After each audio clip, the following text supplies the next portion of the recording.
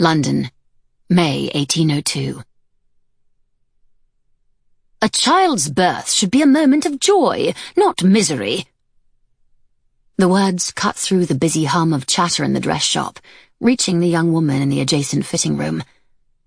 "This girl's origins are the most miserable and the most abhorrent," the second woman trumpeted. "Our society has no place for those with such sordid beginnings, if you ask me." The voices coming from beyond the curtained doorway cut Jo Pennington deeply, pricking open the wound that had been bleeding for her entire life. As she stared into the mirror, she had no doubt the two women knew she was within earshot. They had intentionally dispensed with any facade of courtesy. The volume and pitch of their conversation underscored their words. "Indeed," the first woman agreed. "I have it on the best authority that the girl's mother was a base-born courtesan." The seamstress pinning the lace to Jo's sleeve was pretending not to hear, but her flushed face spoke of her embarrassment. "Courtesan is too fine a term," the second woman replied. "I know what happened. I've tried to put the memory from me, but I was there, and I can tell you the girl's mother was from the lowest dregs of existence. I hesitate to use such disgusting expressions, but we must see the world for what it is, even though it shocks those of us with refined sensibilities. The woman was a slatternly doxy wallowing in a ditch, a stale and shiftless vagrant adding to the world's burden. To use the words of Dr. Johnson, she was a decayed strumpet." Jo squeezed her eyes shut. She knew only too well the identity of the second woman, though she struck a different pose in the presence of any member of the Pennington family. Lady Nithsdale had indeed been a guest at Barnsford's summer ball, when the rain-soaked Countess Ayton carried a hungry, mewling infant into the midst of society's elite, only hours after Jo's mother died giving birth in the mud beneath the cart of a kindly old woman. But now Lady Nithsdale, loathsome and hypocritical, stood in the salon adjoining the dressmaker's fitting room, loudly proclaiming all she remembered, and even more that she'd invented. How quickly the clouds blotted out the sun! Only an hour ago, Jo had been basking in the joys of lively Oxford Street, with its large, bright shops filled with hats and bonnets, slippers and shoes, ribbons and lace. Eyeing the latest fashions in the company of her adoptive mother and sisters, she'd been so happy, while her mind had been on her intended and on her upcoming wedding. 11-year-old Phoebe and 8-year-old Millie had been cheerfully cajoling Lady Ayton into the absolute necessity of having matching dresses made for them from the colourful array of fabrics hanging in graceful folds behind the fine high windows. And now this. Again. 10 days before the wedding. Jo forced herself to focus on the image of her fiancé's handsome face, on his dark blonde hair, his smile and his contagious laughter, on his broad chest and shoulders within his crisp naval officer's uniform, on his large warm hands holding hers in the darkness of a carriage. But even that could not blot out the hurtful, penetrating sound of polished malice. "And yet I hear she's to marry a baronet's son." The second woman barked out a derisive laugh. "Your ears have not deceived you, my dear. She's to marry Wynne Melfort, a strapping Navy lieutenant with more than a few eligible young ladies competing for his attention this season. Melfort must be poor, I imagine. Second sons do need to make their way in the world, and the Penningtons are as rich as Croesus. I assure you, money is the only motivation for this match," Lady Nithsdale asserted, the sneer in her voice clearly discernible. "The Earl of Ayton has transformed a pauper child into an heiress worth £20,000. Waves of shame washed through her, leaving her cold and ill. The young seamstress continued as quickly as she could, pinning the lace to the silver-hued wedding dress. As Jo stared into the mirror, unshed tears welled up, clouding her vision, and the delicately embroidered shells and flowers blurred. I heard they managed to have her presented at court, and as Lady Josephine Pennington," the first woman continued. "I recall a day when money couldn't buy that." Jo had been haunted by similar whispers since being presented in her first introduction to London society. Today's assault was only different in its openness and intensity. Before this year, her parents had successfully deterred her from attending the salons and ballrooms of the season.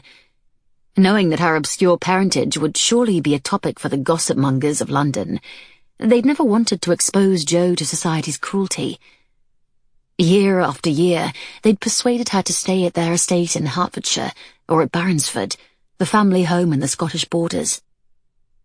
But at 21 years of age, with dreams of finding a husband, she'd won their anxious approval. And then, immediately, she found Wynne. Or he found her.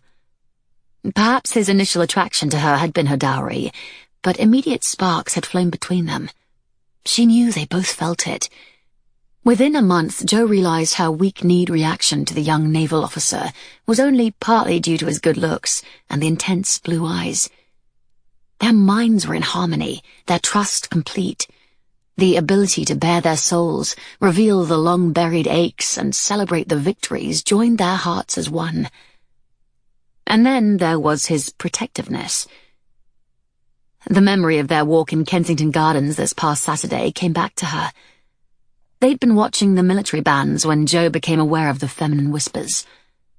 The voices made no mention of names, but it was perfectly clear that the topic of conversation could only be Jo Pennington.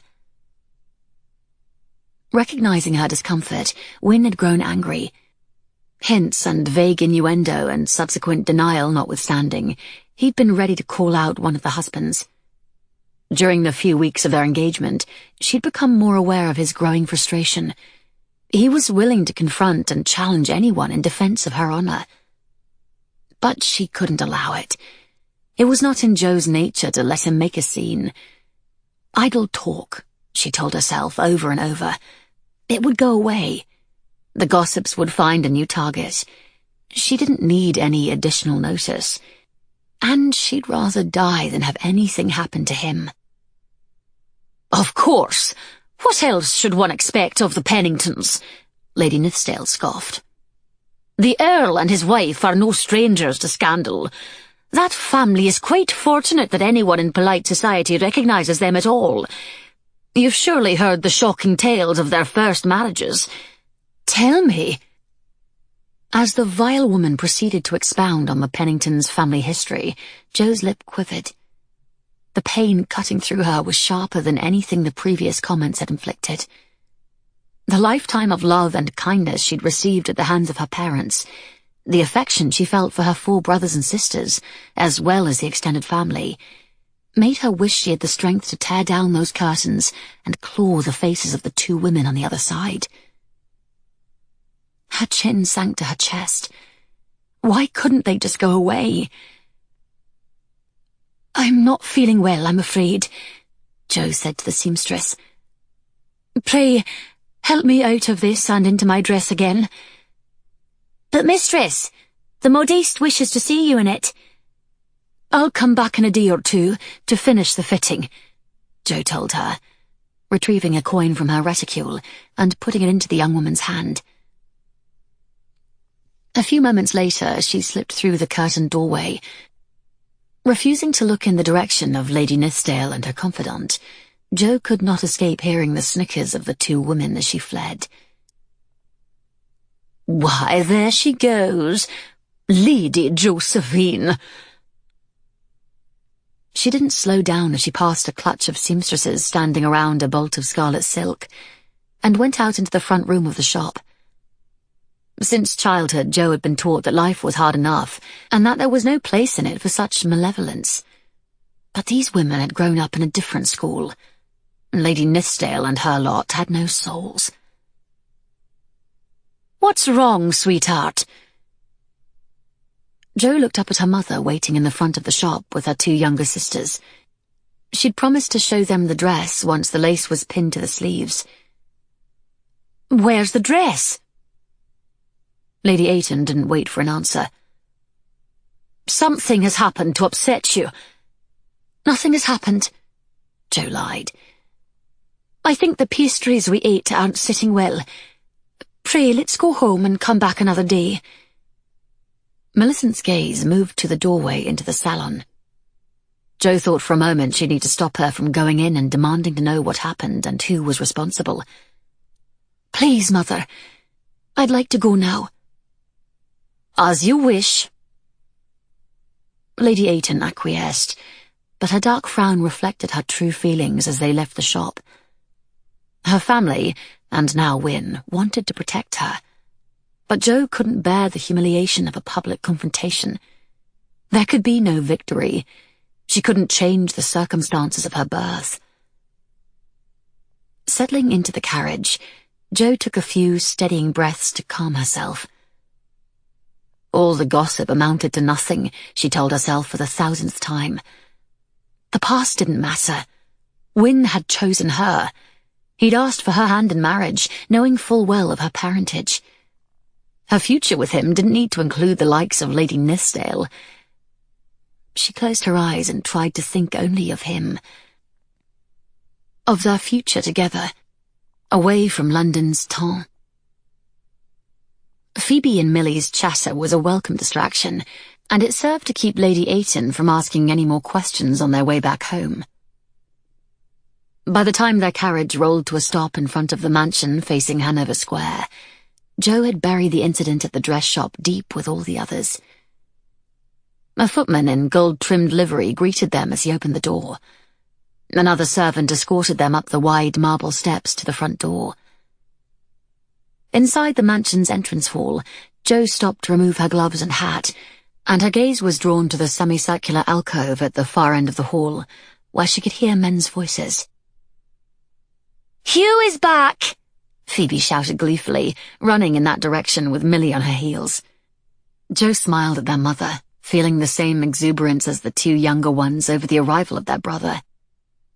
Only a year apart in age, Hugh and Jo had been inseparable since childhood, until his schooling required that he stay away for so much of the year.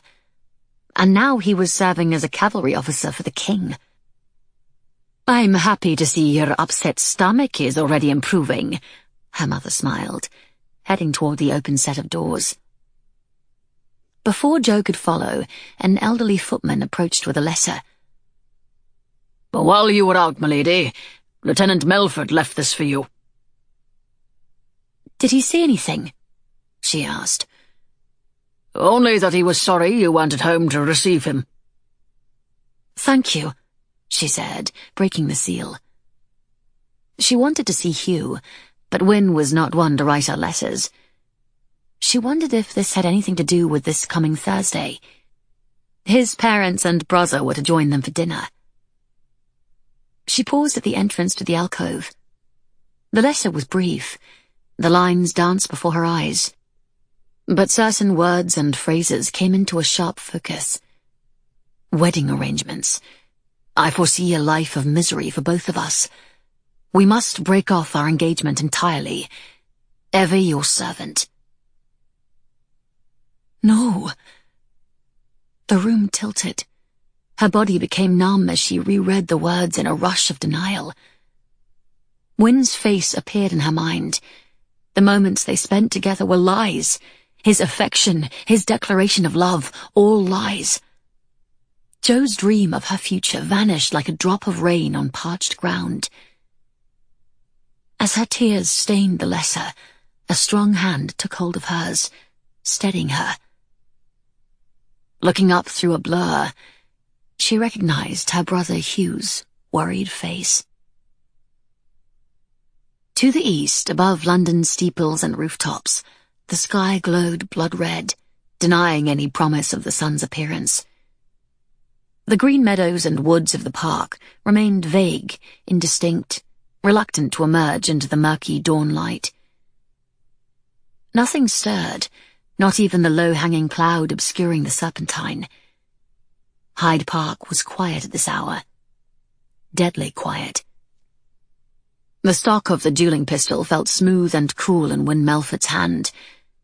Tearing his gaze from the weapon, he looked across the dewy ground at the red-coated foe standing in the mist, silent and still, 20 paces away. Hugh Pennington had come to kill him. Wynne couldn't blame him. He was Jo's brother, and he was a man who would always defend her honor. "Take your places, gentlemen." The notion ran through Wynne's mind that neither of them should be here. He shouldn't have let it come to this.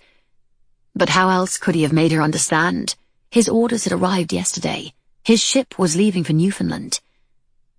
He loved Jo, but if they wed, what kind of life was he leaving her to? His parents would provide a place for her, but their claws weren't any less sharp than the rest of the ton.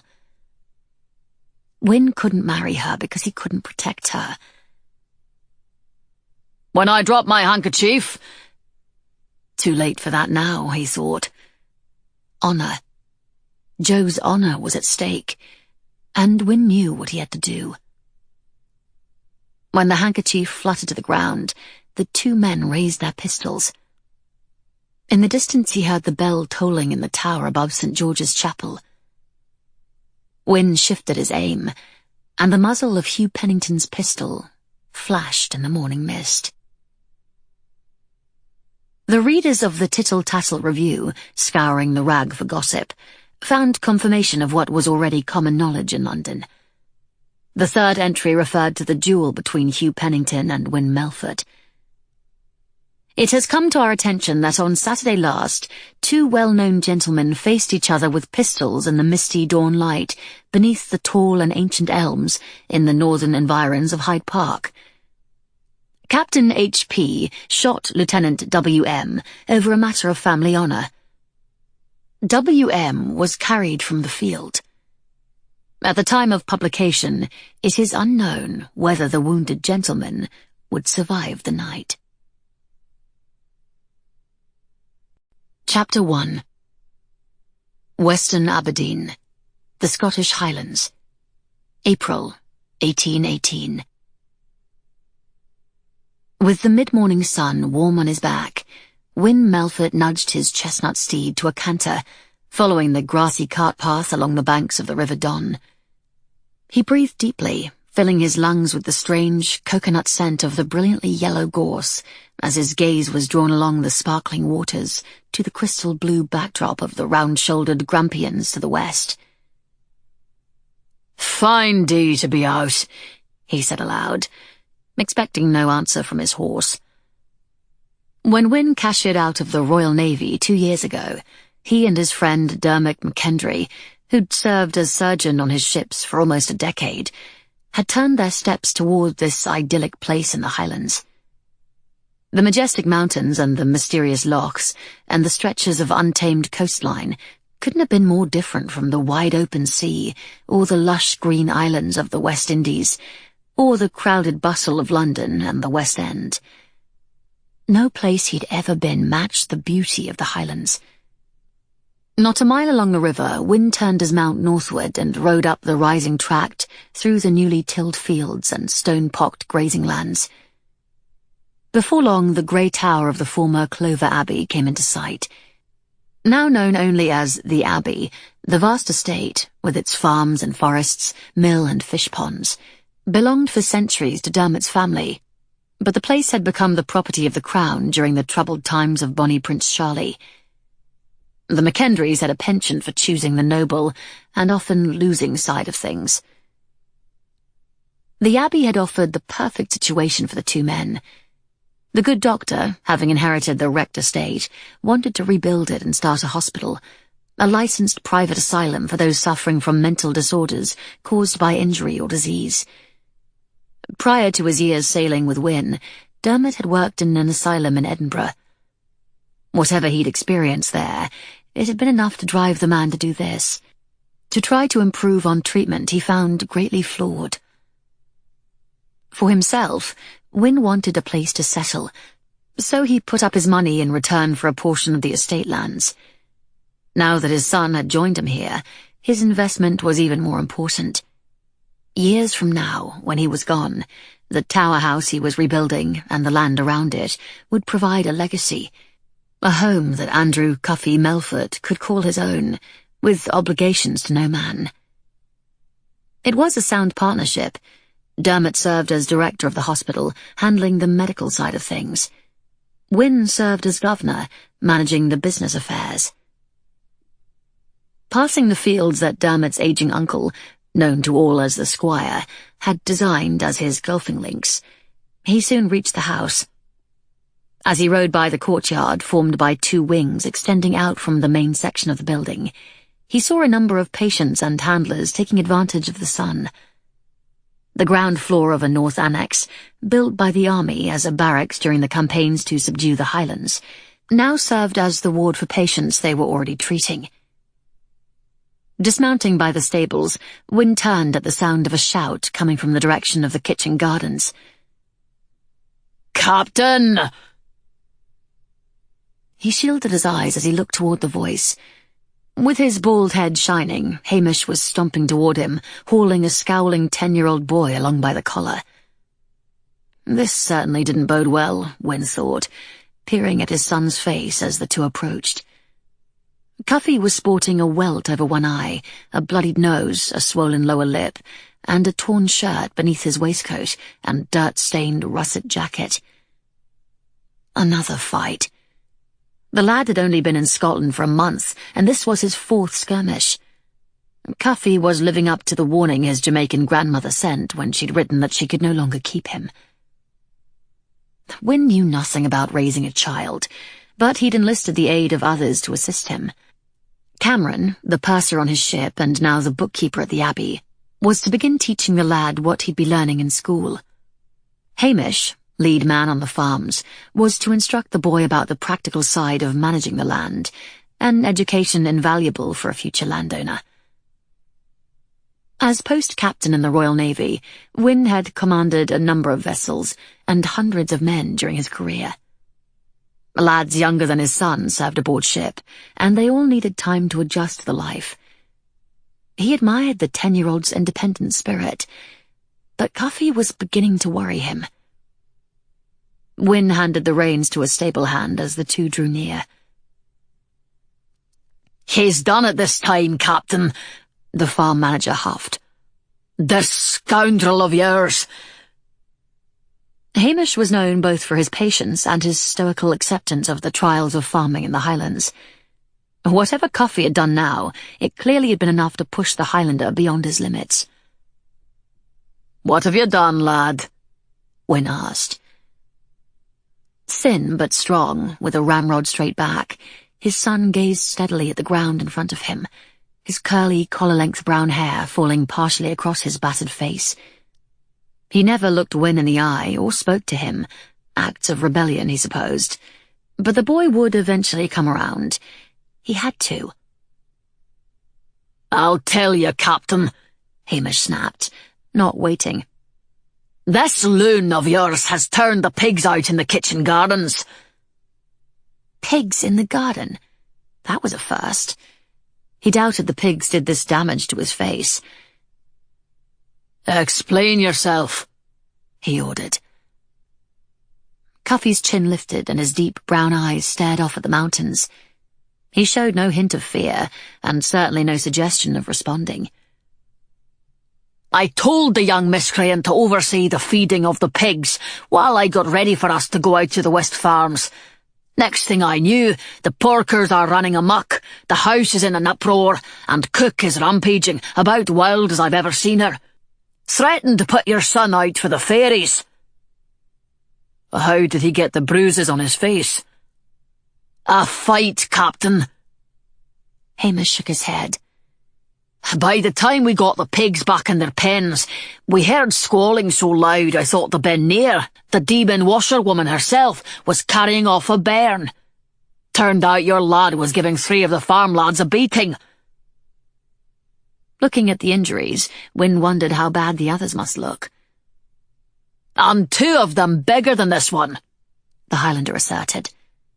"Now, I know lads will scuffle from time to time, but we can't have the hospital governor's son beating up the very farm workers he's supposed to be overseeing." There was no point in demanding answers. Wynne was well accustomed to the vow of silence Cuffy had obviously taken when it came to communicating with him.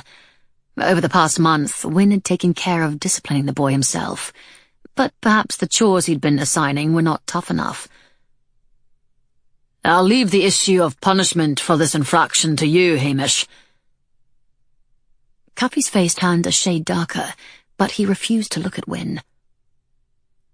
"Take him," he ordered the Highlander. "My son needs to understand that if he refuses to present a reasonable defence for his actions, there are consequences to be paid." The farm manager led Cuffy out, muttering about mucking shite out of the stables. According to Dermot, Hamish believed that tough physical labour was the best way to teach and discipline and maintain self-respect. Walking along the side of the building toward the North Annex, Wynne tried to remember what he'd been like at that age. As a second son, he'd endured the dreary routine of tutors at home, while his older brother was away at Eton, and those men had never spared the rod in teaching him discipline. With the exception of developing an aversion for corporal punishment, he'd never questioned his life or the decisions that were made by his parents. He'd always accepted that those in authority knew best. Years later, a duel fought on a grey London morning, and the long weeks of recovery that followed had served to awaken him. He was 22 then, and had been fortunate to see another sunrise. As Wynne entered the North Annex, the bookkeeper, Cameron, appeared at the bottom of a stairwell. "Dr. McKendry is looking for you, Captain. He's in his office."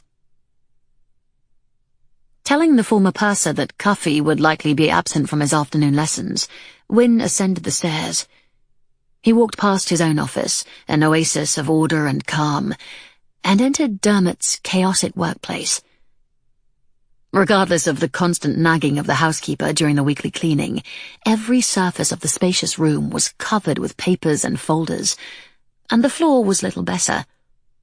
Textbooks and medical journals were scattered about and piled in corners. Volumes lay open on every available chair and on top of stacks of paper.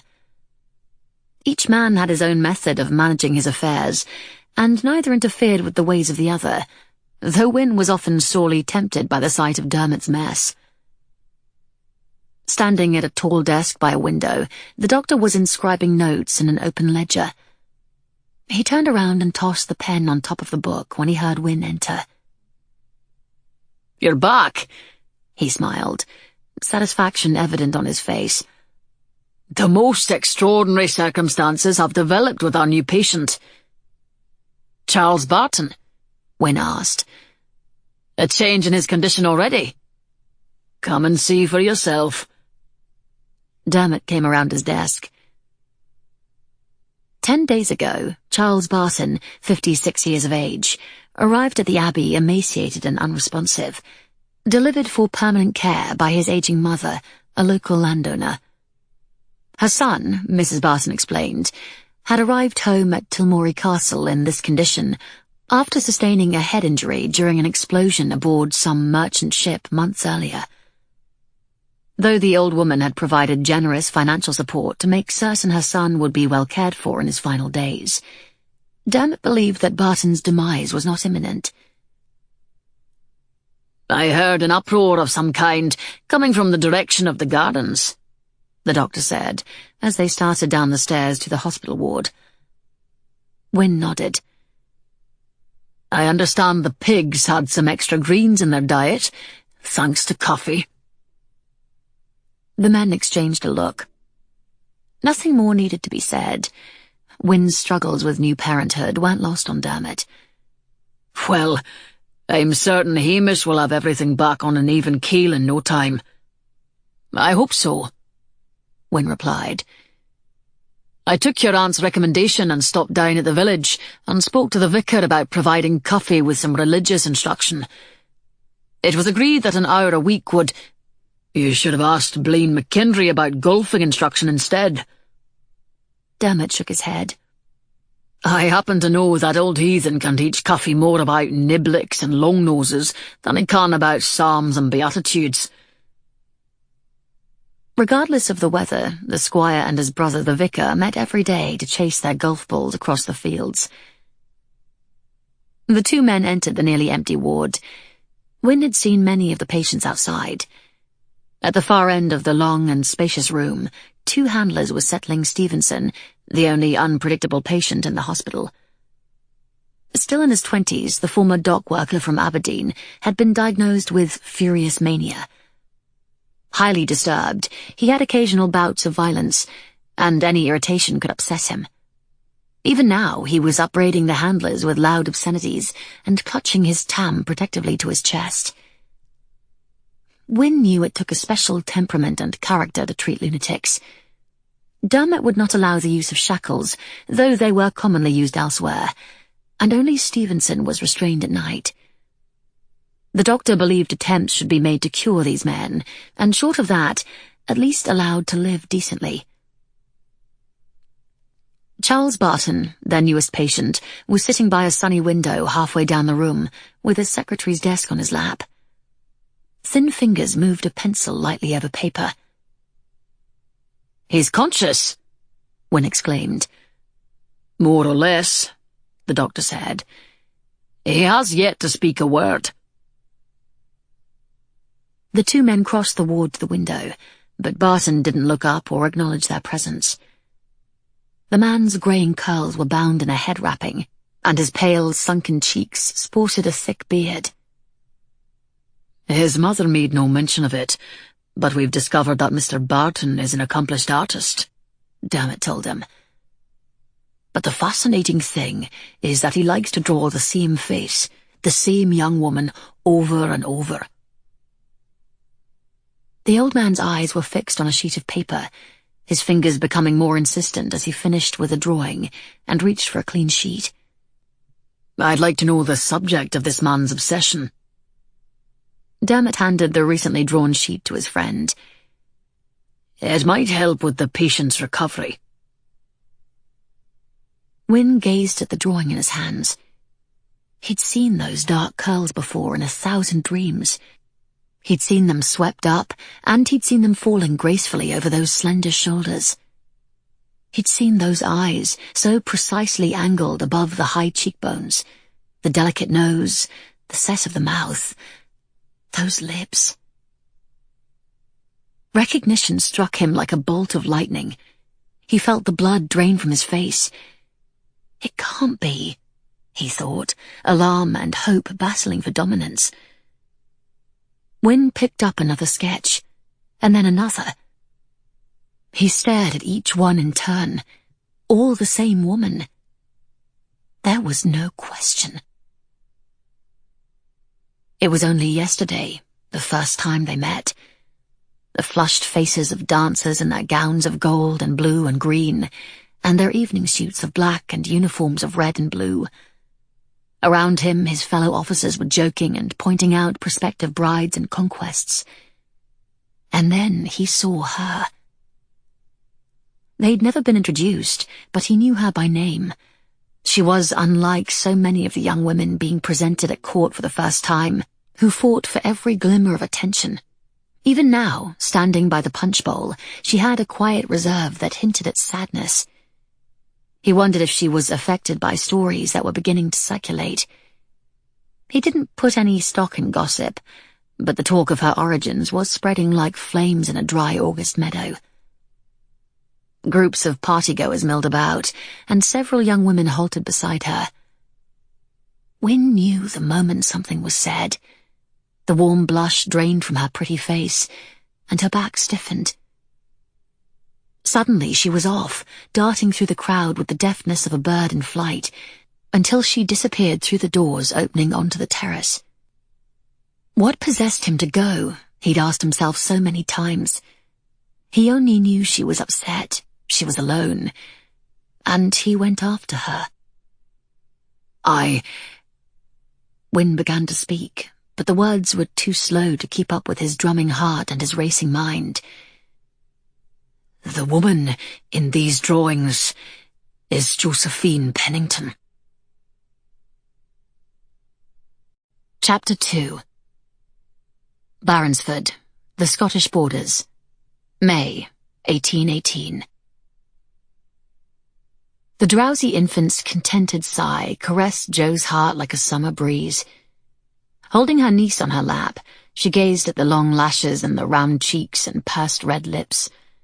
She didn't think she'd ever seen a child more beautiful than the Honourable Beatrice Ware Macpherson Pennington, born just 2 months ago to her brother Hugh and his extraordinary wife Grace. The resemblance is astonishing.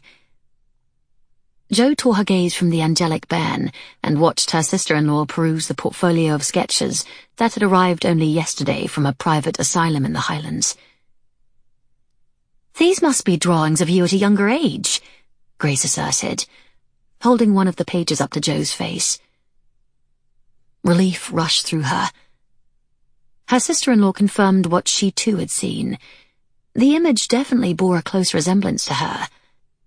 "Look at the tilt of the eyes, the shape of the brow, the reserved smile. Even the expression on her face as she looks away. You do the same whenever you're the center of attention."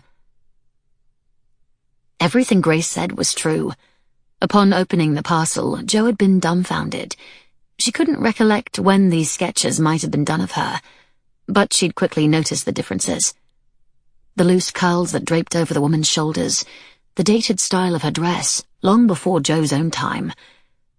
One of the drawings depicted a worn mountain peak in the background. At no time in Jo's youth had she ever visited such a place, though of course it might just have been a whim in the mind of the artist. But the similarities were undeniable, and Jo was struggling to repress the buoyant feeling of hope rising in her chest. The possibility existed that these sketches might lead to an answer she'd been pursuing all her life. "But you don't think they're pictures of you?" Jo shook her head. "No, I'm certain they're not." Grace paged through the drawings, looking at each one. "And these were sent by whom?" "A physician named Dermot McKendry," she replied. "He writes that he's the director of the Abbey, a licensed private asylum near Aberdeen. His letter refers to an elder gentleman under his care. The man doesn't speak, nor does he acknowledge anyone around him. He simply spends his waking hours rendering likenesses such as these." "Of other people as well?" "No. His mind is apparently fixed on this particular woman." Grace laid the pictures aside and adjusted the soft blanket framing the baby's face. "Did Dr. McKendry mention the name of his patient?" "No, he didn't." Jo's nerves were getting the better of her. Grace, well aware of her friend's need to move when she was troubled or thinking, took her daughter back. Jo immediately rose to her feet. "But what made this doctor think that these were likenesses of you, aside from the obvious resemblance? Do you know him?" "I don't believe so. But even though he doesn't explain in his letter, we've had many women who've come through Baronsford, staying at the Tower House until they were able to find employment. Many came from the Highlands and returned there. Any number of them could have found a position at the Abbey." Jo began pacing across the brightly lit library. Aberdeen. 37 years ago, her own mother had been in the company of cotters who'd been cleared off the land in the Highlands and were passing through. Perhaps she was from the area. Perhaps Jo's origins lay in Aberdeen. After crossing back to Grace, she picked up one of the sketches. "You're hoping that the young woman in these drawings is your mother," her friend said. There were no secrets between them. Grace was one of the only people that she had ever opened her heart to. Regardless of the years that had passed and all the philanthropic projects Jo had used to give her life purpose, the mystery of her birth was as painful today as it was when she first recognized the ramifications of her dubious origins. "Write back to the doctor," Grace suggested. "Ask for more details. Perhaps he'll reveal the name of his patient." Jo shook her head. She'd tried to learn more about her mother before and run up against blank walls. This was the first potential clue ever regarding the woman who gave birth to her. Perhaps these drawings could lead her to a family connection. No, she couldn't leave it to chance. She couldn't allow Dr. McKendry's patient to slip away. I need to go there. I want to meet this elder gentleman. But what do you know of Dr. McKendry? Grace asked. Or this asylum, the Abbey? Nothing. And I do understand that I'm building a castle of hope on a foundation of sand. Still, I can't waste this chance. I'll not err on the side of caution, not this time. No woman Jo had ever met had lived through more dangers than her sister-in-law. No one in her acquaintance was more courageous than the young mother seated before her. Grace had seen the bloody battlefields of France and Spain, and endured a sea crossing between Antwerp and Barnsford, trapped in a wooden crate. She was a survivor. Jo prayed that her friend would see this for what it was, a simple journey to the Highlands. You know your brother, Grace said doubtfully. Hugh will insist that you delay such a trip until he knows everything there is to know about Dr. McKendry, the Abbey, and his patients. She was correct. Hugh would try to stop her. Jo loved her brother, respected him, and in his view of life, knowledge was always empowering. As Lord Justice of the Commissary Court in Edinburgh, he never acted impulsively.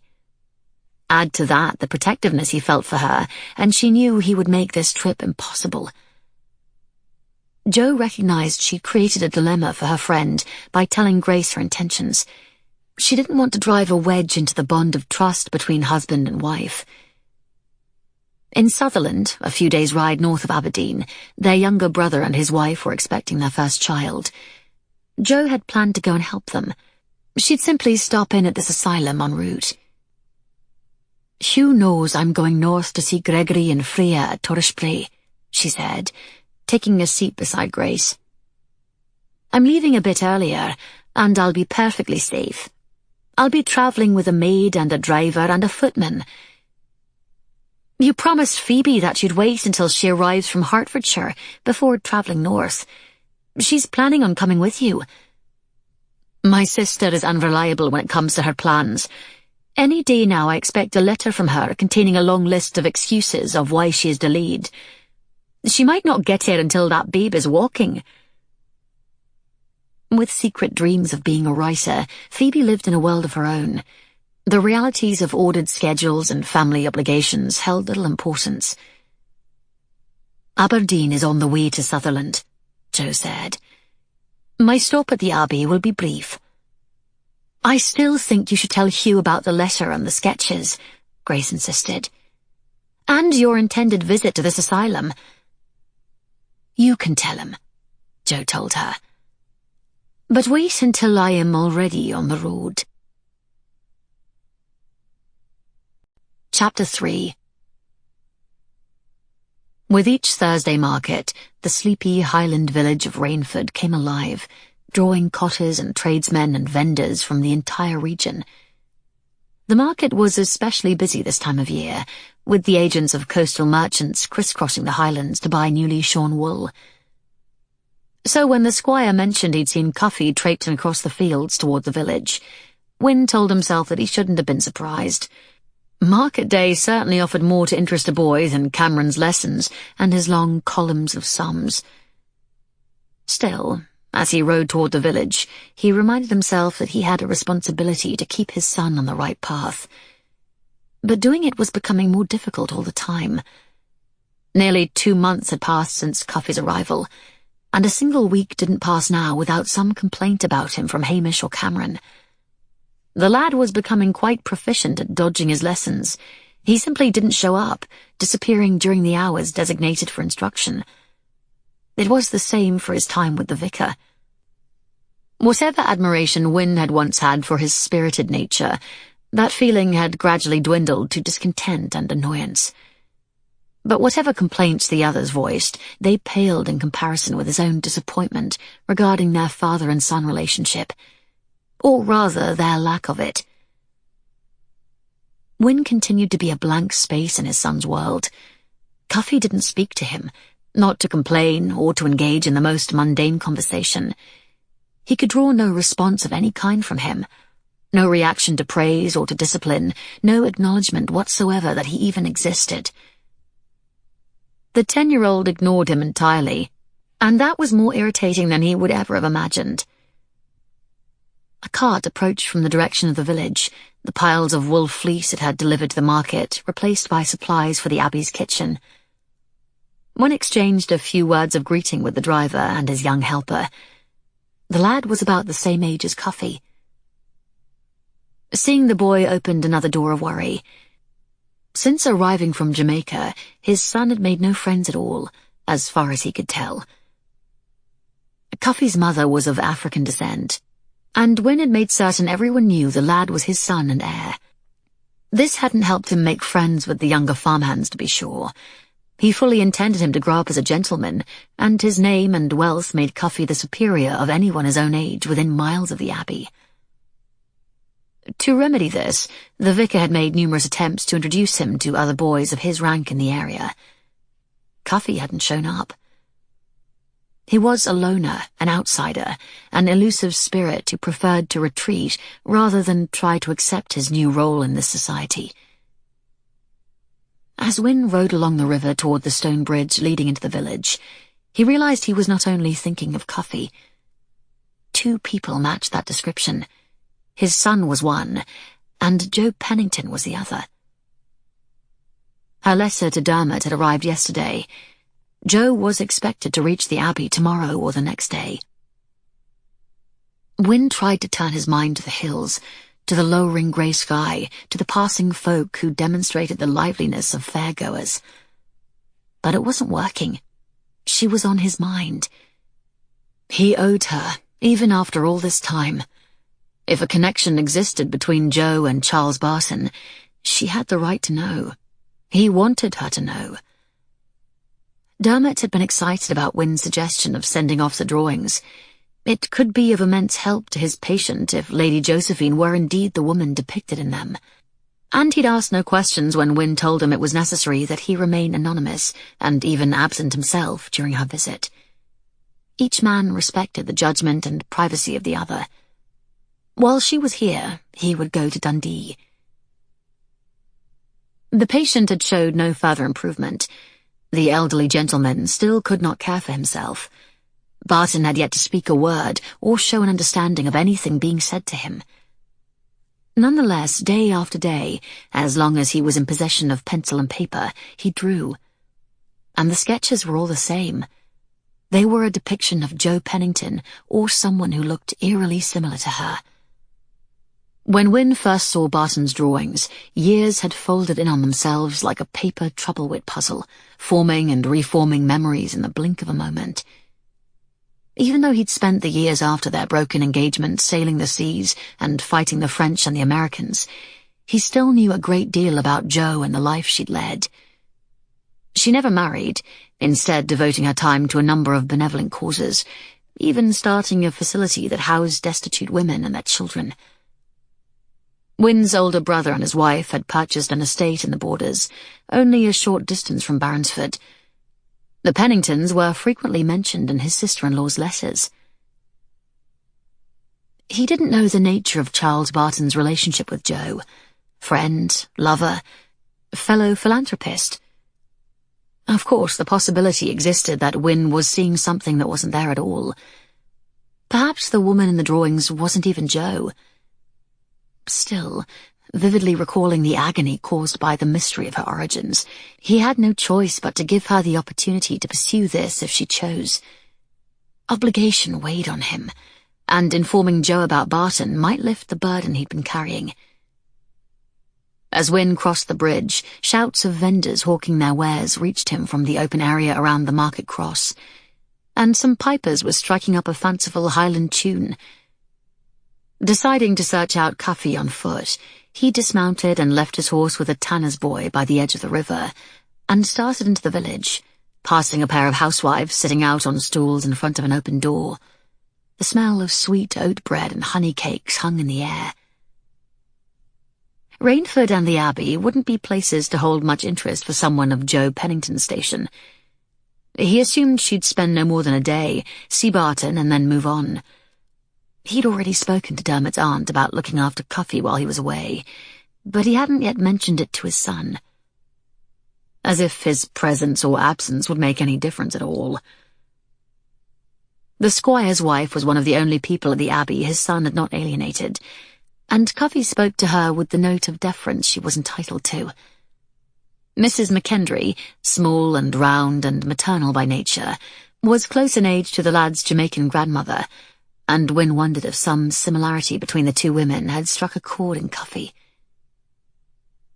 Looking past an old man carrying a large basket with a score of heather brush brooms, Wynne spotted his son crouched in front of an abandoned cottage.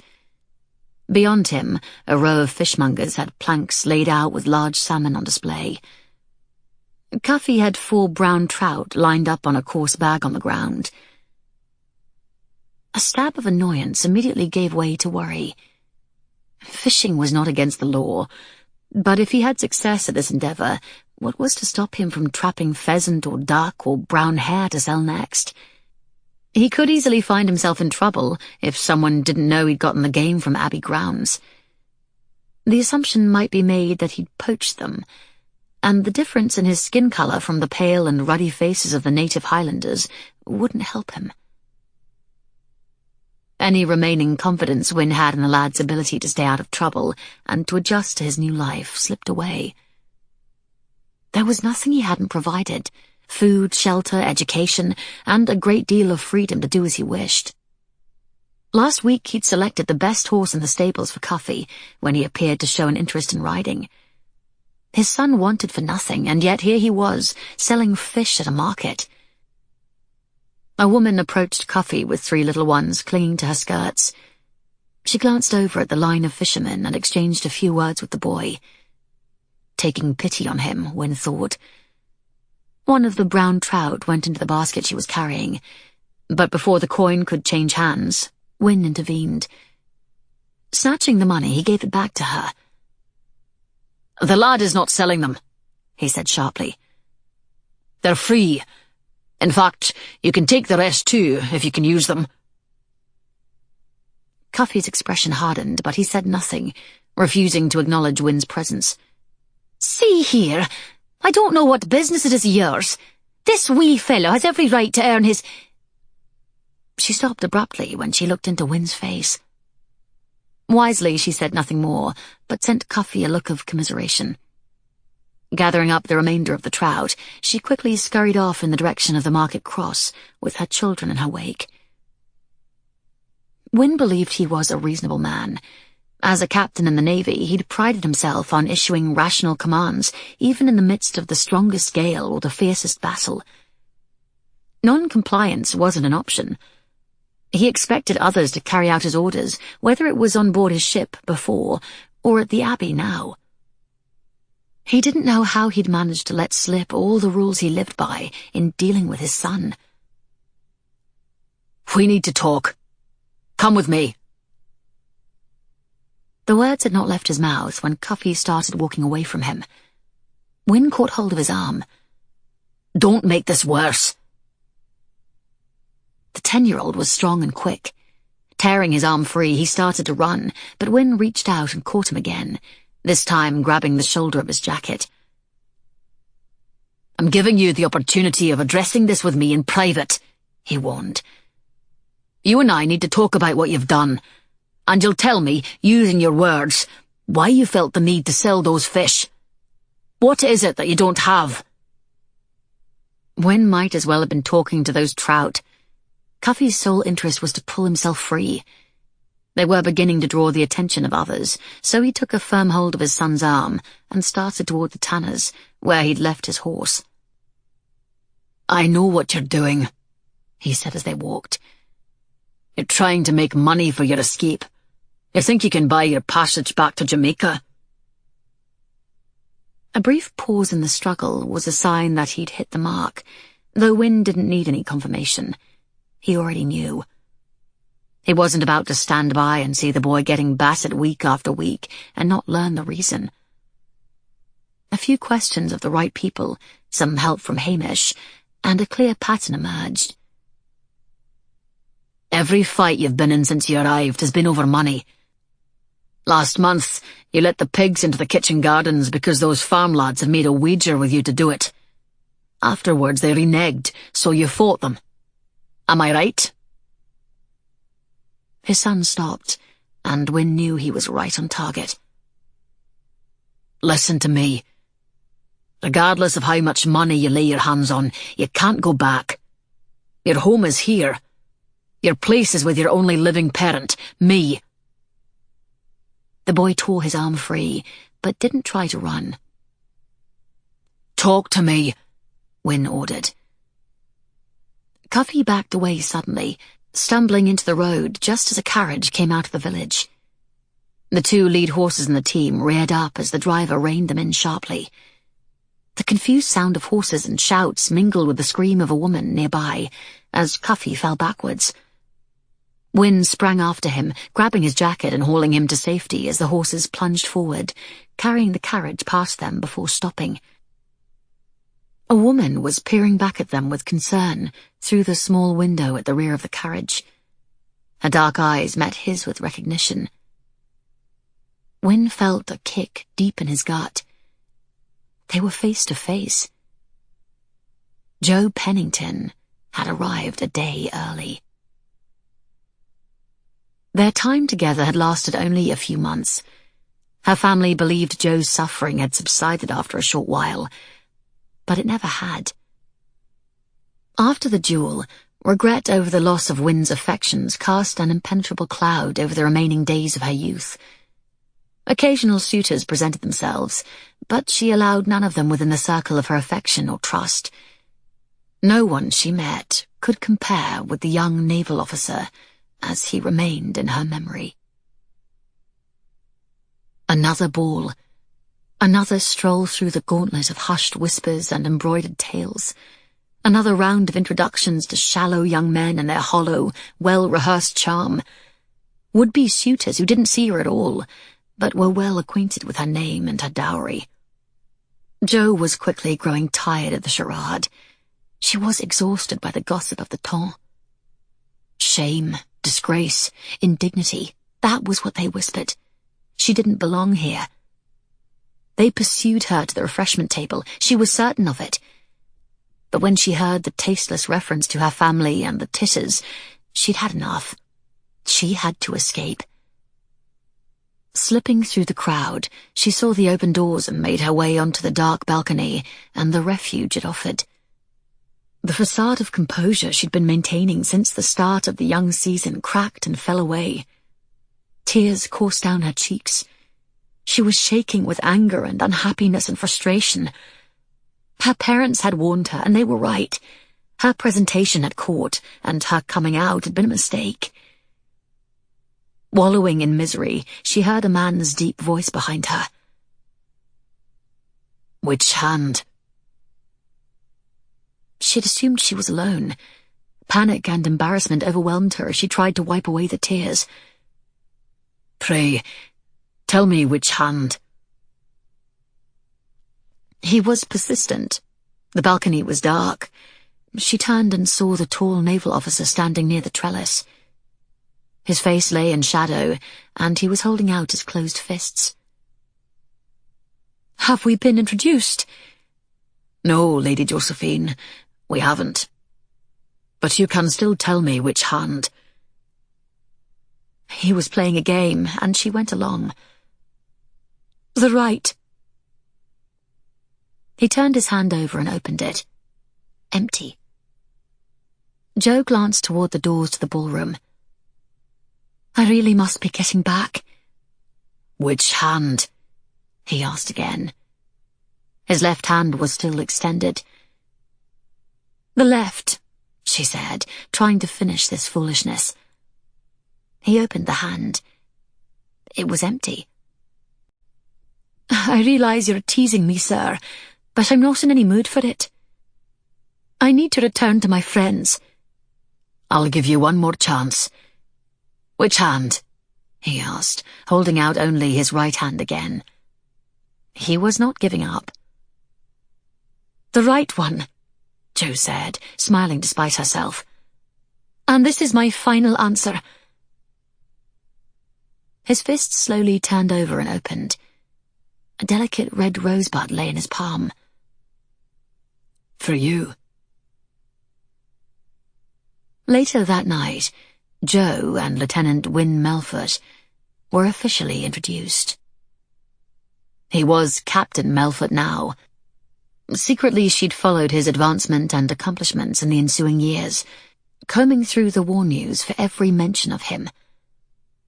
As Jo stared out the rear window of the carriage at the man and boy standing on the edge of the lane, 1,000 feelings rushed through her, but she clung to one. As painful as their separation was, time had softened much of her sorrows. Tall and confident as ever in his stance and gaze, Wynne showed no trace of aging. He looked just as she still saw him in her dreams. The years had been kind to him. If anything, he had grown even more handsome. Her eyes met his, and she nodded her head. He bowed, but did not approach. A blur of voices and market sounds filled the carriage, but none of them penetrated her thoughts. Then, the surprise of the incident gave way to panic. The urge to run, to escape from him, propelled her thoughts and actions. "Pray tell the driver to walk on," she whispered to Anna, her maidservant. She forced herself to take a breath, then the next and the next. Her heart was drumming in her chest, and any sense of composure was slow to attain. She willed herself to be calm. Clear thinking was a necessity right now. They'd finally met again, and the worst was over. What once existed between them was over. It was over, Jo kept repeating to herself. It was over. "Did you know him, my lady?" Anne asked. "A handsome gentleman, to be sure." At the time of Jo's engagement, the maidservant had been working at Baronsford. She guessed if Anna knew Captain Melfort at all, it was only by name. "Perhaps. He looked familiar," Jo replied vaguely. "But you were saying you have cousins who live somewhere near Aberdeen?" As Anna rattled on, Jo considered what had just occurred. According to directions they received in Rainford, they were very close to the Abbey, and Wynne was in the village. Perhaps he had a connection to the hospital. That would explain how Dr. McKendry identified her from the patient's sketches. The vagueness of the letter she received now made sense. She wouldn't have come if she knew Wynne had anything to do with this. She could still go back, turn the carriage around and continue the trip north to see Gregory and Freya. But the Abbey was real. She'd known that before she left the borders. Her sister-in-law Grace wouldn't allow Jo to leave until she'd made inquiries in Edinburgh with the help of one of Hugh's law clerks. They'd learned Dr. McKendry had established the asylum as a reputable facility in only 2 years of operation. Whether her brother was aware of the actions of Grace or not, Jo didn't know. But she'd left Baronsford assured that she wasn't walking into some ruse or fraudulent situation. The patient, and the likenesses to Jo in the sketches, had to be real too. There was nothing to gain, no purpose to be had, no advantage that she could think of that would prompt someone like Dr. McKendry to formulate such an elaborate deception. Jo reminded herself of the reason for coming here. Her mother. "My lady, that must be the Abbey," Anna said, motioning out the window to the building rising in the distance above the fields. She wasn't going back, Jo decided. And when it came to Captain Melfort, the most difficult part was behind her. At least, this was what she needed to make herself believe. Chapter 4. Wynne wasn't about to go to Dundee. He wouldn't go as far as the village until he was certain Cuffy understood the potential consequences of his behavior. Safety and discipline had to take priority right now. Selling fish to make a little money wasn't what was pushing Wynne to the edge, nor was it his son's refusal to acknowledge or speak to him. Wynne was angry because Cuffy backed directly into the path of the carriage. He could have been trampled beneath the hooves of those horses. He could have been killed. Words like careless, irresponsible, selfish spilled out of Wynne all the way back to the Abbey. You'll remain in this room and think over what you've done until I decide your punishment. There is a penalty for willful stupidity. Not a word of complaint came from Cuffy. Still wearing his muddy boots and clothing, he threw himself on the bed, tucking his hands behind his head and staring morosely at the ceiling. Wynne went out and shut the door with more force than he intended. He was very close to losing what little restraint he had left. Punishment, consequences. He'd never imagined how frustrating it could be making a willful 10-year-old listen to reason and act in an acceptable manner. His old life offered little insight as to how to proceed. Admittedly, halfway back to the Abbey, he'd momentarily entertained the notion of signing his son onto the crew of a warship. Many wayward boys became men of value on the high seas, but he dismissed the thought. He couldn't do it. The realities of such a life were harsh, but they were especially hard for someone of mixed race. Wynne simply didn't know how to proceed. Maybe he'd made a mistake plucking the boy from the place he'd grown up and trying to resettle him in a life so entirely foreign to him. Maybe he should have increased the grandmother's allowance, insist that she move down from the mountains to a house in the Jamaican port of Falmouth. If he'd made these arrangements, perhaps she could have kept Cuffy close and out of trouble. Wynne ran a hand through his hair, frustration weighing on him. Whatever was required of him as a father, he was failing at it. During the first 8 years of Cuffy's life, he'd had the excuse of being away at sea. During the past 2 years, he'd shrugged off his responsibility, telling himself he was building a future for the two of them here in the Highlands. His son was here now, and Wynne had no more excuses. As a child, Cuffy was safe growing up with his grandmother, who still lived in the maroon village of Accompong.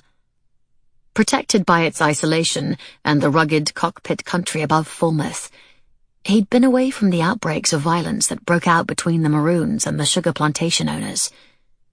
The evils of slaveholding still haunted the islands, and peace was tenuous at best, but the number of clashes was on the rise. Cuffy's grandmother confirmed the reports in her letters to Wynne. She feared that the growing boy was being drawn into the increasingly volatile situation. Open conflict on a large scale seemed imminent, and she couldn't hope to keep Cuffy out of it.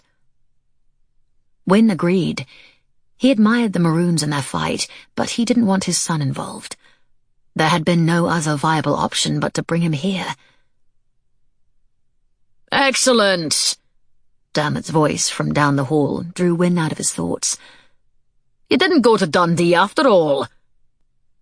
The suite of rooms he and Cuffy occupied, while his tower house Knockburn Hall was being renovated, was on the same floor as their offices. "Do you have an hour to spare? I need your help." Before joining the doctor, Wynne frowned one last time at the closed door. No point in locking it. No doubt Cuffy could go out a window and climb down the side of the building if he chose to leave. Punishment. He still didn't know what to do to get his son's attention. "Lady Josephine Pennington has arrived," Dermot told him as Wynne drew near. "You were right to contact her. She's the spirit and image of Barton's sketches."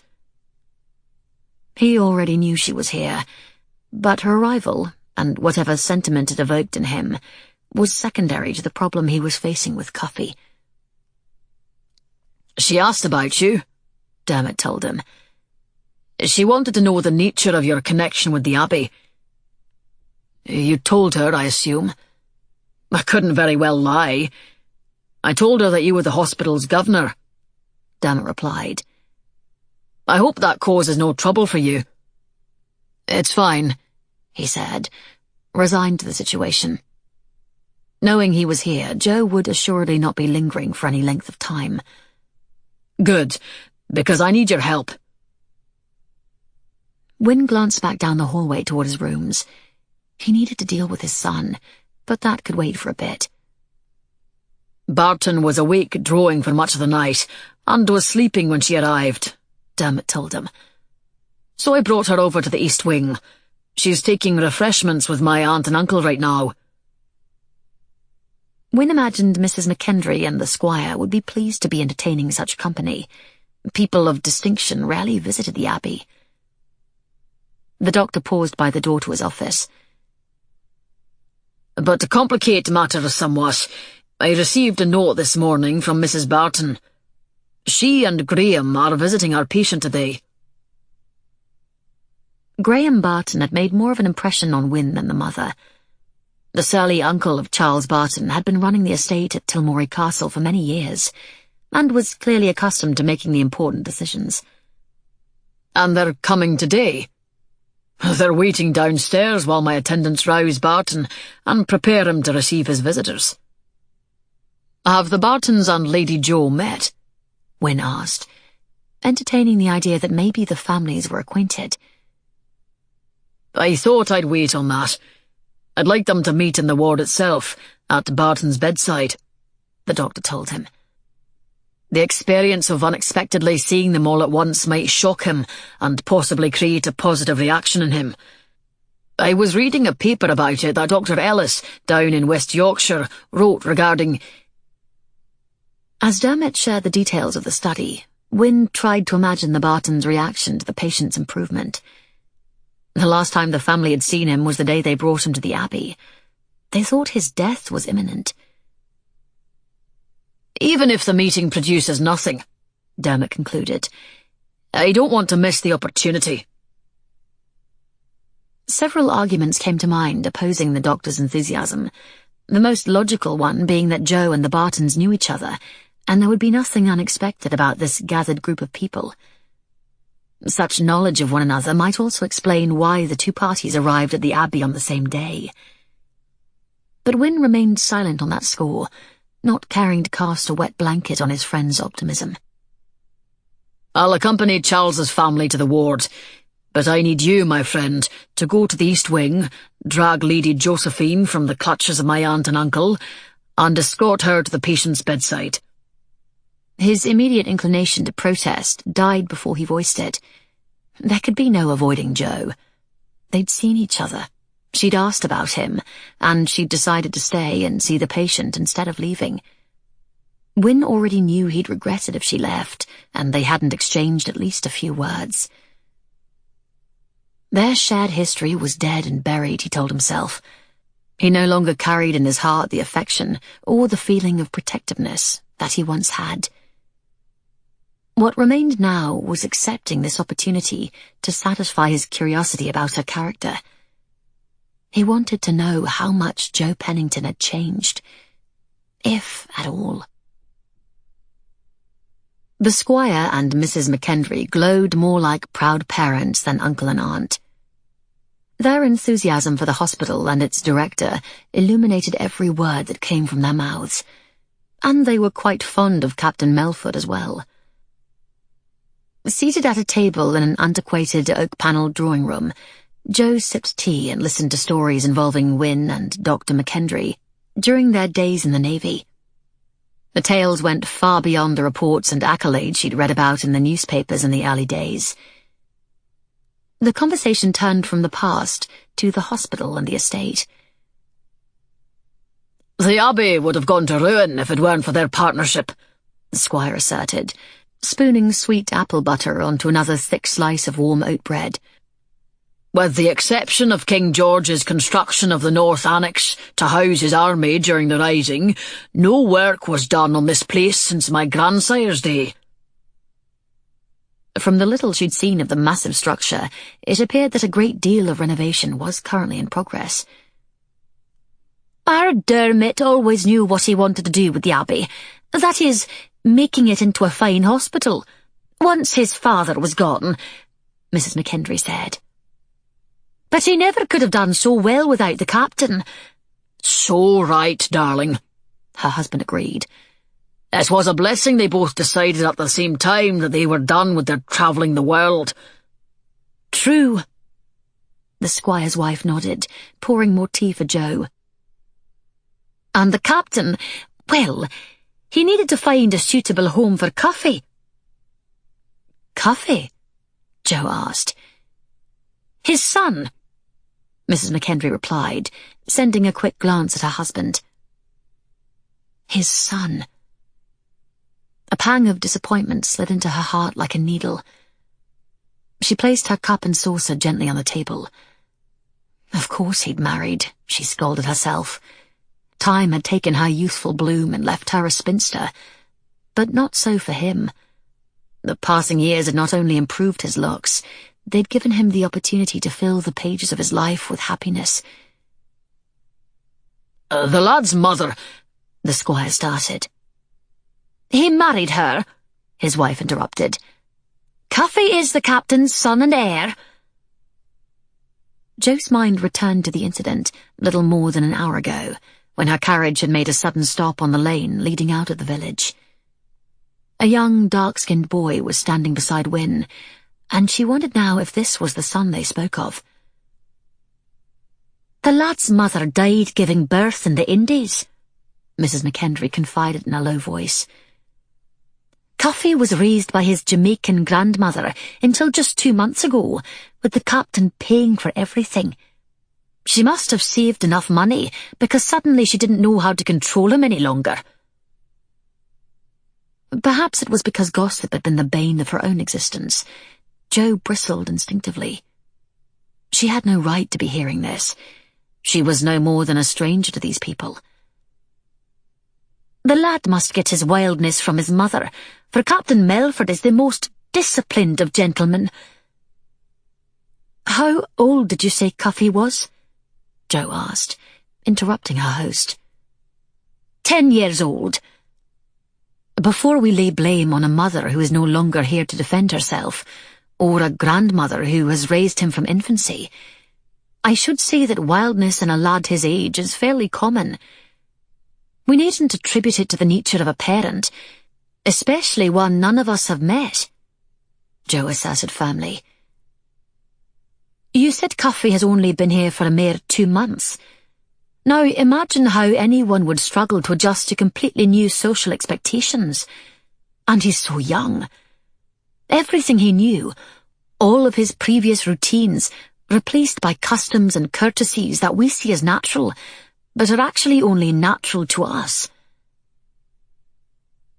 Jo was ready to continue, to challenge the couple to take back not only their words, but to acknowledge the prejudices they were harbouring against the child.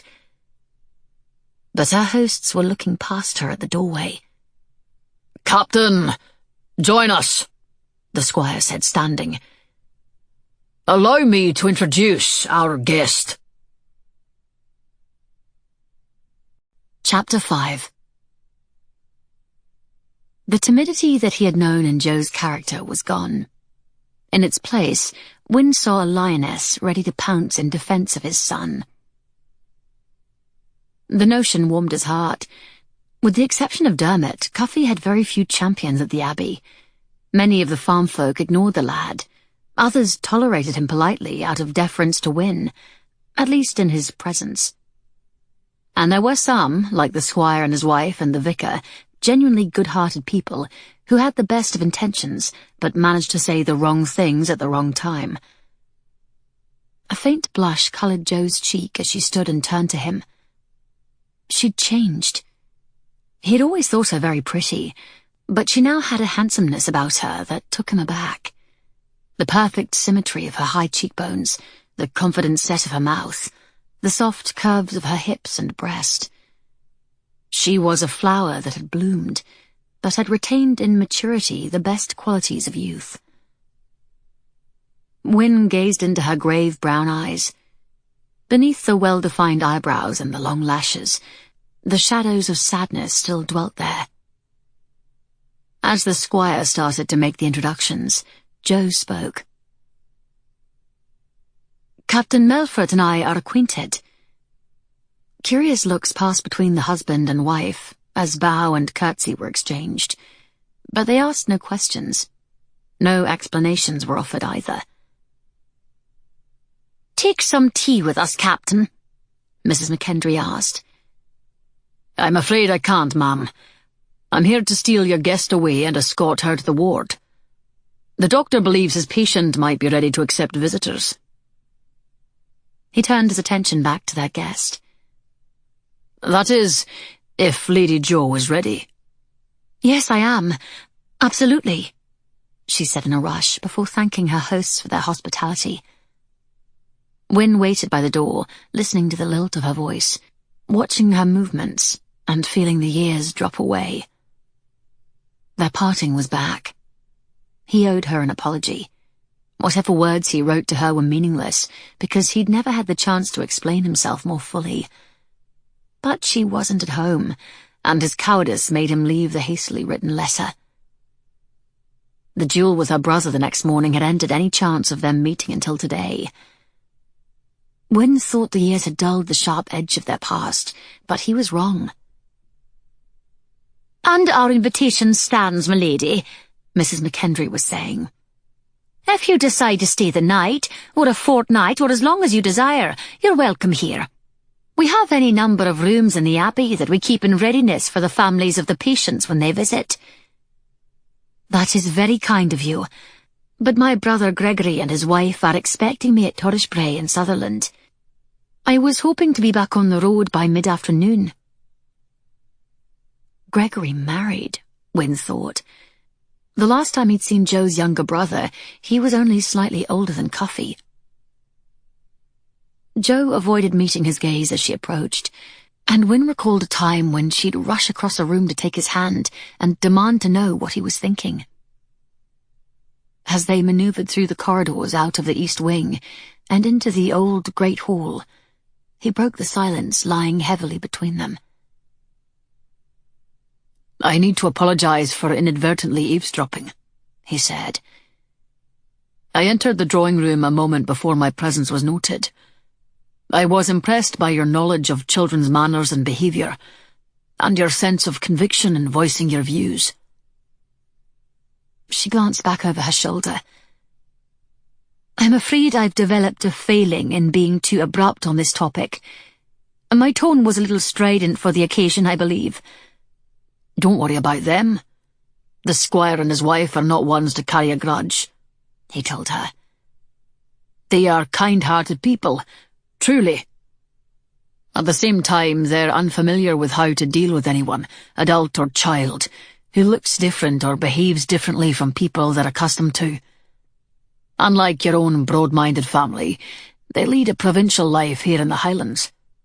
I'm quite sure Cuffy is the first person of African descent that they've ever met." Wynne's gaze was drawn to her face as she tucked a strand of loose hair behind an ear. The blush rose again into her cheek, and he wondered if the mention of her family was the cause of it. "I heard your son is only 10 years old," she said, stepping past him as he paused in a doorway to allow her through. "With enough time and patience, and the right amount of encouragement, I'm certain he'll come to embrace his new home." "One would hope." Wynne wasn't about to rail at her about the impracticality of idealism. Her words made the situation sound far simpler to resolve than the reality. They'd nearly reached the North Annex. "But have you ever been in the position of dealing with a child in such circumstances? Or been exposed to the difficulties that can present themselves?" "I have, but I grant you not in the role of a parent. However, I've been involved with many horrific family situations, and I've provided whatever was needed to help." Seeing the footman standing by to let them into the ward, Wynne motioned for him to wait. "Where was that?" "At a shelter we referred to as the Tower House, near Barnsford." "Was there ever a child wholly under your care?" he asked. "Never wholly. The residents share in the responsibilities. It's part of the mission of the place. But I imagine you too must have the help of tutors and any number of people to help you with your son." The argument simmering within him had no rhyme or reason, other than Wynne wanted to believe that he'd done everything he could possibly do. He'd been patient, persistent, generous, and still there was a boy upstairs who'd cut through all of his confidence and made him feel like a failure. "I'm sure raising and educating a son who must already think himself a man is not easy. Children can be complicated creatures, she said gently. I've come to believe that no two are the same. But as long as you're willing, and you value your son as the treasure that I'm certain he is, the path will reveal itself.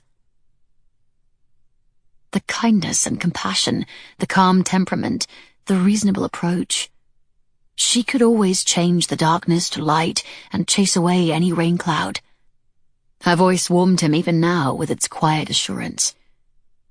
During the time they had, they never argued. Jo knew his moods, recognized his moments of sadness, read his thoughts when he was troubled. "Shall we go in?" she asked. Wynne trailed after her, realizing that already the weight of dealing with Cuffy's behavior was lessening. He didn't need to decide on one ultimate punishment. There was no one solution to fix what was wrong. He shouldn't second-guess the decisions that were made in the past. Today was simply another day amid many more days of challenge. The ward was busy, with most of the patients having returned from activities that took them and the attendants outside. While a few sat by windows, staring out idly, most were joined in a number of social pastimes, with games of chess and draughts and backgammon being played at tables. Wynne watched Jo taking all of this in. When a patient named Fife, a harmless fellow from Nairn, waltzed around them as he played his imaginary fiddle, she smiled sweetly to him and waited until he'd danced away. She showed no fear or awkwardness at all about the strangeness of the place. He gestured across the room. "That's Charles Barton in the bed," he told her quietly.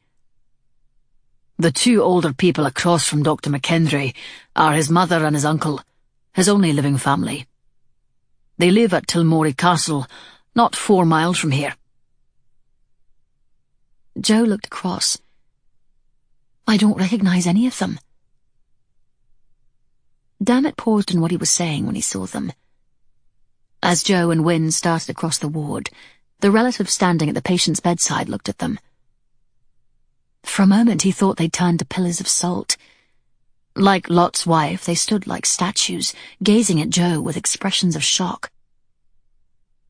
Slowly Mrs. Barton's mouth opened, and a confused and horrified look came into her eyes. Graham shook his head, as if to shake off a vision that he could not account for. As if seeing a ghost that had suddenly appeared at broad daylight, the two stared in disbelief. Then Barton's uncle regained control of his features, the customary hardness returning to his face. But his mother was slower to recover her composure, weakly reaching out and clutching at the old man's hand, as she sank down heavily onto a chair. They knew her. The seeds of hope cast upon her heart when Jo first saw the drawings at Baronsford sprouted and took root, sending up shoots and spreading tender green leaves. Mrs. Barton's bloodless face, the trembling fingers pressing a handkerchief to her lips, the hooded gaze constantly flitting from her son to Jo to the old man standing beside her. Every movement indicated familiarity, recognition. Jo forced herself to breathe. This woman sitting in an asylum deep in the Highlands, and the man standing rigidly beside her, held the key to the mystery of her past. The mere possibility that her lifelong pursuit of her mother's identity could end with a simple introduction to these people nearly overwhelmed her. Excitement buoyed her as she neared the patient's bedside. The years of speculating where she'd come from, the never-ending mission of defending her late mother, could all come to a close in the next moment. "Lady Josephine Pennington, may I introduce Mrs. Barton and Graham Barton?" Dr. McKendry said. The courtesies were exchanged, but the young tendrils of hope and anticipation were immediately knocked askew by the old man's icy glare. Mrs. Barton's response was no warmer. A mask had descended over her pallid features, and after the introductions were complete, the woman shifted her gaze toward Charles, effectively shutting out everyone else. A hard, tight knot of panic began to form in Jo's chest. Those seedlings of hope wilted, their growth arrested by the rough, cold wind of the Bartons' response. A silent cry rose in her throat. She wanted them to look at her again, to give her some sign that they shared a tangible relation, a connection, something hard and fast and true. Instead, she was facing a wall of stony disregard. They'd hastily covered their involuntary moment of surprise and recognition with a cold veneer of indifference and hostility. But Jo saw through them. She'd faced rejection her entire life.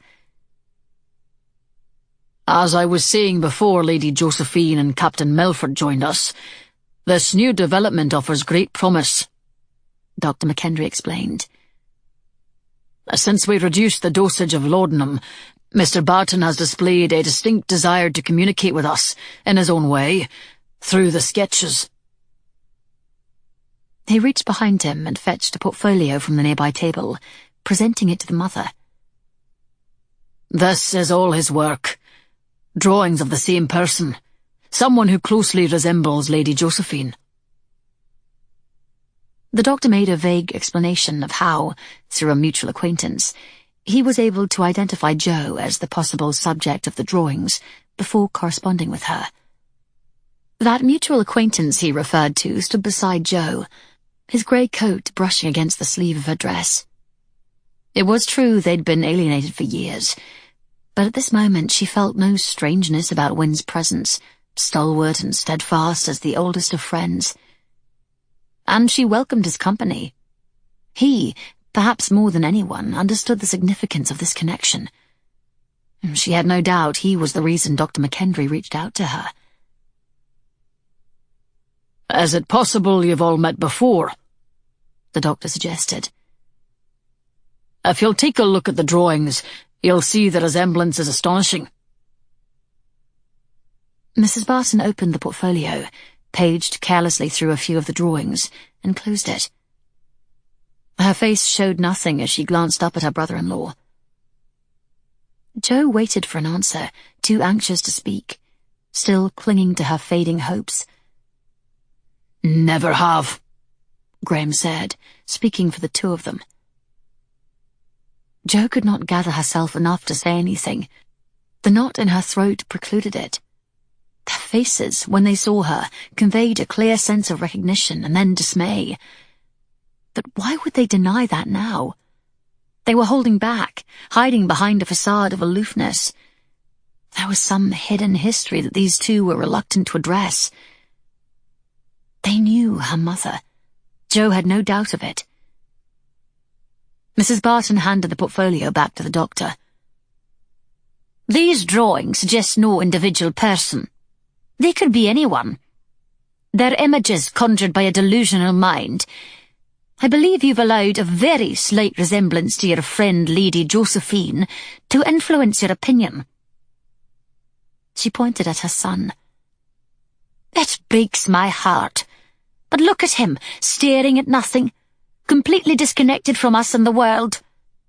You're wrong if you think he's improved, and I fail to see why you've involved her ladyship in a family tragedy where she has no business. They were dismissing her. A light had flickered beneath the door to her past, but Jo had no power to push it open. The sketches were significant. They had to be. The doctor told her when she'd first arrived that Charles Barton was 56 years of age. Of the little Jo knew of her mother, she would have been fairly close to him in age. Mrs. Barton's sudden change in demeanour, Graham's hostility and Charles's sketches were enough evidence of some connection, but she couldn't find a way to challenge them. Their denials slammed the door on her, shutting her outside. She'd come all this way for nothing. Old, familiar feelings of helplessness jabbed her like an iron fist in the gut. She felt ill, defeated in what had to be the last chance she'd ever have of reclaiming her identity, of knowing who she was. Tears burned her eyes and threatened to break free. A pressure of a firm hand in the small of her back awakened Jo to her surroundings. Wynne was there with her, supporting her. She took a deep breath and raised her chin. "Perhaps, Doctor, you're asking the wrong people about Lady Josephine's connection," Wynne said before addressing the family. Mrs. Barton, you said your son spent many years away from Tilmorey Castle before the accident." The old woman reached over and adjusted the blanket on Charles's chest. "Unfortunately, we don't know of his acquaintances during that time." "Lady Josephine, perhaps you can shed some light on this situation," Dr. McKendry suggested. Jo had already told the doctor she didn't know the name, and she told Wynne she didn't recognize the patient nor his family. Nonetheless, feeling her chance slipping away, she moved to the bedside. All other sounds in the ward faded. The people gathered around the bed disappeared. Jo looked down into the patient's lined face. His breathing was ragged, and he appeared to be wrestling with demons, battling unseen shadows. His eyes moved restlessly as he scanned the ceiling above, running from nightmares. She was convinced he had secrets to divulge, secrets involving her mother, but he couldn't find the clarity of mind to grasp or convey them. The sketches were distinct representations of the same person. Every image depicted the same woman at the same age. She was someone he knew, someone locked in his damaged mind, but she didn't know how to pry that memory free. "Charles," she said gently, casting propriety aside. "Charles Barton." The patient turned his face toward the sound of her voice. He blinked and his eyes focused on her. "Charles," she said again. A lifetime of insecurity and self-doubt surged like a spring flood rising against the fragile wall of an ancient dam. Fear and hope and loss churned within her, threatening to break through the seemingly paper-thin walls of her chest. "Know me," she prayed, closing her eyes. "Speak to me." Charles Barton's hand slipped into hers, and Jo's eyes flew open. Warmth emanated from their joined palms. "You've come," he whispered. Chapter 6. "You've come." No more, no less. Those were Charles Barton's only words before he closed his eyes and released Jo's hand. It was enough. Wynne knew what those words meant to Jo. He felt the impact of them. Barton knew her mother. He saw her mother in her. What she had to be going through was clear to Wynne. The flowing tide of emotion within her had been evident to him from the moment they'd walked into the ward. The prospect of answers looked to be within reach, but when Barton drifted away again, he felt her fear that all of this was coming to nothing. The possibility of a lifeline that had been cast out to her and then snatched away. Wynne had thought she meant nothing to him. He'd told himself it was only duty that drove him to do the right thing and arrange for her to come to the Abbey. But it wasn't true. He still cared for her. The strange behavior of Barton's family had caught him off guard, and then angered him. Their lack of cooperation in Jo's pursuit of a possible connection had driven Wynne to the edge of his patience. Years evaporated like a morning mist, and he was ready to go to battle on her behalf once again. That was the moment he realized he needed to leave the ward. As much as he worried about the outcome of the ensuing discussion with the Bartons, Wynne knew Dermot was entirely capable of handling them. And he was certain Jo would do better without an angry, unsolicited champion meddling in her affairs. Before returning to his office, he stopped and spoke to Cameron, and then went down the hallway to the suite of rooms he shared with his son. Cuffy was still lying on his bed, and he didn't even turn his head when Wynne directed him to report to the bookkeeper. He was to spend the rest of the day and tomorrow and the next day with him. He was confined indoors. No riding, no fishing, no roaming free, No going out at all. Cameron would see that he caught up with his lessons, and then would provide him with more. And any time Cuffy wanted to talk, Wynne told him, he would make himself available. Settling into his orderly office, he turned his attention to his work. He'd done what he needed to do immediately with his son. Now he had to push away any thoughts of Jo Pennington, and he might have succeeded if it weren't for Dermot coming in not an hour later. "The Bartons have gone," he announced. The question of Jo's whereabouts arose in Wynne's mind. He wondered if she was downstairs with the patient, or if she'd continued her journey to her brother's without saying goodbye. "After you left, we nearly went to war down there," Dermot said, taking a book off the shelf and glancing at the title before placing it on the corner of Wynne's desk. "The mother became adamant about taking Barton back to Tilmorey Castle. She continued to claim, in spite of what we all witnessed, that there has been no change in her son's condition. I assume you won that battle and Barton is still with us," Wynne said. "As a matter of fact, I did. Graham stepped up as the voice of reason. Said he's far too occupied with running the estate. He has no wish to be responsible for his nephew's care." In matters of inheritance, rich estates like Tilmorey Castle were often the focus of investigations and court hearings after the passing of a laird or landowner. Wynne knew from speaking to the vicar that, as it stood now, Graham was next in line to inherit. "And Mrs. Barton agreed. She had no choice." Dermot pulled another volume off the shelf and studied the spine. "For good or ill, Graham obviously wants no shadow cast on him. He wants to be seen as doing what's best. He convinced Mrs. Barton, saying perhaps more frequent visits to the Abbey would put her mind at ease, and they should allow Charles to stay." Again, Jo and her whereabouts pushed to the foreground of Wynne's thoughts. Growing impatient, he glared at his friend, placing the book on the wrong shelf and reaching for yet another volume. "And Lady Jo?" he asked as casually as he could. "Yes, there's the matter of Lady Josephine," Dermot responded, turning his back to the bookshelves. "Mrs. Barton was quite distressed by the sight of her when you escorted her in. I know I wasn't alone in seeing it. You surely did too." The older woman clearly knew Jo, or someone of similar appearance. Whether the link was familial or social, Mrs. Barton was a poor liar. Her reaction was too sudden and too pronounced. She would have collapsed to the ground if that chair hadn't been behind her. And even afterwards, it took her a great deal of time to regain her composure. "I saw it." Dermot pulled another book from the shelf. "And then when Barton said, 'Where is Lady Jo now?' The doctor glanced over.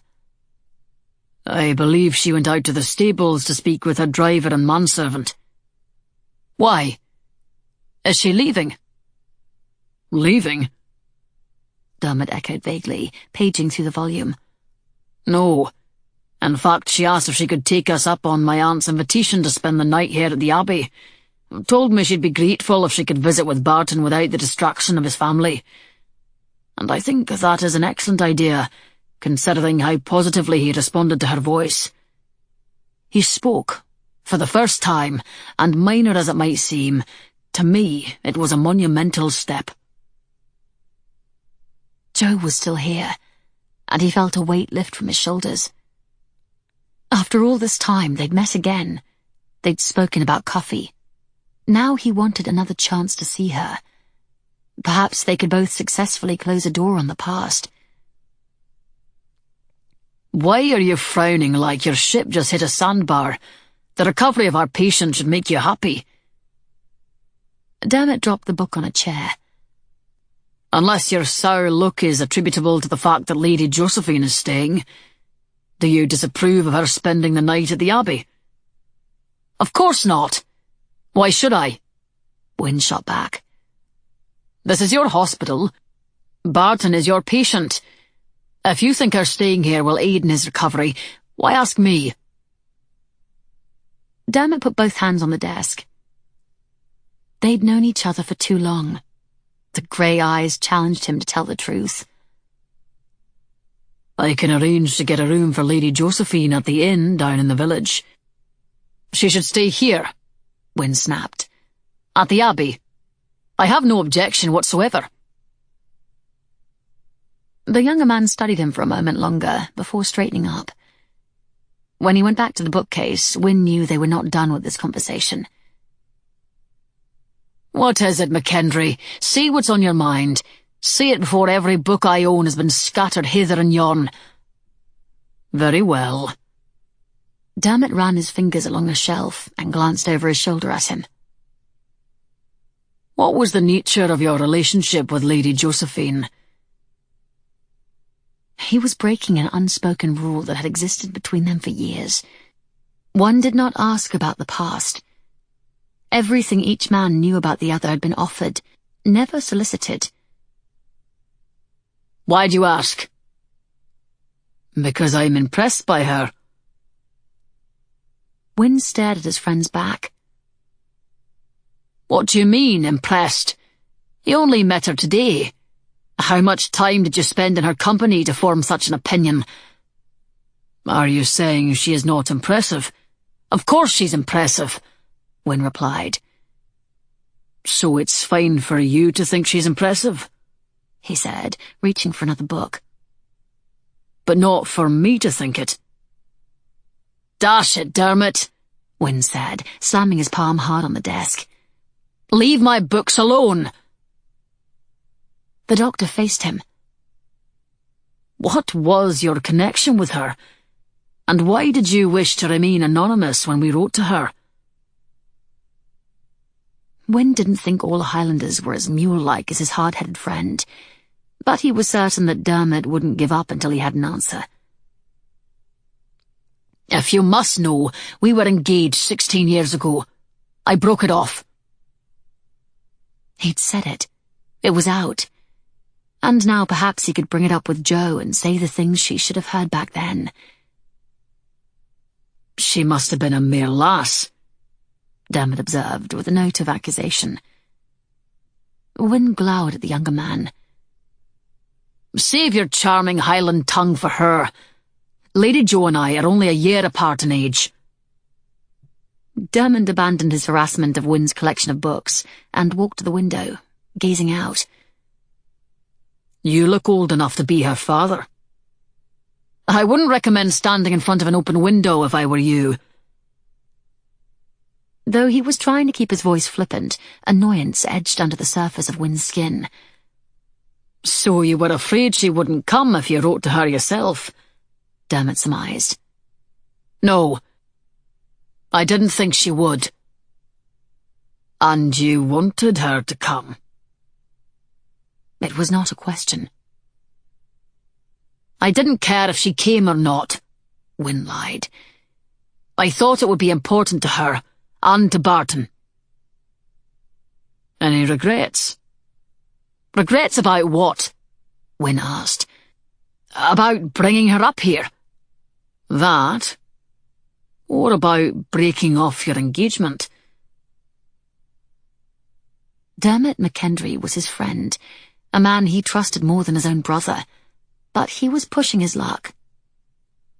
Before answering, Wynne paused, asking himself why he was finding this conversation so irritating.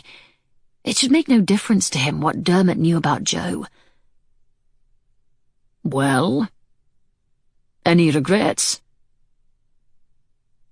He stood and made his way around the desk.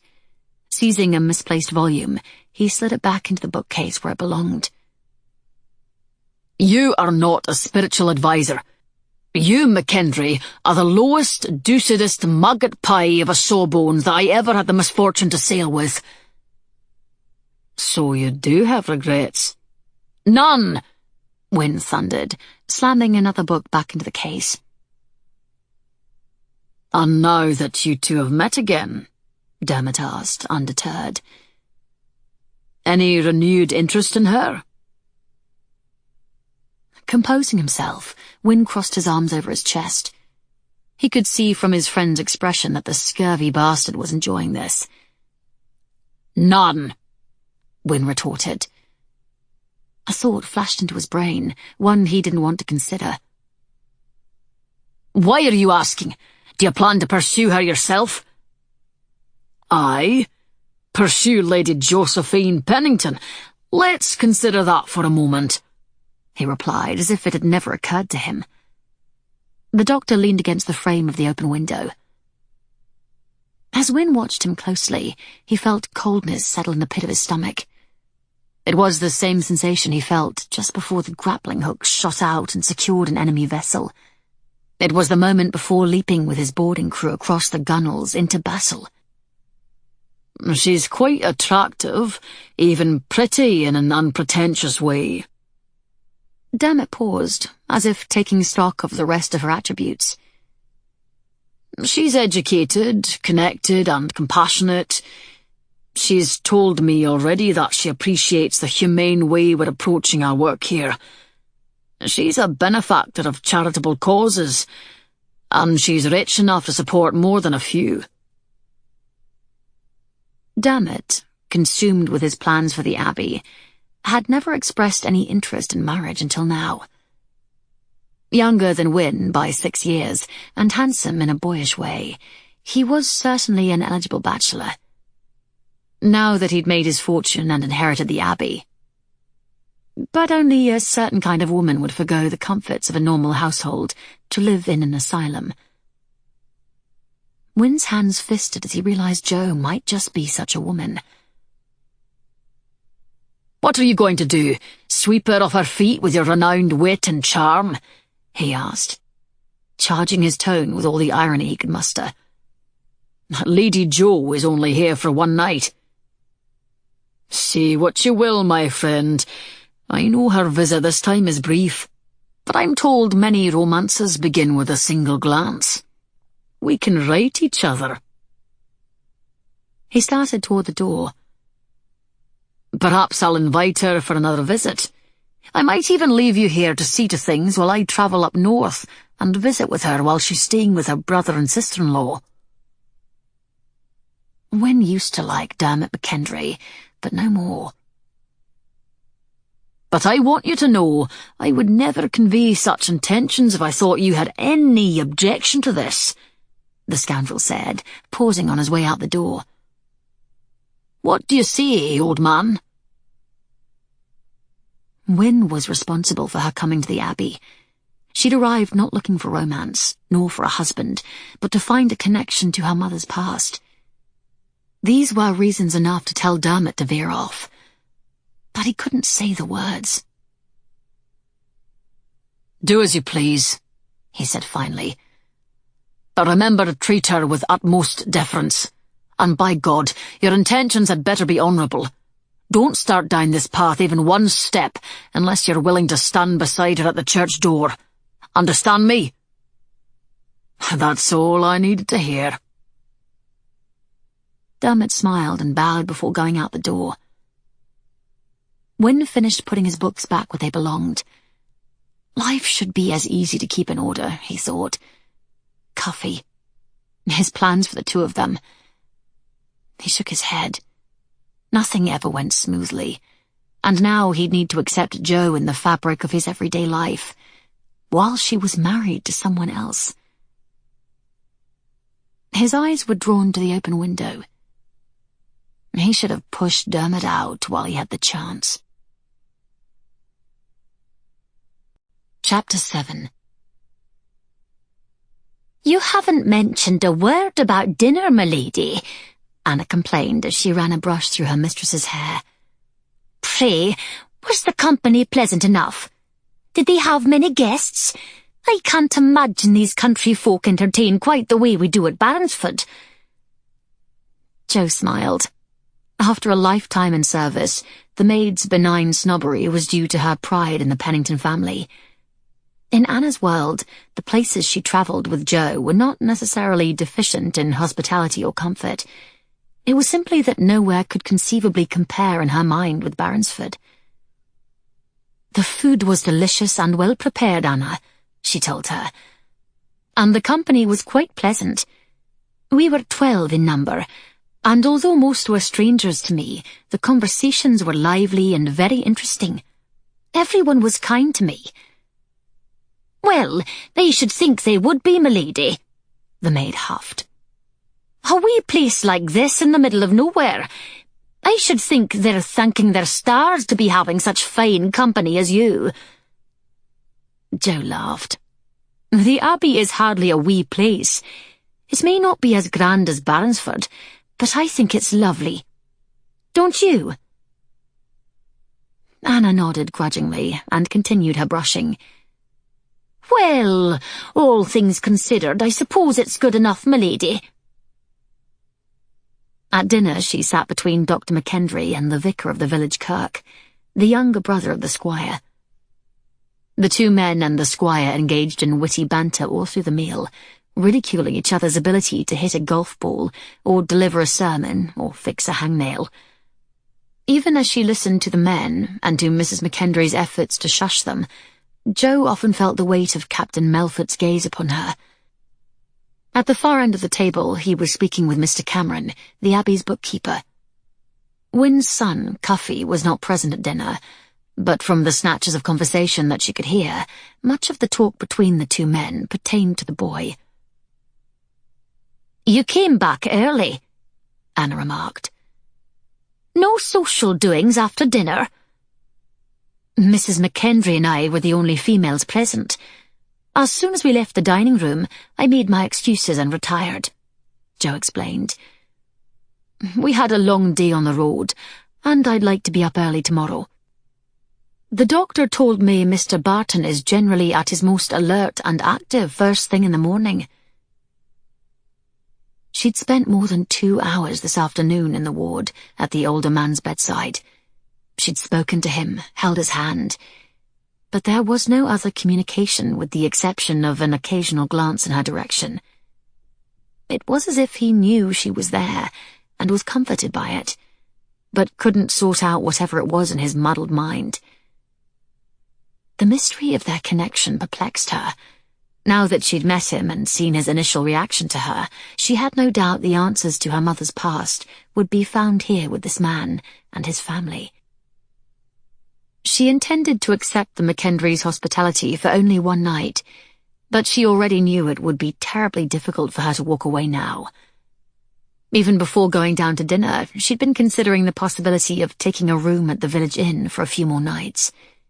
She could easily come up to the Abbey each day and visit with the patient. She'd simply send a letter off to Gregory and Freya, explaining that she'd be delayed in arriving. With her family knowing her whereabouts and that she was safe, she could stay the extra time. Wynne edged into her thoughts. Sailing men were supposed to grow wrinkled and old from the ocean's winds and the sun, but not him. His face was etched with the lines of responsibility, but his eyes were still bright and alert. Though he didn't smile easily, when he did, the room brightened. Dressed for dinner in his navy blue coat and cream-coloured silk waistcoat, he appeared taller, broader across the shoulders than she remembered. And he had a manner of holding himself, a confidence in the way he spoke, that reflected years of command. She pushed his image from her mind, focusing instead on the sounds of birds drifting in from the darkness outside her open window. 2 sedge warblers were calling and answering, but grew suddenly silent at the hoot of a distant owl. Jo wasn't about to tell her maid, but Wynne was another reason she needed to escape after dinner. To sit around the same table was one thing, but to socialize in a drawing room and carry on casual conversation was quite another. And she never imagined her reaction to him would be so strong. Staying at the Abbey, even for one night, was difficult enough. The apartment where Jo was situated was on the floor above the patient's ward, and adjacent to the rooms Wynne and his son occupied. He was too close. Jo's brother Hugh assumed she was ignorant of what the family had been doing for years, but she was well aware that he and the rest of them had cast a protective circle around her. All Melforts were kept out, excluded from interaction with the Penningtons, even when Wynne's older brother and his wife acquired an estate near Baronsford. Her gaze lingered on the bedroom wall separating her apartment from his. A soft breeze wafted in, carrying with it the scent of cigar smoke and gorse and pine. The warblers started up again, and a nightingale joined them. She would make no mention of Captain Melfort in any letters to her family. "I'll say this for them. They have a household staff here that is nearly that of Baronsford's," Anna continued on. "Though not the tradition of family we have, of course. I'd wager there's not a second generation of servant folk here. And don't you know that many of the menfolk are sailors, my lady?" "I didn't know that," Jo replied. "They're always looking for more help too, I'm told. I'll need to make mention of it to my Aberdeen cousins the next time I write—" A sharp crash and a furious roar from the ward below silenced the maid. The two of them sat frozen, listening to more shouts and cries for help. Jo's head turned to the window as she heard footsteps running toward the house. The second crash of a heavy object brought Jo to her feet, and scrambling to pull on and belt her robe. She rushed toward the door. "You can't go out there, my lady." "Stay here in the room, Anna. I'll be right back." "But this is an asylum," the servant cried out. "There could be madmen or killers on the loose." "Stay here," Jo repeated, going into the hall and closing the door firmly behind her. The hallway was dark. A door slammed. The shouting was now accompanied by wails. More shouts from a distant part of the house, and running footsteps. Quickly, she made her way to the stairwell and started down. Responding to the occasional crisis was a necessity at the tower house. Jo wasn't reckless. She knew whatever was happening in the ward wasn't her concern. Still, having met Charles Barton, she couldn't remain in her room and not worry. When she reached a landing at a turn of the stairs, she startled a small, thin figure hiding by the railing and listening to the confusion below. With a cry, the boy stepped back and Jo reached out, catching his arm before he went backwards down the steps. "I didn't mean to," he burst out in panic. I didn't know he would hurt him." Jo recognized Wynne's son. He'd shed the russet-hued jacket he'd been wearing earlier. He was shaking, and his head turned at the sound of the continuing commotion downstairs. "What happened, Cuffy?" she asked quietly, releasing him. "Has someone been hurt?" The boy spun away and rushed past her up the stairs, disappearing into the darkness above. He'd done something wrong, something that brought on this chaos, and he was sorry for his part in it. She kept to the wall and slowly descended. 3 men were standing by the door into the ward. One was carrying a candle. Even with his back to her, Jo could see it was Wynne. Loud shouts and sounds of objects being thrown about could be heard coming through the thick door. "Stevenson was secured for the night, Captain, sure as I'm standing here," one of the men hurriedly explained. "I watched the lads fasten the straps myself, same as always. We all know how difficult that one can be." Jo went down another step. "Aye, Captain," the other man said. 2 years we've had him here, and everyone knows he's the one needs watching most. I came out here after checking on everyone," the first man continued, raking a hand through his hair. "That was not an hour ago. They was all sleeping. I sat at my post here like I always do, night after night. Maybe I shut my eye a wink, but I was right here." "And Stevenson's tam," the other jumped in. "What do you make of that? How do you think the other one got it? He never stirs once he's abed, and we all know to leave it be." Wynne was asking no questions as the men went back and forth in their explanations. Jo looked again to the door. The noises coming from the ward were subsiding. "I'm thinking this was no accident, Captain. Someone was causing mischief in there. Maybe the rogue slipped past me, or more likely came in through a window. I'm thinking they wanted Stevenson to go after Barton." Jo didn't think she made a noise, but she must have. Wynne's head snapped around and he peered in her direction. "Who's there?" he demanded, holding the candle up and coming toward the stairs. Knowing it would be foolish to run away, she stayed where she was. She clutched the front of the robe, closing it tightly against her pounding chest. "Please," she prayed silently, "don't let Mr. Barton be hurt." Wynne's face softened with recognition. "You shouldn't be down here." "Is he hurt? Mr. Barton?" she asked, unable to keep the trembling edge out of her tone. She had to know. "I'll have some bruises, I expect. The doctor is seeing to his arm right now to make sure he hasn't broken a bone. But considering everything, he's doing well." "What happened?" Wynne looked around them and motioned to the stairs. "This is not the best place to be speaking. Do you mind if we go up?" Jo turned to take a step, but as she did, the hem of her robe tripped her. She felt his hand grasp her elbow, steadying her until she found her footing. Though his action was an innocent reflex, his touch caused her face to catch fire and her pulse jump. With his hand still on her arm, he lighted their way up the stairs. As they ascended, his closeness filled her head with the scent of night air, whiskey, smoke, and the man. This was the second time he'd touched her after a very long time. It was the touch of a friend, she told herself. At the top of the stairwell, she paused in the hallway and turned to him. "Pray tell, what happened?" As his eyes washed over her and took in her face, her lips, her hair hanging loose around her shoulders, she saw a fleeting expression of reminiscence.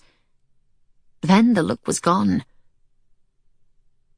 "We only have one patient at the hospital that we consider potentially dangerous to himself or to others," he explained. "The man's name is Stevenson. He's tended to closely during every waking hour.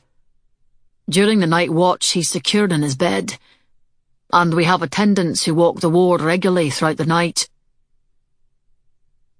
She began to envision what took place in the ward, but waited for Wynne to expound. "Stevenson somehow got free of his restraints and attacked another man. The rest of the patients in the ward raised the alarm with their cries." "And Charles Barton was the victim of the attack?" She reaffirmed what she'd already heard. "But no one else?" He nodded. "One or two others tried to intervene, but Stevenson directed his violence at Barton. The victim will be fine. Thankfully, the night attendant entered the melee, and others quickly arrived to help. You can visit Barton yourself in the morning, if you like." "What was all that about a tam?" "Stevenson is extremely attached to his hat, carries it around like a baby. The tam was put on Barton's bed." Cuffy's words came back to her. She recalled the distraught and fearful expression in the dim light of the stairwell. At the Tower House, Jo had seen and spoken to many troubled children. Many were entirely capable of inflicting harm on themselves and others. But there was real remorse in Cuffy's tone, and his obvious shock at the way the events had unfolded indicated that there was a great deal more to this than simply a youth intent on doing mischief. "Those attendants downstairs are responsible men," Wynne told her. "We've never had an incident like this at the Abbey. My guess is that none of it was accidental. It may have been intentional. Someone slipped into the ward, freed Stevenson, and moved the hat to give him a target for his rage. Why someone would do such a thing is hard to fathom." Jo remained silent, unwilling to offer anything. She already knew the identity of the culprit. Wynne's gaze moved past her shoulder down the hallway. She imagined Cuffy could be hiding in the shadows there. "When you came out of your room earlier, did you see anyone?" She knew he had a right as the father to know, but she couldn't bring herself to say the words. Cuffy was already feeling the grave significance of his actions. Still, she imagined there was something more behind the child's actions. She opened her mouth to convey to him what she knew. She had every intention of at least telling Wynne she'd encountered Cuffy in the stairwell, but different words spilled out. "No, I didn't see anyone." Wynne saw a movement by the door to the rooms he and Cuffy shared. After the afternoon lessons with Cameron, the lad had been directed back to his room, where a supper tray was waiting. He was not to stir until tomorrow morning, when he would return to the tutor. A thought crossed fleetingly through Wynne's mind, whether Cuffy could have had anything to do with what happened downstairs. He immediately dismissed it. In the 2 months since he'd arrived here, the 10-year-old had shown no interest in the hospital or the patients, despite Dermot's repeated invitations. And getting tricked into letting the pigs into the garden had been the extent of any damage he'd caused. Wynne was fairly certain his son would never do anything to injure an innocent person. Jo turned and followed the direction of his gaze. "I was hoping to meet your son while I'm here." Her gentle words startled him and drew his attention back to her. Jo's face was calm, pensive, concerned. She was an exceptional woman. Wynne had ended their engagement less than a fortnight before their wedding. He'd never been able to find the opportunity to apologize, other than in a brief note. He'd left her alone to deal with the aftermath. He'd married another woman and had a child. But in spite of it all, here she was expressing an interest in meeting Cuffy. She'd always been patient and kind, but Jo Pennington carried within her a dignity he'd been too young to truly appreciate all those years ago. "Is there a chance we might be introduced tomorrow before I leave the Abbey?" "I'll be sure to make the arrangements," he declared. "I'd like him to meet you." "Before I leave." The notion of Jo leaving so soon did not sit well with him, even though the question of the drawings and the reaction of the Bartons had not been resolved. A door had been opened. She could pursue it on her own. He admired Jo's face in the flickering light of the candle. He watched the gentle pulse along the pale column of her throat. She'd be better off going, he told himself. They'd all be better off. His conversation with Dermot earlier had left him strangely unsettled, and he didn't like the feeling. He didn't like the way he needed to monitor them as the young scoundrel tried to entertain Jo over dinner. Wynne wanted his juiced life back to normal. And yet, memories of the past continued to flood back to him. He remembered sitting with her on a warm night in a wooded lane by the cascade in Vauxhall Gardens. The taste of the soft skin beneath her earlobe mingled with the scent of summer flowers. His own wonder at her innocent, wide-eyed response as she tried to make sense of the desire charging the air between them. She pushed a stray ringlet behind an ear, and he struggled not to touch the waves of gleaming dark hair falling nearly to her waist. He'd lost count of how many times as a young man he'd imagined seeing Jo's silky hair spread across his pillow. A handful of kisses. Only once, in the shadow of a rose trellis during a ball, had those kisses led to a passionate whirlwind of caresses. That was the extent of the liberties he'd taken. He wouldn't make love to her, though he knew she would have given herself to him. But the malicious whispers had already begun, and in those moments of youthful gallantry, he wouldn't risk adding further damage to her reputation. At least this is what he kept telling himself. But in the end, he'd wounded her more deeply than any malevolent backbiter. "Must you leave so soon?" he heard himself asking. "After everything we saw today, it's clear Charles Barton's progress could be dramatically improved if you were to extend your stay." And it wasn't only for Barton's sake that he was asking. "I've been thinking the same thing." Her dark gaze met his. "Dr. McKendry mentioned the name of an inn at Rainford Village this afternoon. I'll send my manservant down there tomorrow and make arrangements to stay for a few more days." "There's no need to leave the Abbey," he said. "You're welcome to stay right here. If the rooms you're occupying now suit you, you can remain where you are." Where he'd be able to chaperone that scurvy sawbones, Wynne thought. "But I don't want to be a nuisance." "You could be nothing of the kind," he insisted, already feeling better about the new arrangement. "Everyone at the Abbey will benefit and take pleasure in your company." And that included himself, Wynne realized. Chapter 8. As Jo watched Wynne descend the stairs, she struggled to reconcile her troubled thoughts with a long-forgotten flutter in her heart. Her worry about the son battled with the fever she felt in the presence of the father. Cuffy was responsible for what had happened in the ward, and she already regretted holding back the truth from Wynne. She was a stranger in this place, she chided herself inwardly. She was certainly no parent. She was in no way qualified to hide what she knew and chance a greater disaster in the future. What did she really know about the unruly ways of a 10-year-old boy? Very little. What she did know was that she'd allowed herself to be influenced by downcast eyes and a panicky and remorseful tone. She knew what needed to be done, and she hurried down the hallway and rapped on a door. The footman who'd brought them up when they decided to stay told her these rooms were occupied by the captain and his son. No one answered, but she wasn't deterred. She knocked harder.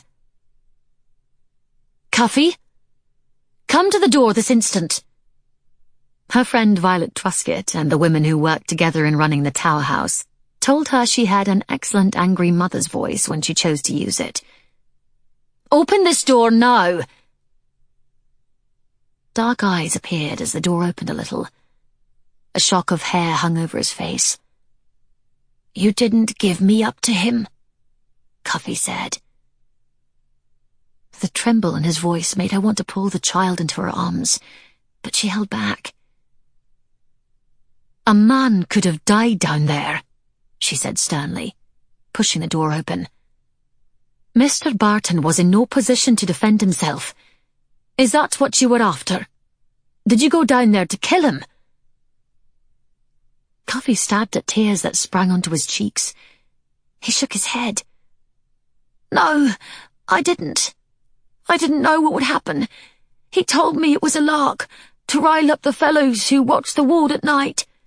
And he gave me this to do it. But I don't want it."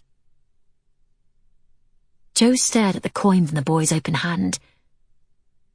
"Someone paid you to do this?" Cuffy nodded. "And he told you to put the tam on Mr. Barton's bed?" He nodded again.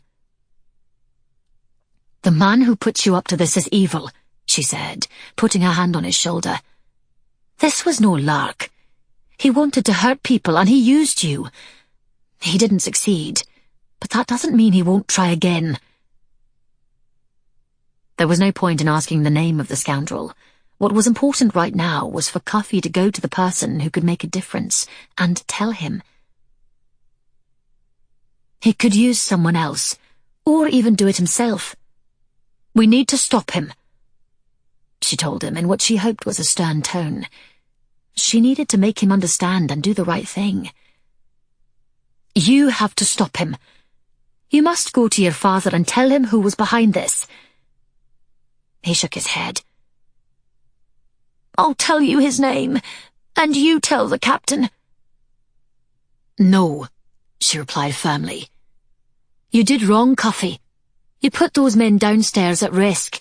It's your responsibility to tell the truth." He stood perfectly still for a long moment, staring at the floor before he finally spoke. "I don't talk to him." Jo recalled the frustration Wynne expressed about his son. Whatever reason existed in Cuffy's head to make him want to punish his father, it was none of her business. "I didn't give you up to him because I believed you would do right, on your own," she said. "You're not a child. You're a young man. I barely know you, but I see an intelligent, strong and independent lad. And I think you already know this is the time to put aside your obstinacy and act as you should." "The captain will be angry," he whispered. "That's his right and his duty as your father. A man was hurt tonight," she reminded him. "A disaster will happen if you do nothing." She dropped her hand from Cuffy's shoulder and looked directly into his eyes. "You need to decide whether you follow the path that is right or wrong. But I trust that you know which one to take." Cuffy's chin sank to his chest, but he faced up to his responsibility and stepped out of his room. "Go find your father and tell him what he needs to know." As Jo stepped back to allow him by, she glanced down the hallway to see Wynne standing at the top of the stairs. He'd barely reached the ground floor when he heard the loud knocking and Jo's sharp commands to open the door. Retracing his steps, he stood at the top of the stairwell, watching her talking to Cuffy. And Wynne heard every word that passed between them. Cuffy's face was the very picture of misery as he came down the hallway to him. "What is his name?" he asked brusquely. "The man who put you up to this." "Abram." "Abram from the kitchens?" Cuffy nodded. "Wait in my office," he ordered. "I'll deal with you when I return." Head down and feet dragging, his son went directly to Wynne's office. Down the corridor, Jo turned and disappeared into her own chambers. The man had taken advantage of a naive lad to commit what was a deliberate attempt to injure or even kill Barton. As Wynne hurried down the steps, he seethed with anger. He knew this Abram, an older man from the Inverness. They'd hired him fairly recently to work in the kitchens, deliver food trays, and help the attendants with whatever needed to be done. Because of his work, Abram was perfectly familiar with the peculiarities of the patients in the ward. When Wynne reached the door to the ward and put the question about the man's whereabouts to the attendants, the last anyone had seen of him was when he took a dinner tray up to Cuffy. Dermot came out as Wynne was sending two of the men to go and fetch Abram from the staff's quarters on the uppermost floor. Quickly he explained to his friend what he knew, including what Cuffy had done. "I hope you didn't punish the lad too harshly. He was manipulated." "You don't need to make excuses for him," Wynne told him. "I've done nothing to him yet. He's awaiting his punishment in my office right now." He started for the kitchen in spite of his doubts that Abram would still be there. Dermot fell in beside him. "Having Cuffy free Stevenson and at the same time direct the attack at Barton was clearly a deliberate move," the doctor said. "Difficult to imagine why he'd do such a thing." Wynne's thoughts immediately turned to the Bartons. "And how curious that all of this should happen today.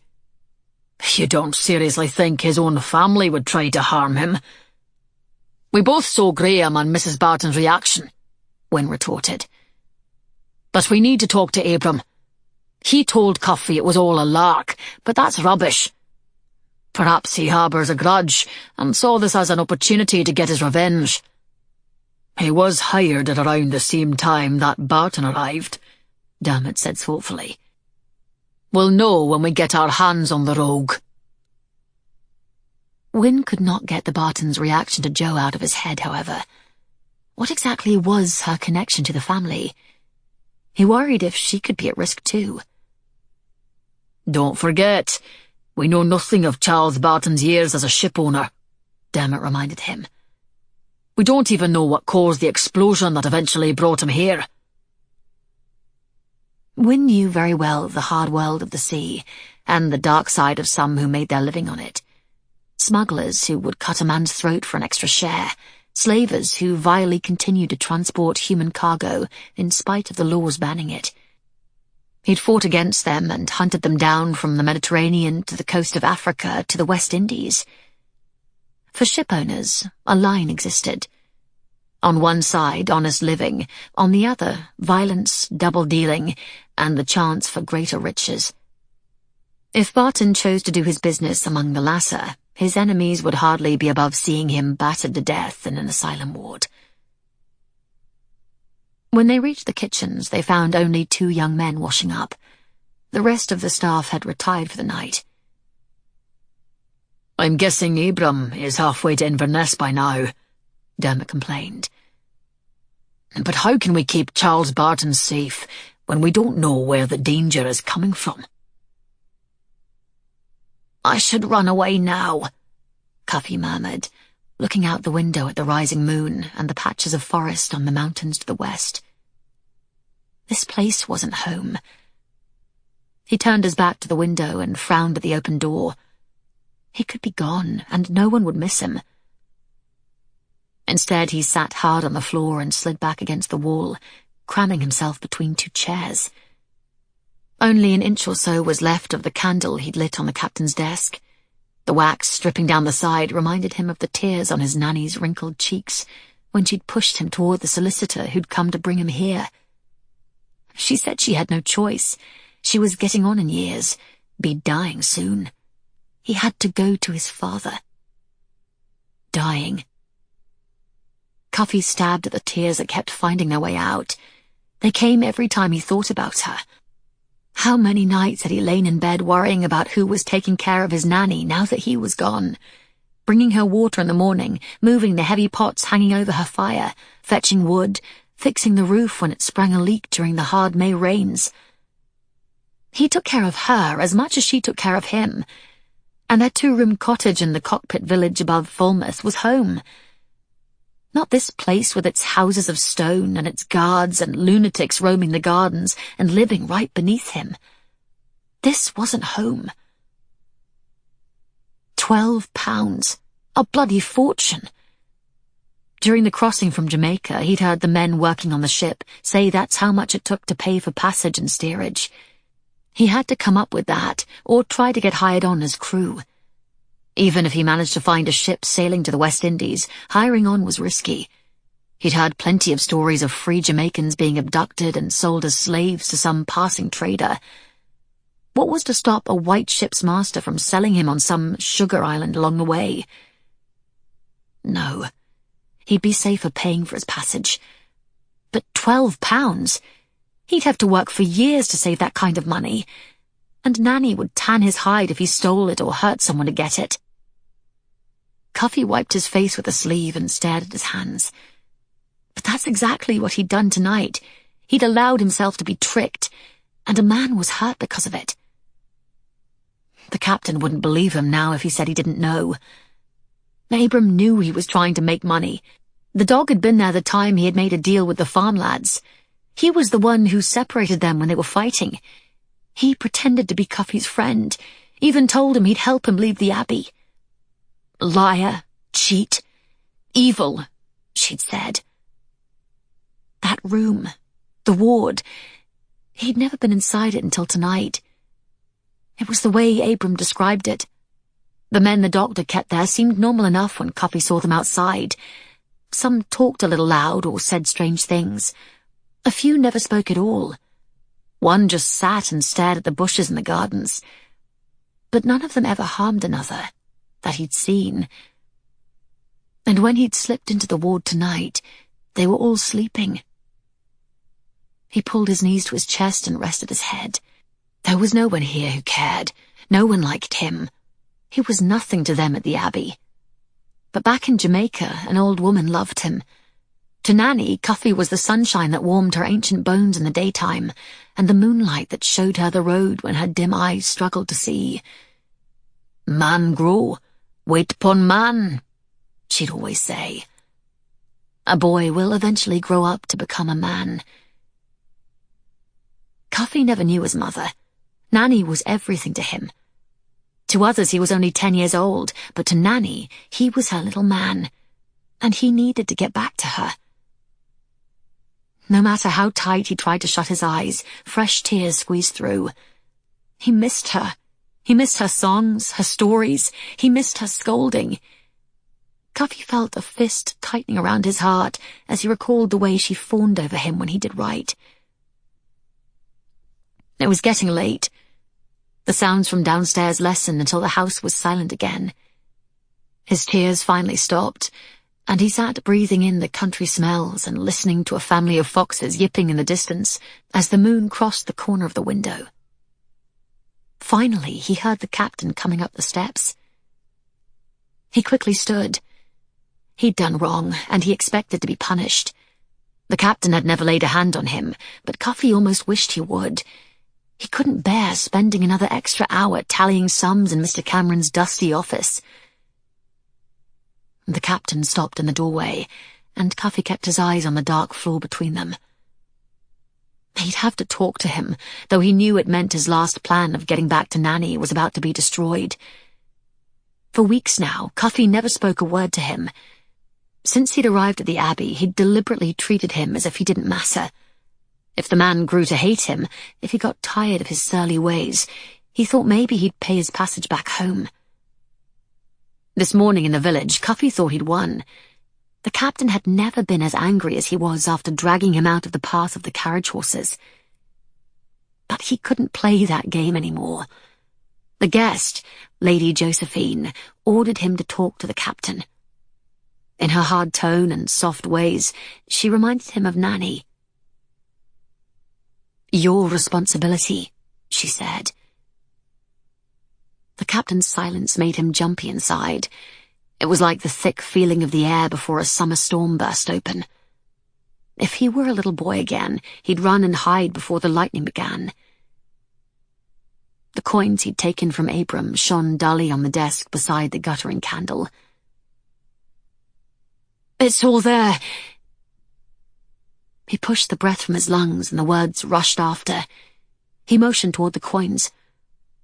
"The money Abram paid me, and I didn't think anyone would be hurt. He said it was a lark to get even with Robbie at the door for some daft prank in the kitchens this morning." The silence continued to hang heavy between them, and Cuffy was too afraid to look up. He didn't know if the captain believed him or not. He pressed his hands against his thighs to keep them from shaking. He didn't want to cry. He didn't want to beg to be forgiven. "I know I did wrong. Nanny always says if you follow a fool, you're the greater fool," he said, forcing himself to steal a look at the man at the door. His face was in the shadows. "I was a fool to believe Abram. I deserve whatever punishment you decide on." If the captain had struck him with a rod, it wouldn't have been as painful as this waiting. But Cuffy had no choice but to weather it until his silence ran its course. "Go back to your room. Tomorrow I'll talk to you about punishment." Cuffy was surprised at the note of exhaustion in the captain's voice, but he was relieved at being dismissed. At the door, as he tried to hurry past the man, a large hand came down on his shoulder. For a moment he thought, this was it, the beating. He stood and braced himself. "I need you to promise," the captain said. "I want your word that you'll stay in your room until I send for you." My word, Cuffy thought. He was trusting in his honor, despite what he'd done. "I'll stay there, Captain," he said, meaning it. Chapter 9. Night's restless hours crawled ever so slowly over rugged ground toward the dawn, and when the earliest rays of the sun broke across the furrowed fields, Jo was already dressed. She had to get out and walk. As she hurried past Wynne and Cuffy's rooms, the inner arguments that kept her pacing for much of the night once again ignited in her. She'd lied to the father, but shortly afterward convinced the son to reveal the truth. What worried her was how Wynne perceived her interference. She was willing to argue her case if he gave her the chance, but beyond that, she was apprehensive about Cuffy and wondered what had transpired between the two. She'd been trying for hours to convince herself that none of this should matter, but she was here simply to learn more about Mr. Barton and his sketches. She was not staying for Wynne or his son. Buttoning her Spencer jacket and wrapping her shawl around her shoulders, she descended the stairs, thinking of the attack last night. Charles Barton had an enemy. She'd overheard Cuffy mention the name Abram. She wondered now if the man had acted for reasons of his own, or if he was only a rung of a ladder held by others. 2 attendants sitting by the door to the ward looked half asleep, but stood and doffed their caps to her as she went by. Jo understood there was no point in asking to see Barton. After last night, a visit to the ward would need the approval of the doctor. Going out through the gardens, Jo followed a path toward the rising sun. Stables and a carriage house lay beyond groves of tall chestnut, and as she passed cottages of farm labourers, the smoke of wood fires rose above the thatched roofs. She exchanged greetings with a woman carrying a bucket of milk, who stopped to watch her go by. Open fields lay beyond, and groups of workers were trudging toward their day's work. A few minutes later, Jo paused at the top of a small brae and looked south across the rolling landscape toward the River Don. Mist was rising from lower-lying pastures and along 2 brooks that snaked across the countryside toward the river. Though she couldn't see the village, she saw numerous cottages and sheds, as well as the fields used as golfing links by the squire and his brother, the vicar. Something about this place touched her with a feeling of familiarity, though she knew she'd never been here before.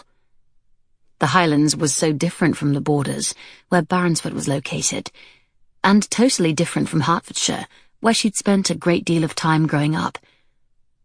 But the bracing air, the smell of the gorse, the way the light dispersed in the mist, all affected her. Turning her steps toward the hills rising to the north, she walked along a path that followed one of the brooks and came upon a series of fish ponds formed by small dams. As she stood by a clump of willows, her attention was drawn to an ancient tower house nestled against a forest of spruce. She wondered who lived there so close to the old abbey.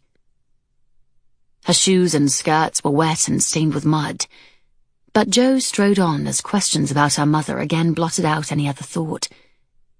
Last night she'd again paged through the portfolio of sketches Dr. McKendry sent her. Her birth mother, a woman she'd never seen, but who died bringing Jo into the world. For all the love she'd been blessed with in her life from her adoptive mother and father, holding the drawings in her hand still elicited a deep ache in her chest. As the night wore on, Jo focused on details in the backgrounds of the drawings. A distinctive shape of a hill, a crumbling stone wall, a mill. Each of them seemed to represent a particular place, perhaps a specific memory in the ailing man's mind.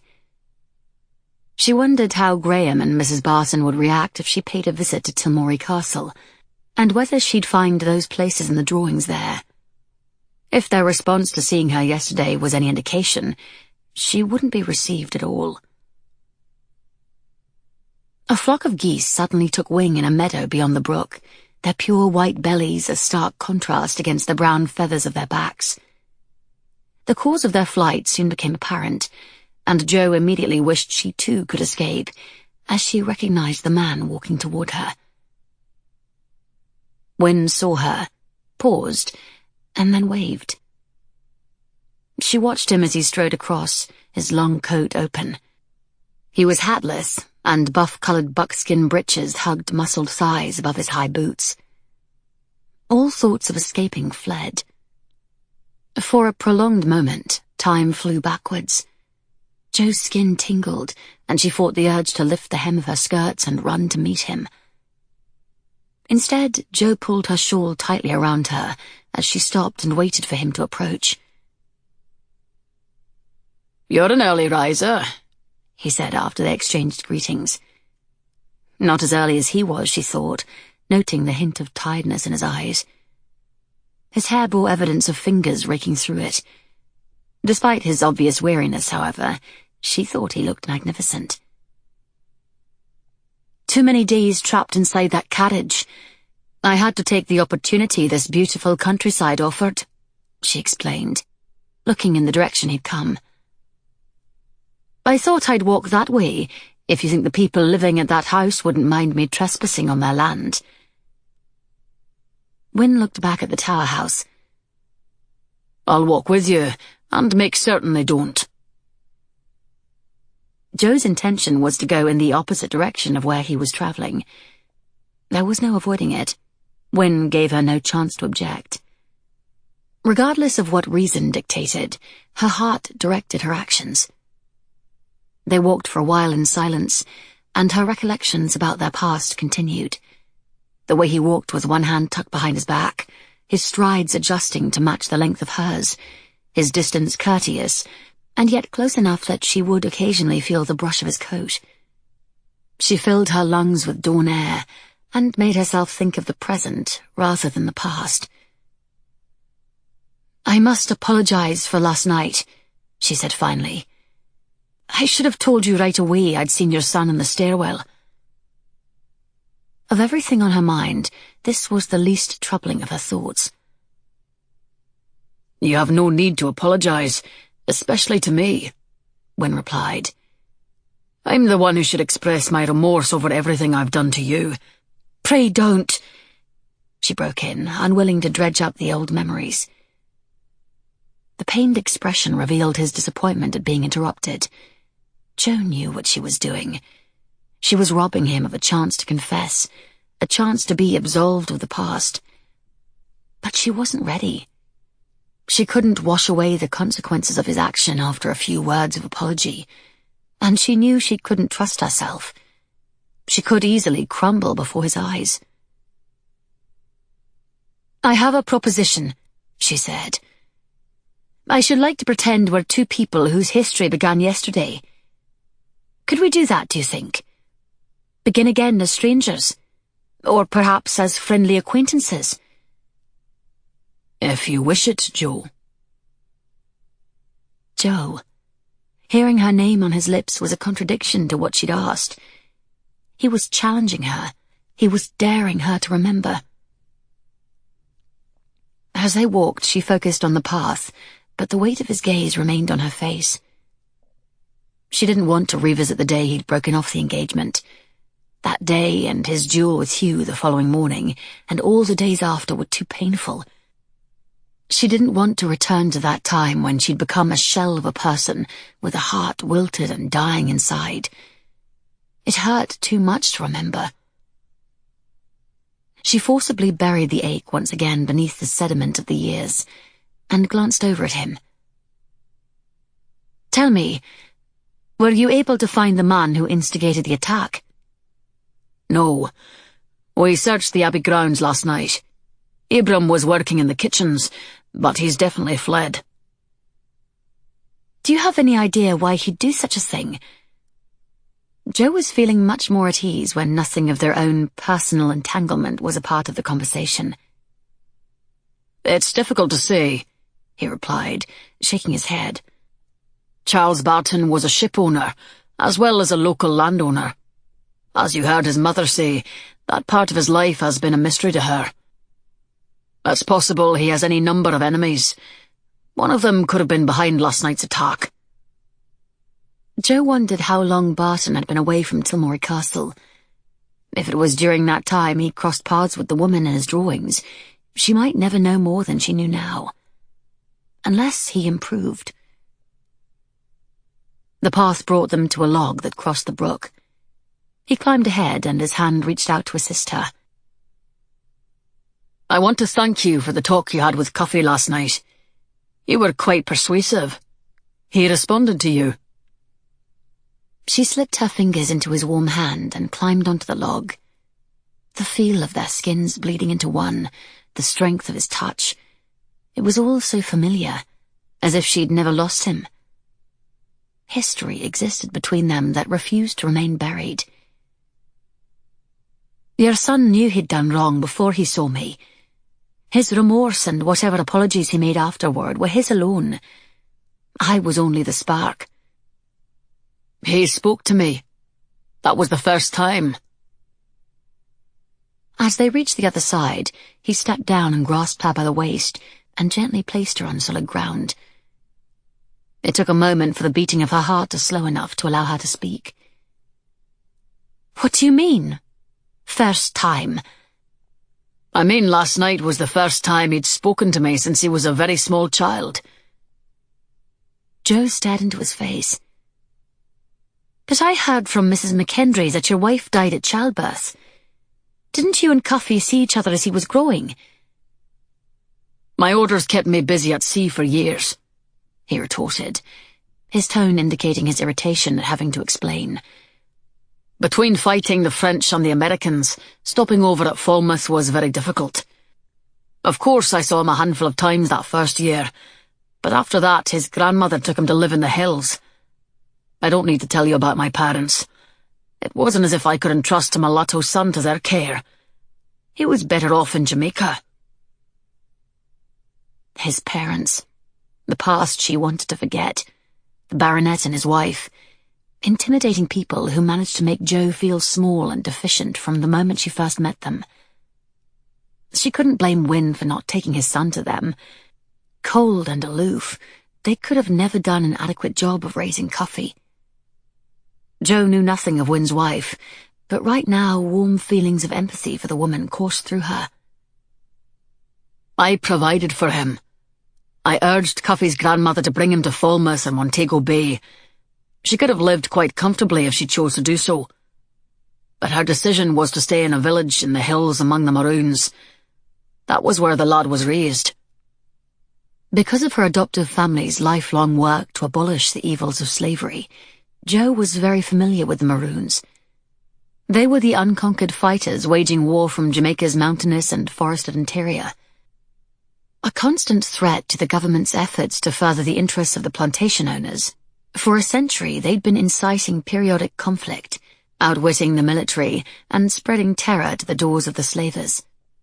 Never wasting a shot or an opportunity to inspire rebellion in the sugar fields, the Maroon communities of free men and women welcomed escaped slaves willing to fight for their independence.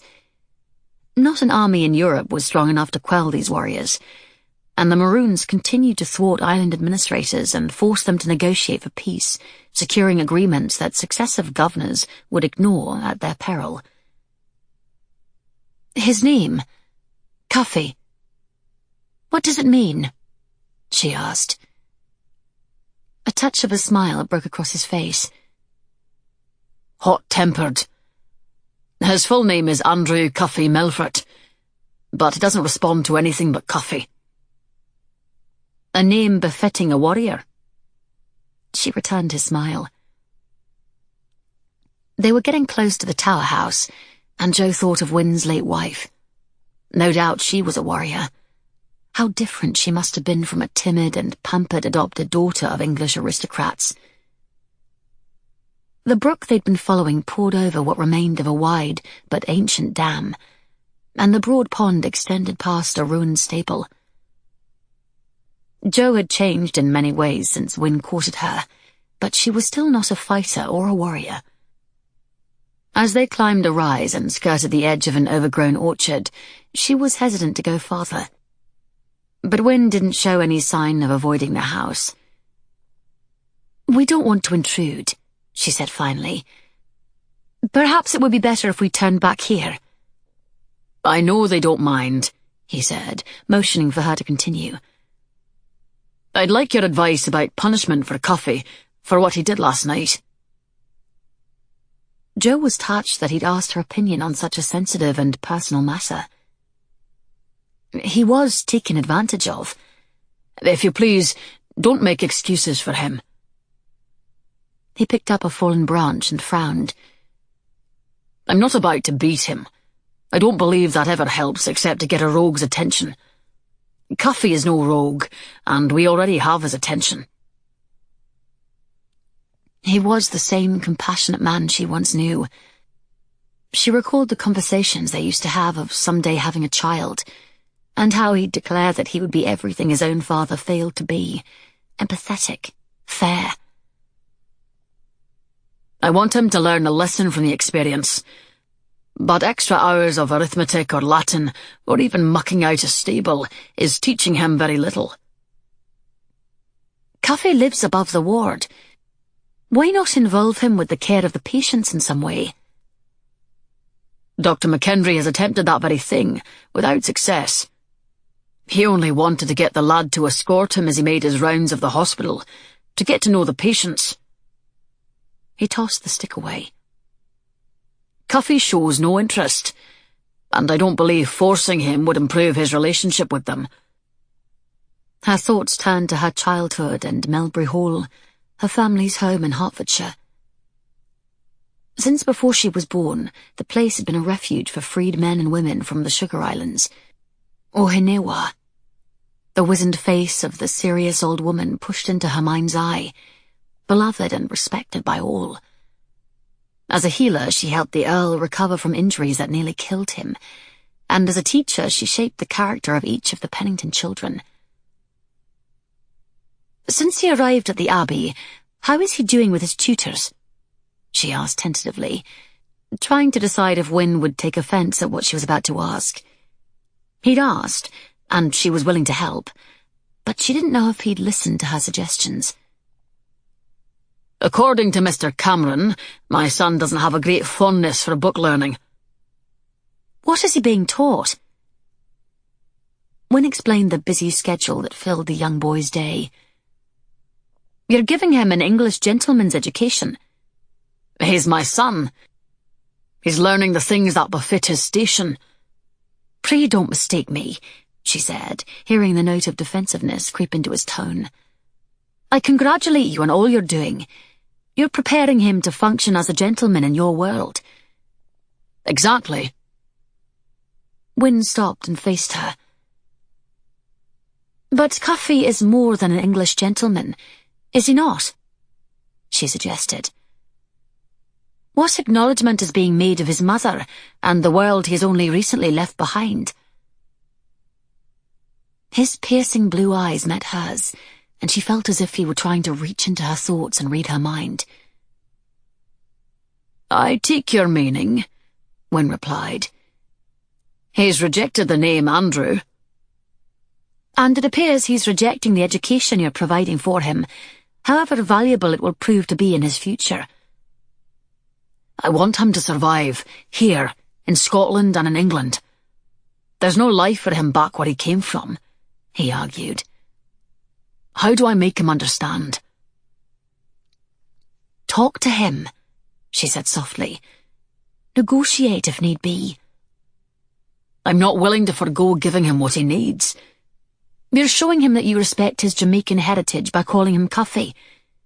Perhaps you can reflect that as well in his programme of studies. They were standing not an arrow shot from the tower house, and Jo looked at the massive stone structure. On the east side of the house, an addition was being constructed, though the building had not progressed beyond the foundation. There was no sign of life anywhere. What do you suggest? I've read Defoe's Crusoe, and I don't believe the man ever saw Jamaica or any island west of Guernsey. Jo thought of Phoebe and the books at the Pennington libraries at Melbury Hall and London and Barnsford. You might have him read literature written by Africans, or those of African descent. The autobiography of Olaudah Equiano, or the work of Phyllis Wheatley, if you have no objection to an American poet. There are others. I'd be happy to compile a list for you. In doing so, you'll be showing him that you don't intend to strip him of an identity to which he is most attached. The lad is only 10 years old. I don't wish to bore him out of his mind. What he may be feeling now is worse than boredom. I agree, but I'm at a loss. It's the gesture that's important. Your gesture, she said. And he might surprise you as far as how advanced he is in comprehension and maturity. Jo understood his frustration. He was willing to make a change. His commitment to his son was admirable. I'll make arrangements and buy whatever you suggest. But we began by talking about getting him involved with the patients. Have Cuffy read to them, she suggested. Decide on a time each day for him to go into the ward and read aloud. And what would he read that would keep them engaged? It's what keeps Cuffy engaged that matters. Jo remembered the gift that she was taking to Ella, Gregory and Freya's daughter at Torshbray. A volume of Ohinewa's African tales that her sister Phoebe had collected over the years and written out for the next generation of Pennington children. I can lend you a manuscript edition of Fables for him to read while I'm here.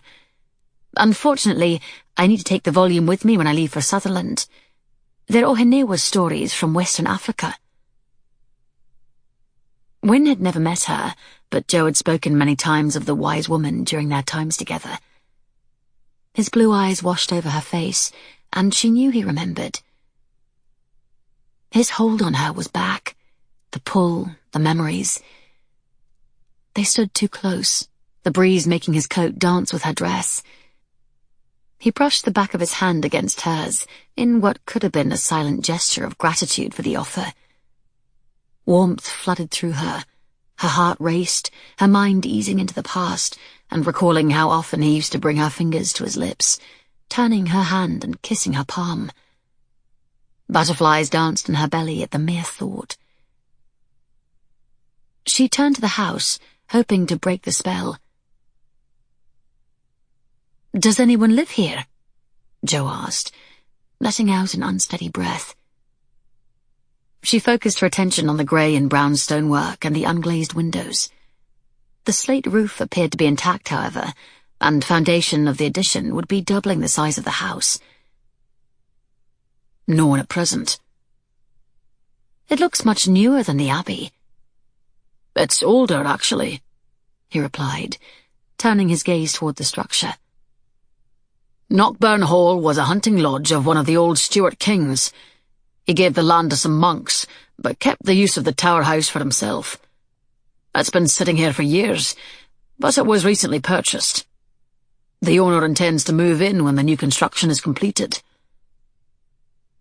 Wynne offered Jo his arm, and she took it.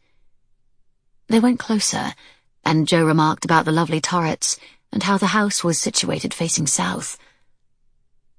"It's so protected from the winds with the forest and hills behind, and the open meadows before it."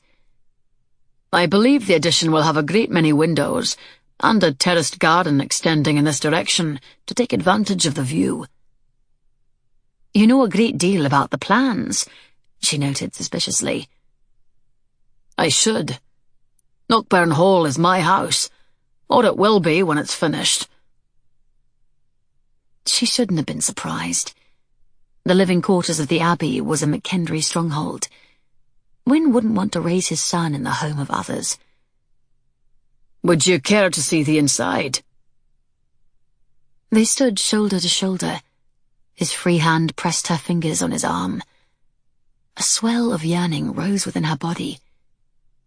She imagined the two of them alone in the house. The ancient oak floors, the morning sun streaming in the windows. There was a time when she dreamed of a moment like this, a time for the two of them, alone. But that time was long gone. It was too late.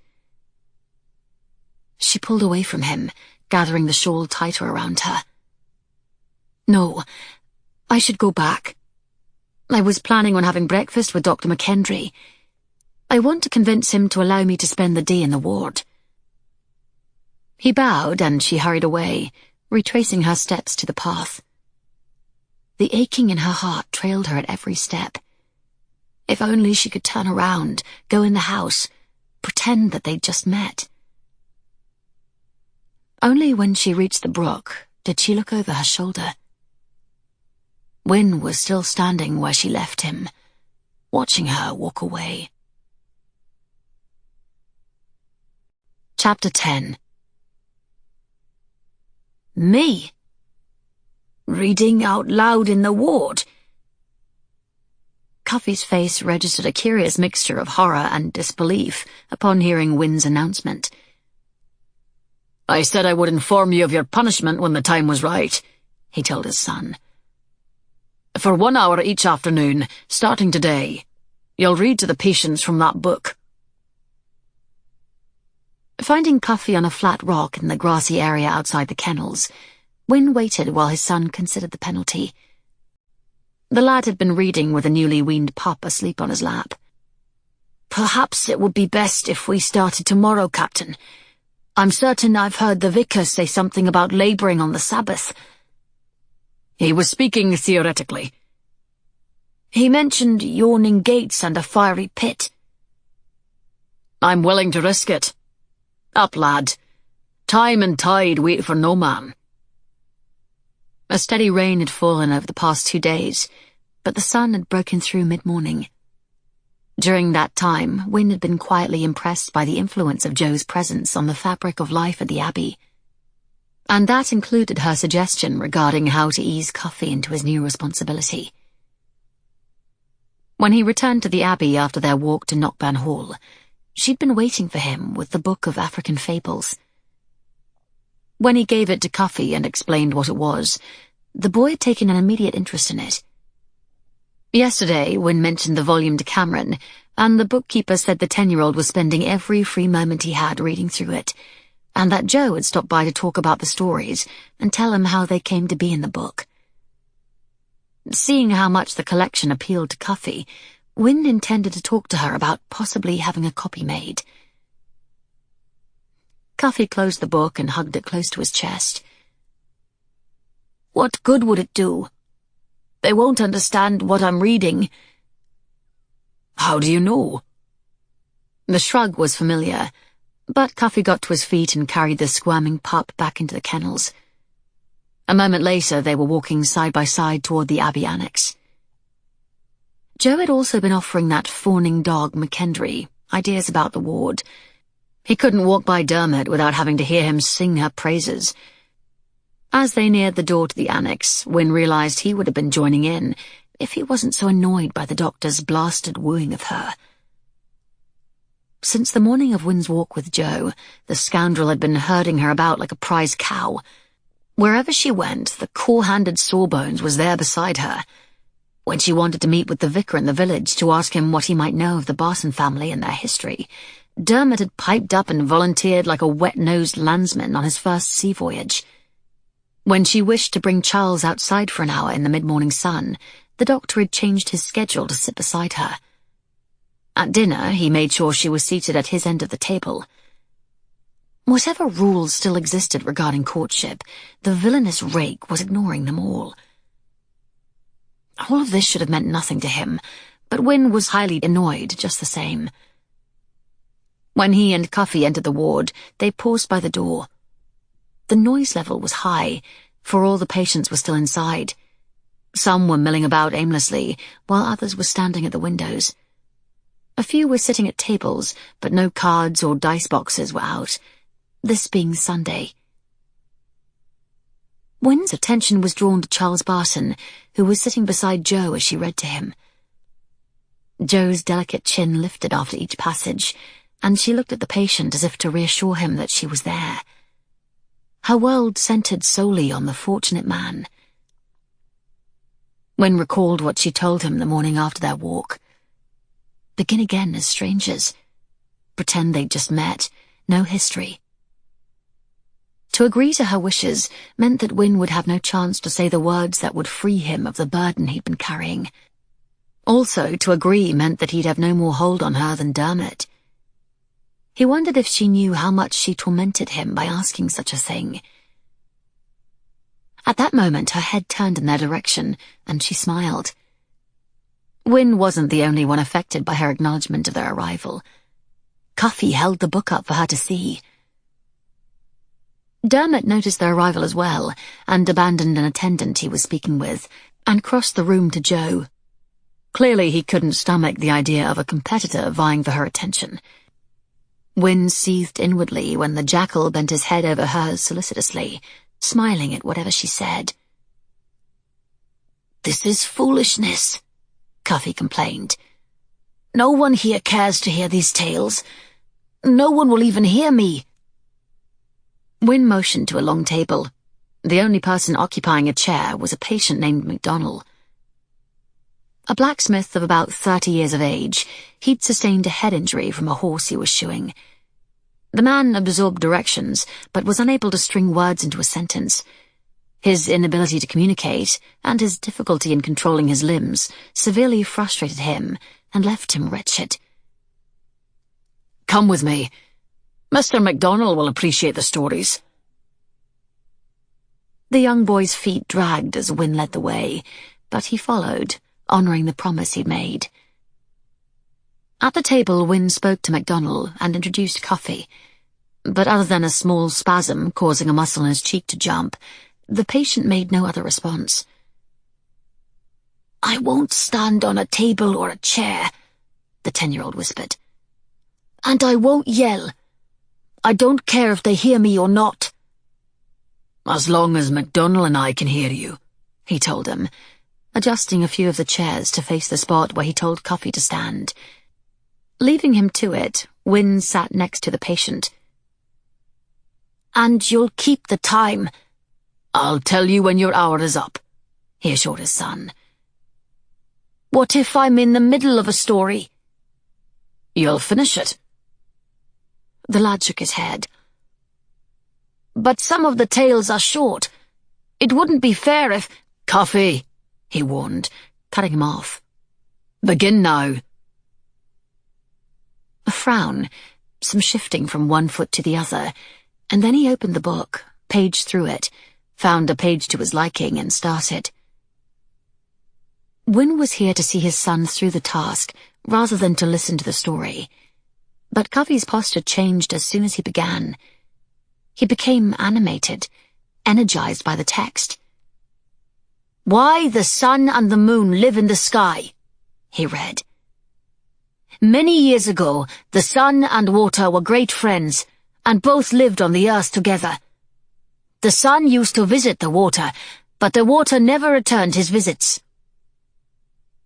Cuffy paused and looked up at Wynne and the patient, seeing if he had their attention. At last the sun asked the water why he never came to see him in his house. The water replied that the sun's house was not big enough, and that if he came with his family, he would drive the sun out.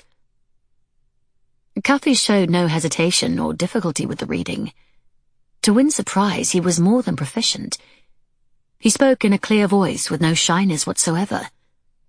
The boy's grandmother taught Cuffy to read and write back in Jamaica, but Wynne had never imagined he'd be so good at it. Captivated by the effort, he watched and listened to the story as his son read dramatically, speaking in various voices to portray the characters. "Yes, come in, my friend," Cuffy said in a high-pitched voice for the son. Wynne heard what sounded like a chuckle from the man sitting beside him, and realized MacDonald was engaged in the reading. "When the water was level with the top of the man's head, the water said to the sun—" Cuffy paused as another patient took a seat. "Do you want more of my family to come?" MacDonald shook his head in response for the son. "Yes," Cuffy replied emphatically. "For the sun did not know any better. So the water flowed in until the sun and the moon, his wife, had to perch themselves on the top of the roof."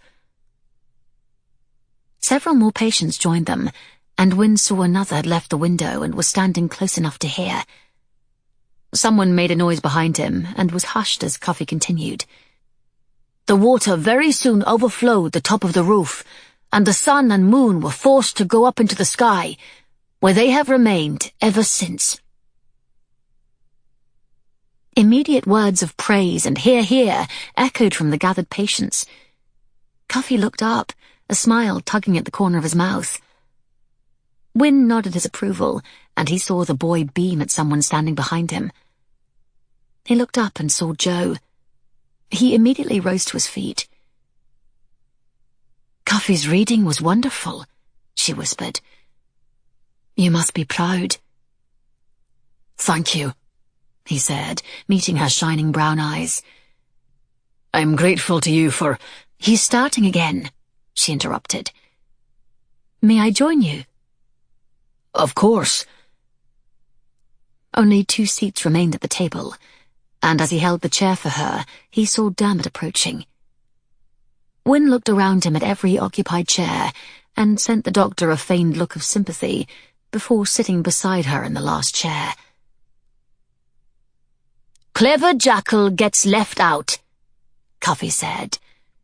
announcing the title of the next story. Chapter 11.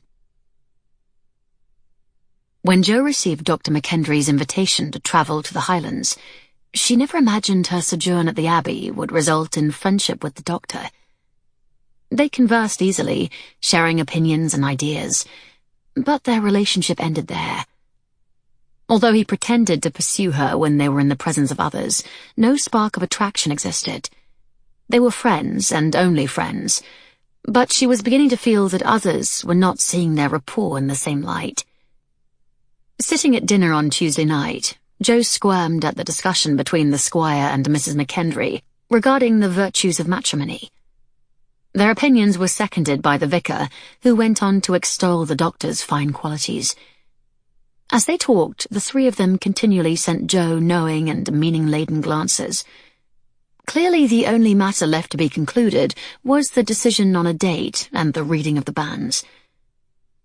She would have tossed the topic off as being in keeping with the jocular nature of the family, but Wynne's fierce demeanour across the table told her that he too had bought into the misconception.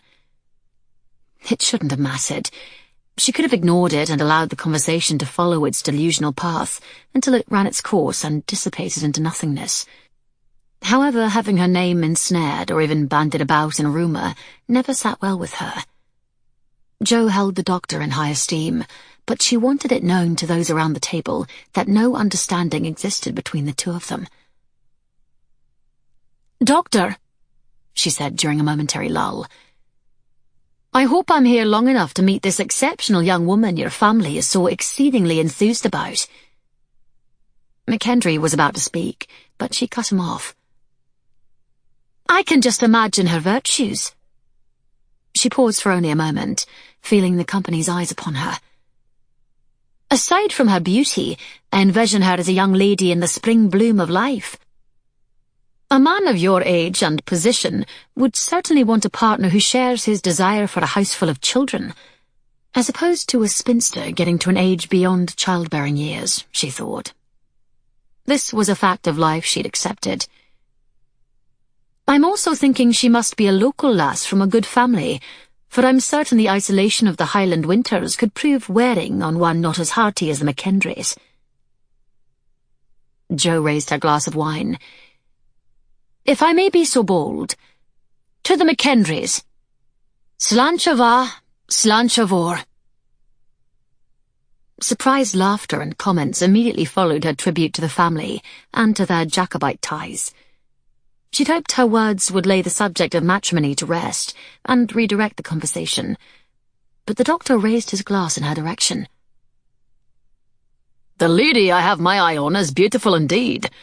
Regarding age, whether she be in the spring or autumn of life or anywhere in between, it makes no difference to me. I seek no heirs, Lady Josephine. I'm committed to this hospital. My time is consumed by patients who need my care and attention." "Hear, hear," the vicar began. "A man's work is—" Dermot interrupted his uncle and continued. "My future wife's qualities of intelligence and empathy for others are unparalleled. In all my travels I've never met another lady quite like her." Rather than feeling flattered by the compliments directed at her, Jo was embarrassed and disconcerted. Dermot's family, however, having received all the encouragement they needed, only ramped up their matchmaking efforts. Dinner's conclusion could not have come soon enough. Later, while the women waited for the men to join them in the drawing room, Jo stood by the windows staring out at the gardens. She couldn't bear to join Mrs. McKendry and her guests for fear of becoming the victim of foolish questions regarding her phantom engagement. Ridiculous, she thought, gazing at the shrubs and hedges in the dying light. But there was no point in scolding Dr. McKendry about any of it. Everything he said was innocuous. It was only in the perceptions of the listeners that his words gained specific meaning. Besides, she'd be gone by the end of the week. Jo had already been here 6 days. Sending another letter south to Baronsford and one north to Torrisbray, she'd promised her family that she'd continue on her journey in a few days. It pained her that there had been no improvement in Mr. Barton since the first day. He stared at her. He drew. He held her hand. Still, deep in her heart, she felt a connection between them. Or she imagined it. Jo's trip to the village and her talk with the vicar had produced no information. No record of the Barton family history existed at the kirk in Rainford. Tilmorey Castle was 4 miles away, but the estate had a small village and a church of its own, where births and deaths and marriages were registered. As much as she wanted to, though, she had no right to go there and inquire into the family's private affairs. The men entered the drawing room just as Jo espied the distinctive figure of Captain Melfort outside in the gardens. Her desire to speak with him edged out any concern about courtesy toward the others. Not wanting to make a grand exit, she whispered a hastily made-up excuse to Mrs. McKendry and escaped. Hurrying out to the gardens, Jo saw him down a long alley of tall privet. She half ran, half walked to catch up to him. He must have heard her, for as she turned the corner, she ran straight into his broad chest. His hands caught her, steadying her. "What are you doing out here?" "I need to speak with you." His face was concerned but calm, and she was struck by the similarity of his situation to another long ago. Jo suddenly became aware of his touch on her arms. In spite of the long sleeves of her dress, she tingled where he held her. Heat from his hands travelled through the velvet as if it were gauze, caressing the skin beneath. They were too close. With little effort, he could draw her to him in the fading light, press her against his chest. Suddenly she wanted it to happen. She wanted to raise her lips to his and discover if the taste and texture of his mouth was as she remembered. She wanted to feel his body move against hers. She wanted to hear the rumble of desire in his throat. Her face grew hot and flushed as she realized, regardless of what she said or how she acted, she was still under this man's spell. And she wanted him. "What do you need to speak to me about?" Perhaps it was her imagination, but his fingers traced a slow, intimate path down the length of her arms, before his hands dropped to his side. She moved back a step and was relieved to find a stone bench near them. She sat down, distrustful of her knees. She held her palms to her cheek to cool the burning. "Are you unwell?" he asked, moving closer. "Should I call for help? Should I get Dermot?" "For heaven's sake, not you too," she scolded. "I don't need to see Dr. McKendry. I am perfectly well. I'm only trying to catch my breath from running after you." "You don't need to run after me," he replied gently. "I'm here." Jo gazed up at him. A sly smile tugged at his lips, conveying deeper meaning behind his words. "But what do you need to say that requires private conversation?" "I wanted to tell you about what happened with Cuffy this afternoon." His demeanor hardened. "Was there a problem? Did he leave early?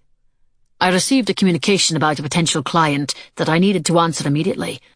Otherwise, I would have been there for his reading." "Nothing unpleasant occurred," she said quickly. "I was about to sing his praises." He let out a relieved breath and sat beside her. Although he was a respectable distance away, he was still too close for comfort. She could feel the warmth of his body radiating through the night air. "Then tell me," he said softly as his eyes trapped hers in their spell again. "I like hearing good things.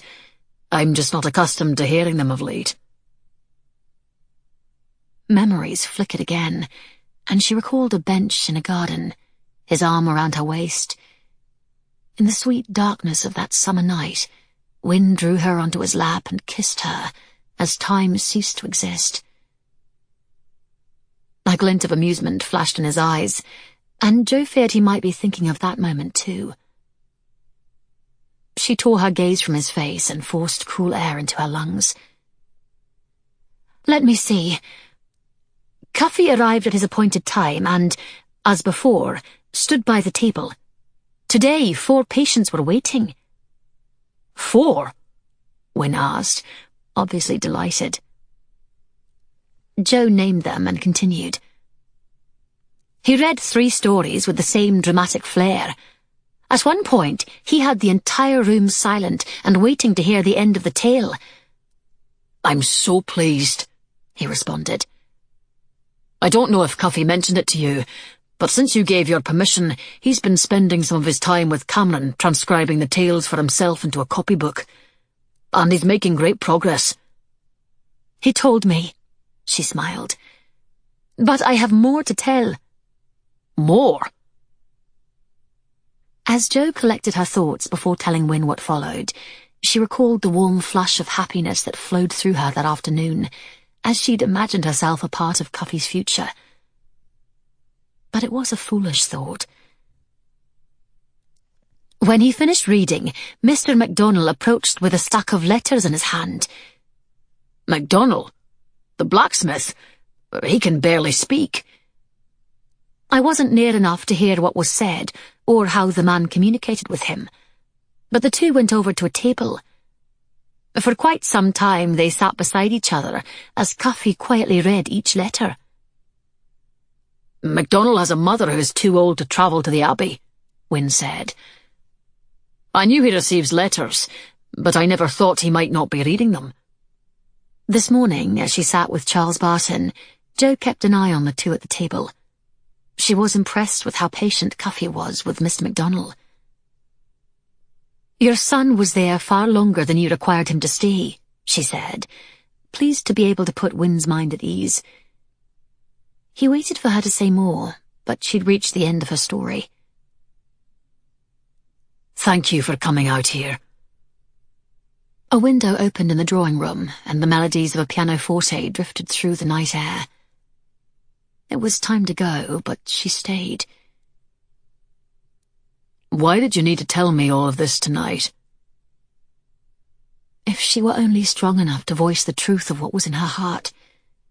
The denial in the dining room wasn't for the sake of the McKendrys, but for Wynne. Staying out here, she was adding fuel to an inferno that was building between them. "I thought you'd want to know." He leaned forward on his knees. His face moved closer. His intense blue gaze caught and held hers. "You could have mentioned it when we were all going into dinner." "It would hardly be my place to share something publicly about your son," she reminded him. "I didn't know the McKendrys' guests. And besides, the story should be yours to share." A lie, in part. "I saw you defend him and his mother quite publicly when you thought the squire and his wife were being unfair. You didn't know them either." "Now that was not exactly the same thing." She glared at him. "What are you trying to say, Captain Melfort?" He entangled his fingers in hers. She watched the dance, forgetting to breathe until he withdrew his hand. "I'm saying you had an ulterior motive for coming after me tonight." He was daring her to speak the truth, but she was a coward. Jo wanted him, and yet she was too afraid to act, even hidden with him here in a maze of privet. She'd started a dangerous game, but she was an amateur. She didn't know how to finish it. Jo resigned her wildly impulsive, half-formed plan and turned toward the candlelit windows of the drawing room. It was time to go, and she came to her feet. He immediately followed her lead. "Mrs. McKendry will be wondering what's happened to me," she lied. "I should say good night, Captain." "Not yet." Her heart fluttered with alarm when he took a step toward her. He knew the truth. He saw through her. She could have shared the story about Cuffy tomorrow, or the next time she'd seen him. His height and strength gave him an overpowering advantage. But it wasn't Wynne that Jo feared. It was herself. She did have an ulterior motive. Cuffy has been here for over 2 months now, he said. And despite me asking him on numerous occasions, not once has he come with me to see what I'm planning for Knockburn Hall. He's agreed to go tomorrow. I'm so glad to hear it, she responded brightly, all the while chiding herself for imagining a romantic liaison in the garden, while he just wanted to tell her about an outing with his son. But he has one condition. A condition? She asked, daring herself to look up into his eyes. You. Me? Actually, we both want you to come, he said, lifting her chin when she tried to look away. She could not seem to find her balance in this conversation. All she knew was that her heart was about to hammer through the wall of her chest. Don't you think this might be the perfect chance for a father and son to share a walk together? You really shouldn't ruin it by bringing a stranger. I want you there, he said, stopping her. Jo knew this was her last chance to retreat to a safe haven of respectability. She couldn't do it. Her heart wouldn't allow any more denials, not now. Waiting and wanting, her gaze fell on his lips. He slowly lowered his head until his lips brushed hers, and the floodgate of memories opened. His kiss was warm and subtle, as gentle as their first time, yet it moved her in wholly unexpected ways. The touch of their mouths reawakened feelings Jo had thought she'd never experience again. The pounding beat of her heart, the pooling warmth in her belly, the scorching fever of her skin. And she welcomed them. She wanted more. As if reading her mind, Wynne bent forward again and brushed his lips over the sensitive skin of her brow, her cheek, her chin. He was teasing her, pushing her to smash the constraints that bound her, to give in to the impulses that seemed so natural at this moment, to kiss him back. Jo's undoing came when the tip of his finger caressed the edge of her ear and moved slowly down her throat to the neckline of her dress.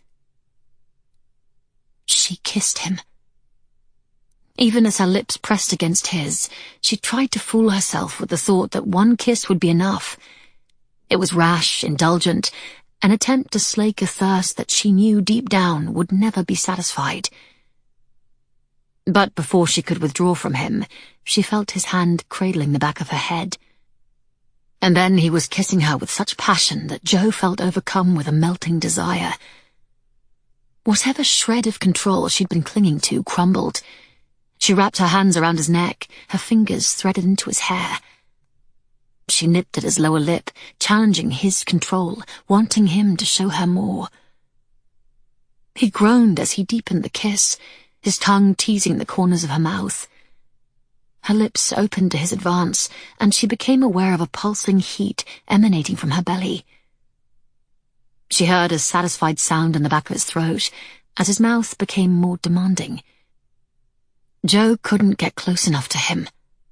Her arms moved higher around his neck, her body pressing against his until no breath of air existed between them. She was running a race, and stopping was not an option. Wynne's hand slid down her back and over the curve of her bottom, pressing her against his arousal.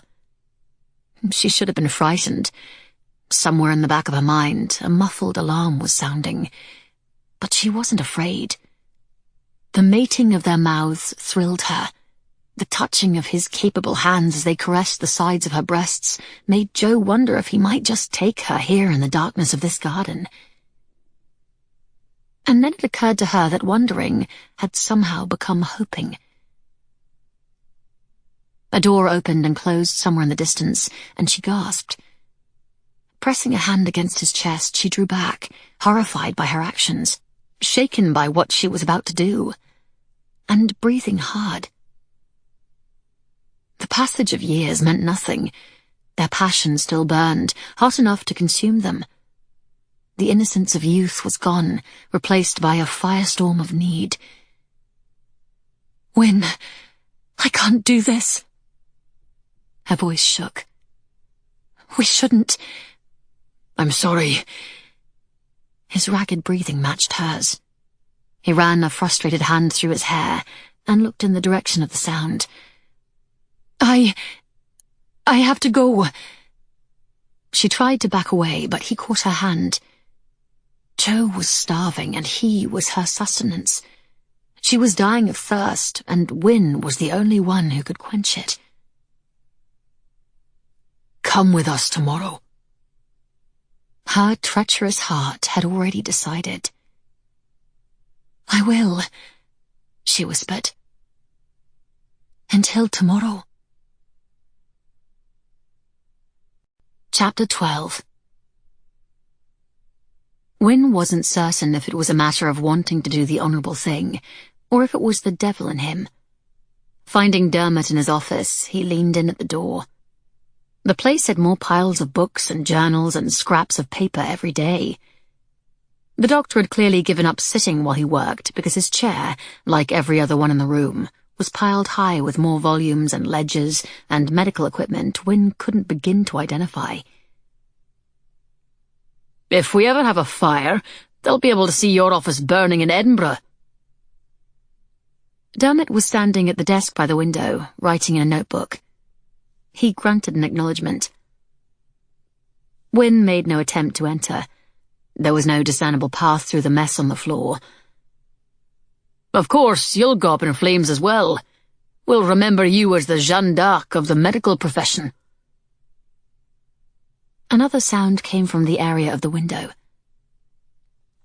I'll be out this morning, Joan. Just wanted you to know. Another grunt. I've told Mrs. McKendry already not to expect us back before noon.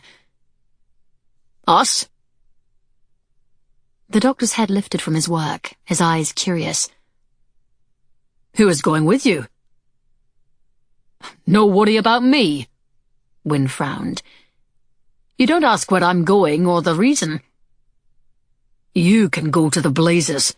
If you were swallowed by a loch monster, no one would miss you, Dermot declared, before a half-smile broke over his face. Since when have you become such a delicate flower?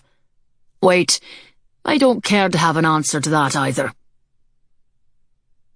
He wondered if his rival knew why Jo left their dinner guests early last night, and where she went.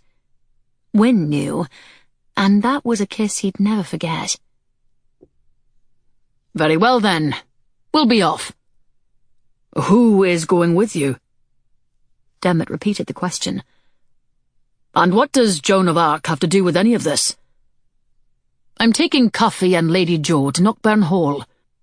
The doctor threw down his pen and searched for a way to the door. Wait for me to get my hat. I'll come along. Stay where you are, Wynne retorted.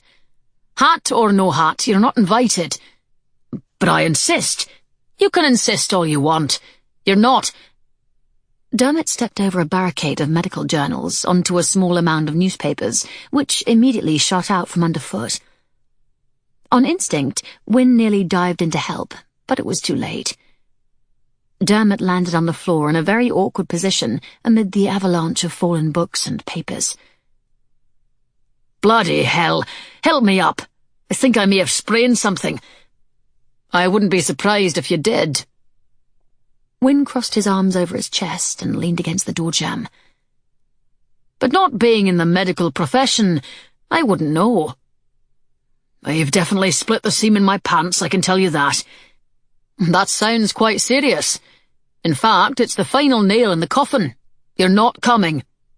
See here, Dermot snapped, planting his hands on the floor and glaring across the room. Have you forgotten our conversation? We have many, Doctor. Fortunately for you, I don't recall most of them.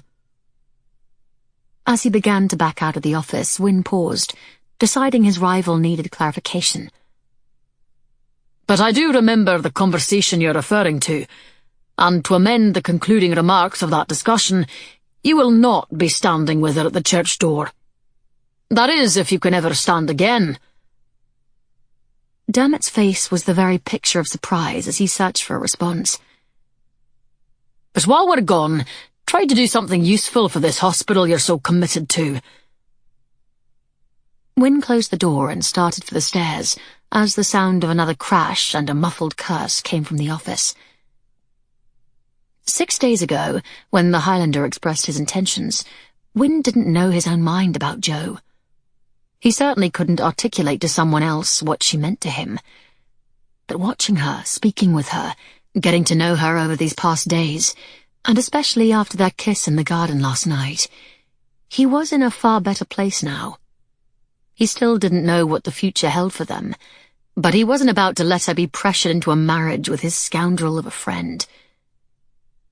16 years ago, he'd done a poor job of breaking off his engagement with Jo, but Wynne had no regrets about doing it. He still believed he was protecting her from abominable treatment at the hands of his family and horrible unhappiness during his long periods of absence. With the war on and his naval duties, he couldn't have given her the life she deserved. Their lives were different now. But as he left the house, Wynne wondered what was motivating him. Was it Dermot's actions, or an awakening in himself that was driving him? She was beautiful and accomplished and wealthy, a woman any man would want. But to him, she was Jo, just as he'd known her. It made no difference if they'd known each other 6 days or 16 years. Something had reignited between them. All their yesterdays and today were one. But he believed they couldn't move forward from here, not until she allowed him to explain the past and forgave him. Her initial offer, to pretend they'd just met, no longer suited him. Wynne admired the woman she'd become. He was drawn to her as sure as the bee to the flower. And if her reaction in the garden was any proof, she wasn't immune to him either. That kiss had started a fire in him that had been nearly impossible to contain. If it weren't for the slam of a door and the threat of someone coming upon them, they could have gone too far. And that was wrong, because they still hadn't put the past behind them. Taking Jo in a garden or in his bed without offering her a future was not what he'd intended to do.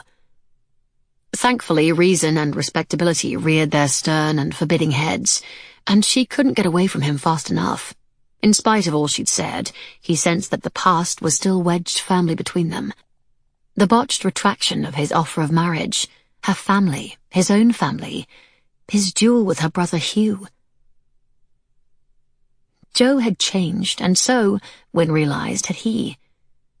Until she arrived, he thought he knew himself and what his future would be. Now he wasn't exactly sure what he wanted. Over the past few days, an ache deep in his gut had begun to gnaw at him, and it was getting worse. As if he were a young bull in springtime, stirrings of desire afflicted him, and he would not stop in his pursuit. But to what end? He needed to win her, but he would not hurt her again. Cuffy and Jo were waiting for him by the fish ponds. As Wynne approached, his focus shifted to the two. His son stood so confidently as he spoke to her. He was meeting Jo's gaze directly, something he still rarely did when speaking with Wynne. For her part, Jo glowed with the sparkling water behind her. Enthusiasm lit her face at whatever the lad was conveying. The image was perfect, a vision of harmony. The two were more at ease with each other than either was with Wynne. His relationship with Cuffy had improved tenfold in this past week alone, but the boy's decision to speak didn't make him feel like a trusted father. The lad continued to complain and question his authority and negotiate what Wynne said needed to be done. He had no doubt his son still wanted to get back to Jamaica, the place he considered his real home. The conversation stopped as they noticed his approach. Undeterred, Wynne asked them what they found interesting to talk about on such a fine morning. "Cuffy was telling me that between late last night and early this morning, he finished copying out Oheniwa's stories into a volume of his own," Jo replied as they set off toward Knockburn Hall. One more reminder of his failure as a parent. He'd missed so many rungs in the ladder of fatherhood. Last night, rather than a hastily said good night from the doorway, He could have gone into Cuffy's room and talked to him. He could have already heard from his son's lips about this accomplishment. Too late now, he thought, still managing some belated praise as they walked along. Cuffy slowed down when they reached the second fish pond. A lad from the kitchens was net fishing in the shallows. Drawing in the lines, the young man closed the net around his catch and hauled in a dozen good-sized trout that were destined for the Abbey's dinner table. Wynne realized this was one of the boys his son had fought with, and he was relieved to see there was no open hostility between them. "Now that I've finished reading them all," Cuffy said, addressing only Jo as they continued on, "I can't decide which of the tales are my favorites. The story of lightning and thunder was one I particularly liked when I was growing up," she replied. From a marshy area at the top of the pond, the sound of 1,000 frogs filled the air, causing Cuffy to glance in that direction. "Getting banished to Skye," he said as they continued to walk. "The stories have a lot of banishing in them." "They are tales people told each other to explain nature, while keeping the young one's attention." "Almost all them teach a lesson," he noted. "And they're learned painfully." "True in life as well, isn't it?" she asked. "But some of the tales are uplifting and quite funny." Wynne decided to venture into the conversation. "What about your grandmother, Cuffy?" he asked. "She must have had stories that she told you when you were growing up." The old shrug was back, but Wynne wasn't going to be put off so easily. "What were those stories like?" Cuffy picked up a stick, hitting it on the ground as they walked, and Wynne and Jo exchanged a glance over the boy's head. "How did they compare?" Jo asked. "Were any of the lessons in Ohanewa's stories similar to your nanny's?" "She always said her tales were about wisdom," he answered with a smile. "You smarter now," she'd say after a story. "Old Haig is out tonight.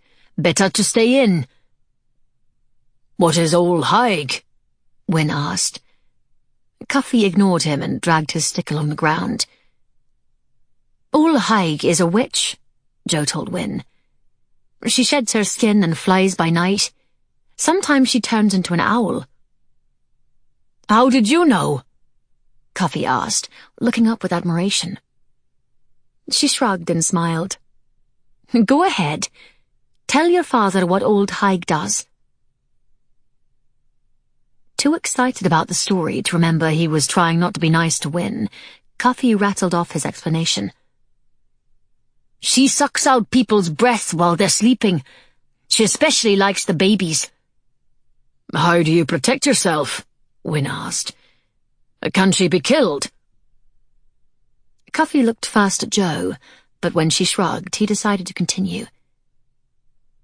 "She sheds her skin when she flies, and that's when you can beat her." He talked as if this was information everyone knew. "If you find her skin, you put salt and pepper on it. Then she can't put it back on because it will burn her. That's how she dies." Wynne smiled and looked at Jo. "You've heard this before?" "A version of it. I've heard old Haig stories under different names. In Ohanewa's tales, she was called Sakuyan, and she travelled not as an owl, but as a ball of light, looking for blood to suck." "But your sister didn't put it in the book," Cuffy said, holding out a hand to help Jo around a low, wet place in the path. "I think Phoebe was too frightened to write it down on paper," Jo smiled. "Even as an adult, she spends most of her time living in her imagination. I wouldn't be surprised if she still lies abed at night, looking out at the window and expecting old Haig to swoop in and steal her breath or her blood." They reached the log that traversed the brook, and Cuffy ran across quickly before coming back to hold Jo's hand as she crossed. As they started along the path again, Wynne tried to keep his son talking.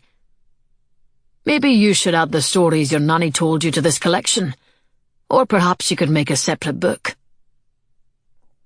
Jo's nod told him he'd made a good suggestion, so he was surprised when his son's eyes grew sad. "I didn't hear them enough to keep them in my memory," he said in a low voice before turning to Jo. "You were able to listen to Ohenewa for years and years." "No, I didn't, though I wish I had. We lost Ohenewa when my sister Phoebe, the one who set the tales down on paper, was younger than you are now." "How did she remember them?" "She put down what she could and embellished them as she wrote. The ones you read are retellings of retellings." "So they're not exactly as you heard them?" Jo shook her head. "No. But we were all so relieved that she did it, because now a woman we loved will stay in our minds and hearts forever. And the next generation of Pennington children will know her too." Cuffy seemed satisfied with the answer, but he said nothing of Wynne's suggestion about writing down Nanny's stories. They walked in silence for a while, until the stone walls of Knockburn Hall came into sight. As they were passing the orchard, Cuffy spoke up. "How did you lose her?"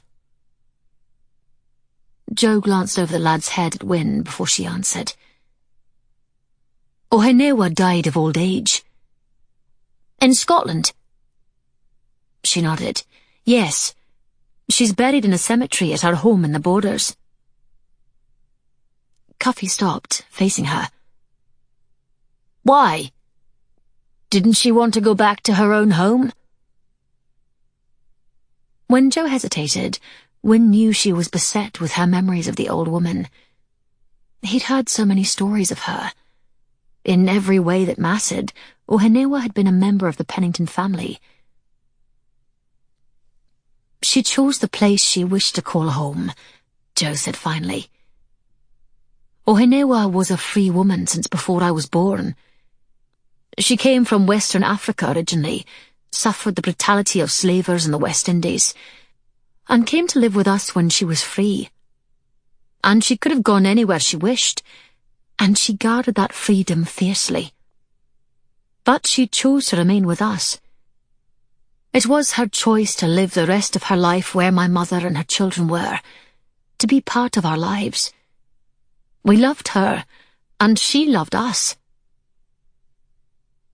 Cuffy shrugged and drew a pattern in the grass with his stick before meeting Jo's gaze again. "But what about her other family? The people she left behind in Africa or in the islands? Don't you think they missed her? Didn't they need her too?" The 10-year-old didn't wait for an answer, but turned and strode away from them. Wynne saw the concern in Jo's face as Cuffy trudged toward the massive building. "He is still struggling," he whispered, touching her hand. "I know." She smiled sadly and linked her arm with his. "But he has a point. My brothers and sisters and I, my parents, my grandmother before she died, everyone who knew Ohenewa felt so fortunate to have her in our lives. But we were only thinking of ourselves." There was nothing Wynne could say to console Jo. He had no answers, no wisdom to share. He felt the same helplessness that he had been experiencing for months in the face of his son's unhappiness and anger. There were no other choices for Cuffy but the life he was offering him. Jamaica was not a safe place for him, but to say the words or to argue them wasn't enough. The walls of the house glistened in the morning sun. It occurred to Wynne that he could have moved here with Cuffy before now. He could have had windows installed and purchased the furniture, and that would have been enough. But he'd held off, making excuses, telling himself he was waiting for the addition to be completed. All lies. They weren't living here because neither of them was ready. How could he move his son from the Abbey, as flawed as the living arrangements were, to a shell of a house that had no heart? As he considered this, he saw his son walk directly to the door, push it open, and disappear inside. At one time, his life was all about keeping those he loved under control, protected, safe.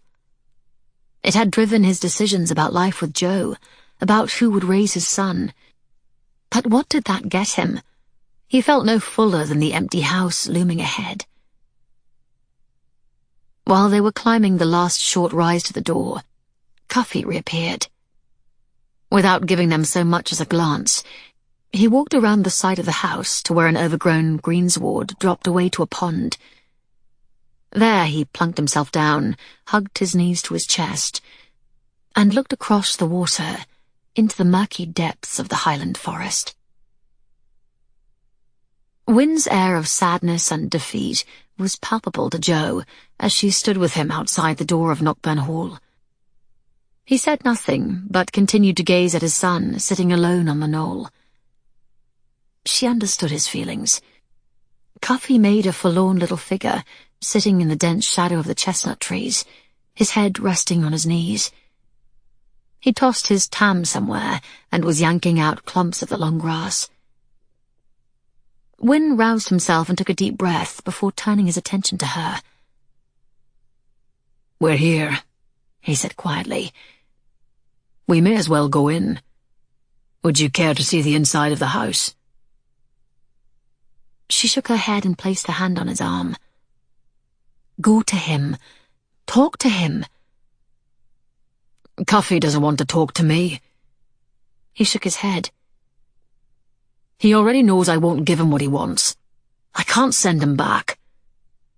He was aging before her eyes. Lines of concern creased his brow. "Go sit with him, then," she suggested, motioning in the child's direction. "He needs to know that you understand he's in pain." "To what purpose?" She could hear the naval commander in the utterance of those words. He was frustrated. She knew what worked with some men, instilling obedience in their children, was not Wynne's way. Her own father, though gruff and short-tempered, was a loving man with very different ideas about what a parent's role should be. Simply to let him talk about the life he left behind. Coax him to tell you in his own words what hurts, she said. Perhaps you may learn how to make things better for him, and for yourself. Gently and without warning, he lifted her chin and placed a chaste kiss on her lips. The look of tenderness in his eyes took her breath away. As he walked toward his son, Jo remained where she was, hoping they could break down the walls between them. Wynne reached Cuffy and the two exchanged a few words. From his gestures, it looked as if he was asking for permission to join his son. She felt the world stand still. Finally, she saw the slight shrug, and she let out a sigh of relief as he sat on the grass. Not wanting to intrude on their privacy, she went into the house. Like so many tower houses, stone stairs ran along the outside walls, and she went up to a landing and through an arched doorway into a large great hall with a cavernous fireplace at the far end. A carved stone medallion above the fireplace depicted two unicorns holding a shield that bore the rampant lion of the Stuarts, and Jo found herself staring vacantly at it. No matter how hard she tried to focus on the stonework or the plan of the building, her mind continually returned to the conversation they'd had on their way here, and the one that was happening now. She couldn't recall a question about her childhood jarring her the way Cuffy's had done. For all the years that Ohenewa had been a part of her life, rarely had she imagined the old woman's life outside of the world they lived in. Hertfordshire and London and Baronsford comprised the entire universe for Jo until she'd grown. It was where they lived, where they belonged. She didn't remember ever asking Ohenewa if she had another family, people who waited for her and hoped someday she'd return, as Cuffy put it. After she died, Jo recalled no conversation about where she should be buried, only that her mother wanted Ohenewa interred with the family. Whether her adoptive parents ever asked the older woman's wishes, Jo didn't know. Jo tried to shake off these thoughts and made her way back to the stairs. The smell of stone and ancient fires filled her senses as she climbed to the next level, and she thought of all the people she'd known who lost their families and their homes through acts of violence. The freed Africans and islanders she'd lived with at Melbury Hall, who had seen unspeakable crimes against them. The Scottish women and children. Doors led to what she guessed were bedchambers. As she walked in and out of rooms, she thought about her own birth mother. She'd spoken to servants and farmers who were around at the time of her birth. Everyone had a story, even haughty people like Lady Nithsdale, and Jo had etched them into her memory. None of them added much to what Jo heard from her adoptive mother.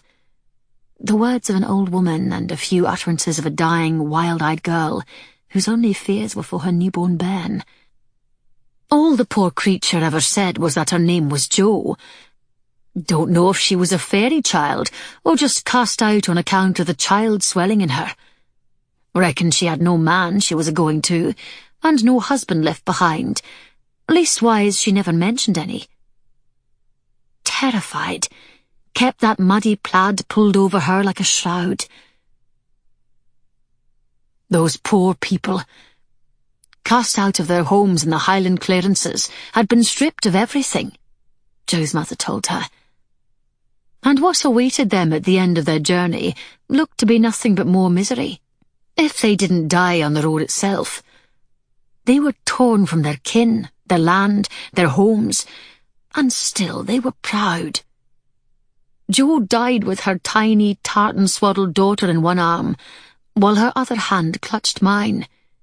You were her child. Jo wiped away the tears on her face and looked out a small window at the father and son sitting on the knoll below.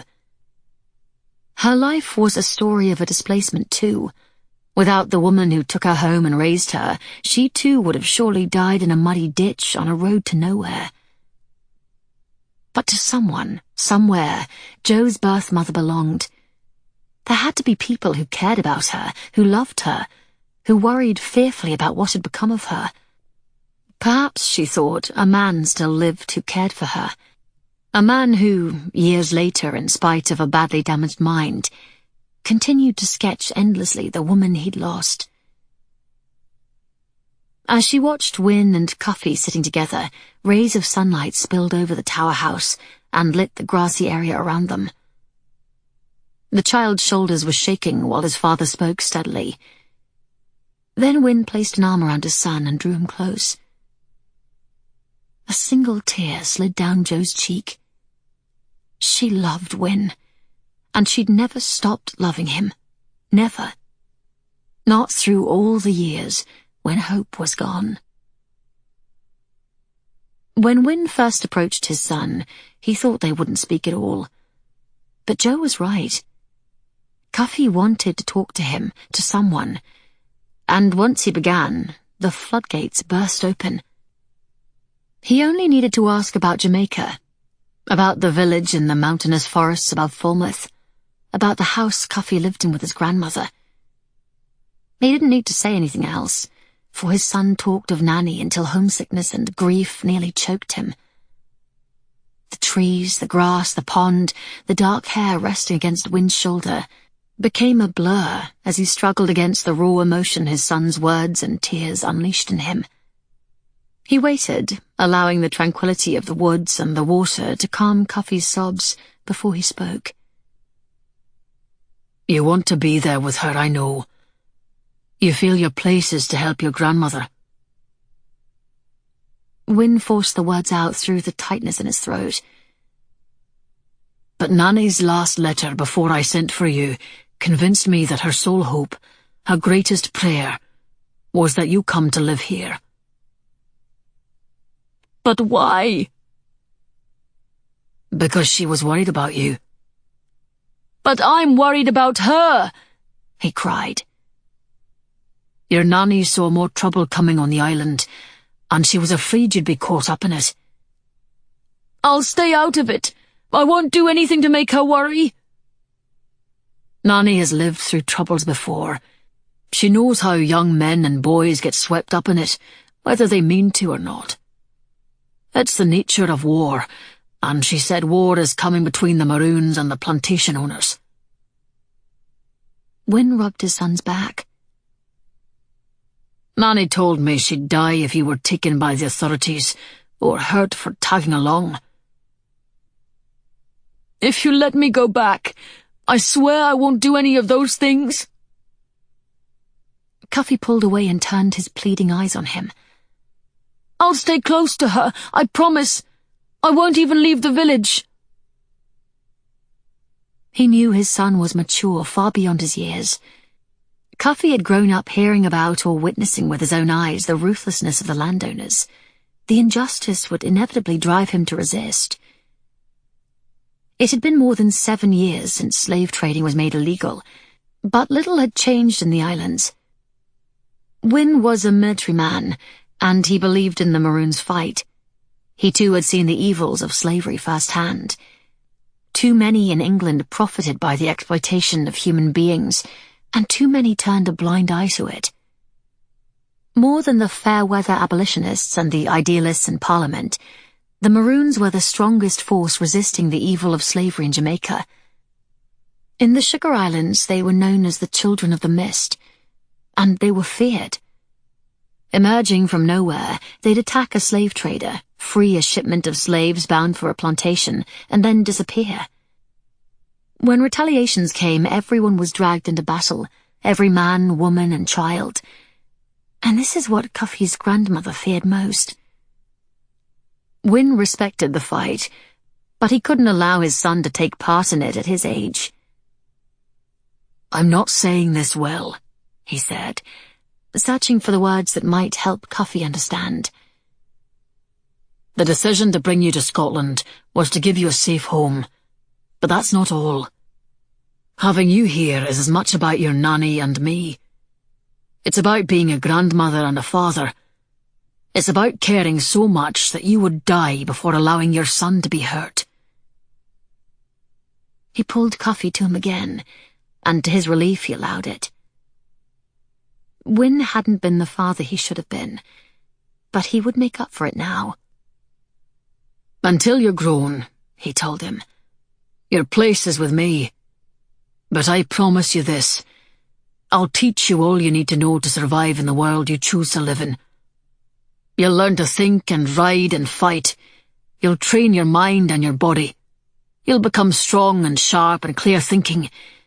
You'll be a leader that men can trust. And when you're ready, when you're old enough, you can choose where you want to be. Wynne knew this wasn't the answer Cuffy hoped for. I know you miss your grandmother, he said softly. You can write to her. I know she'll write back to you. But the time between is slow, Cuffy said, pulling away again. If I don't see her, I'm afraid I'll forget her. Never. Nanny raised you. She made you the fine, strong lad you are. For as long as you live, she'll be a part of who you are, and a part of all you'll do. Cuffy stretched his legs out in front of him and stared at the line of trees beyond the pond. His tears had dried, and the sobs had subsided, but his sorrow still showed in his face. Jo told him to listen and talk to his son. He'd listened, and then he'd talked as well. He hoped Cuffy knew that he understood his pain. They'd made a great leap forward in a very short time, but he knew that this moment was just one step on a long road. So much of life requires making difficult choices, Wynne said quietly. You have many ahead of you. He was surprised when Cuffy's gaze swung around to him. What difficult choices have you made? Too many to count. Was it a difficult choice bringing me here? Wynne pushed the shock of hair to the side to see his son's alert brown eyes. No, that wasn't difficult at all. Tell me one difficult choice you made, one that changed your life. Wynne's gaze drifted toward the stone edifice behind them. I broke off my engagement with Lady Jo 16 years ago. Cuffy twisted around to glance back at the house. You and Lady Jo? Why would you do that? What's wrong with you? How could you let her go? Wynne could not disagree. What was wrong with him? I gave her up because I worried about her, he replied finally. I let her go because I couldn't protect her. Chapter 13. By Thursday morning, Jo still hadn't informed her hosts about her difficult decision to leave in 2 days for Torresbray. She'd only intended to stop briefly as she passed through. But as she looked at the patients enjoying the spring sunshine and busying themselves around the pond closest to the Abbey buildings, Jo could almost feel the invisible ties that had already formed. Sitting on a blanket on the lee side of a large boulder, she looked at Charles Barton. The bruises from last week's attack were fading, and thankfully there were no lasting effects. He was drawing furiously beside her. Her task was to put each drawing on the growing stack beneath the rock they were using to secure the sheets of paper against the breeze. Mr. Fife danced by, sawing away at his imaginary fiddle, and Mr. Stevenson was sitting calmly by a host of daffodils, an attendant lounging on either side of him. A dozen other men were spread along the edge of the pond, fishing poles in hand. The peculiarities in the behavior of the patients in the annex had become less and less strange to her. Jo was surprised how quickly one came to accept their quirks and their difference. While she was watching them, a shout drew her gaze across the pond as a patient landed a trout, which flopped and flashed on the grass in the sunlight, to the delight of all. Hamish, the farm manager, greeted her as he and an assistant went by, inspecting the banks of the pond as he made his way toward the small dam. Normally, Cuffy would have been with him on such an occasion, but he was otherwise engaged this morning with his father. Her companion interrupted her thoughts, handing her another drawing, which she dutifully secured. The squire and his wife were unrelenting in their efforts to press their nephew's matrimonial case, but Jo sensed that Dr. McKendry was having too good a time playing the role of a rejected suitor when he had an audience. The air of exaggeration in his suffering reminded Jo of comic performances at the theatre in Drury Lane. Still, his family's warmth and hospitality were exceeded only by their unintentional social blunders and their fondness for local gossip. Jo had formed attachments here, to be sure, but more than any of the others, it was almost unbearable to think of leaving Wynne and Cuffy. But they needed time for themselves. The father and son conversation they'd shared at Knockburn Hall had marked a new chapter for both of them. Last night, Cuffy even decided to join the family for dinner, and now this morning they had ridden together to the village for the Thursday market. Jo was glad they had gone alone. They both asked her to accompany them, but as much as she wanted to go, she couldn't. By not going, she was giving the two a chance to build their relationship. These times together were critical for them, and she would not allow herself to intrude. The ache that gnawed at her when she thought of leaving was back. The brief time she and Wynne spent together had rekindled the spark inside that had never died. But perhaps this didn't need to be a permanent farewell. She felt better thinking that nothing was to hinder her from stopping back here in a month or so, when she was returning to Baronsford. Twice a day she'd been sitting with Charles Barton, searching for any clue he might have about her mother. But nothing more had revealed itself. But she wasn't giving up. She could only hope he would continue to improve by the time she returned. And when it came to Wynne, she wasn't about to interpret his behavior toward her as anything more than friendship. The momentary burst of passion they shared in the garden was simply a fleeting impulse on both their parts. It was a good thing that he'd made no further overtures, because she didn't trust her own heart. Perhaps when she was gone, however, distance and a month's time apart would afford them a clearer perspective on the reality of their situation. She was deep in these meditations when Charles Barton tried to hand her another drawing. Without warning, the paper flew off in the breeze and went sailing toward the water. Jo jumped up, waved off a nearby attendant, and scrambled after the sketch. She chased it down and grabbed the paper at the top of the embankment before it flew off across the glistening surface. Looking at this latest drawing, Jo was astonished to see that for the first time, the depiction was not of a young woman who resembled her. It was Jo herself. The braid pinned at the back of her head, the lines around the smiling mouth that indicated her age, the style of the clothing. Charles had drawn the dress and Spencer jacket and shawl she had on today. Even the matching velvet and lace cap that was presently sitting on the blanket was discernible in her hand. Hope softened the clenched fist of disappointment she'd come to accept. She turned and found the older man watching her. "You see me," she said, smiling. "You're drawing me." Maybe it was her imagination, but she would have sworn she saw the slightest of nods and understanding in his eyes. He was responding. Could it be the fog he'd been lost in was lifting? Suddenly, the dancing fiddler came out of nowhere and inadvertently grazed Jo's shoulder as he whirled past. Her flailing arms were of no use as she slipped backward. It was too late. Her heel caught on something, and then she stepped back into space. She hit the water like a felled tree and sank beneath the surface. The coldness of the pond shocked her, and she swallowed a mouthful of water. Jo was a capable swimmer, but there was no need for such skills. Once she got her legs under her and stood up, the water barely reached her chest. She would have had no trouble getting out of the pond if it weren't for two men leaping in after her. The wild shouts from the nearest man stunned her. "Jo! Jo! Save Jo!" Charles Barton yelled, waving his arms in desperation.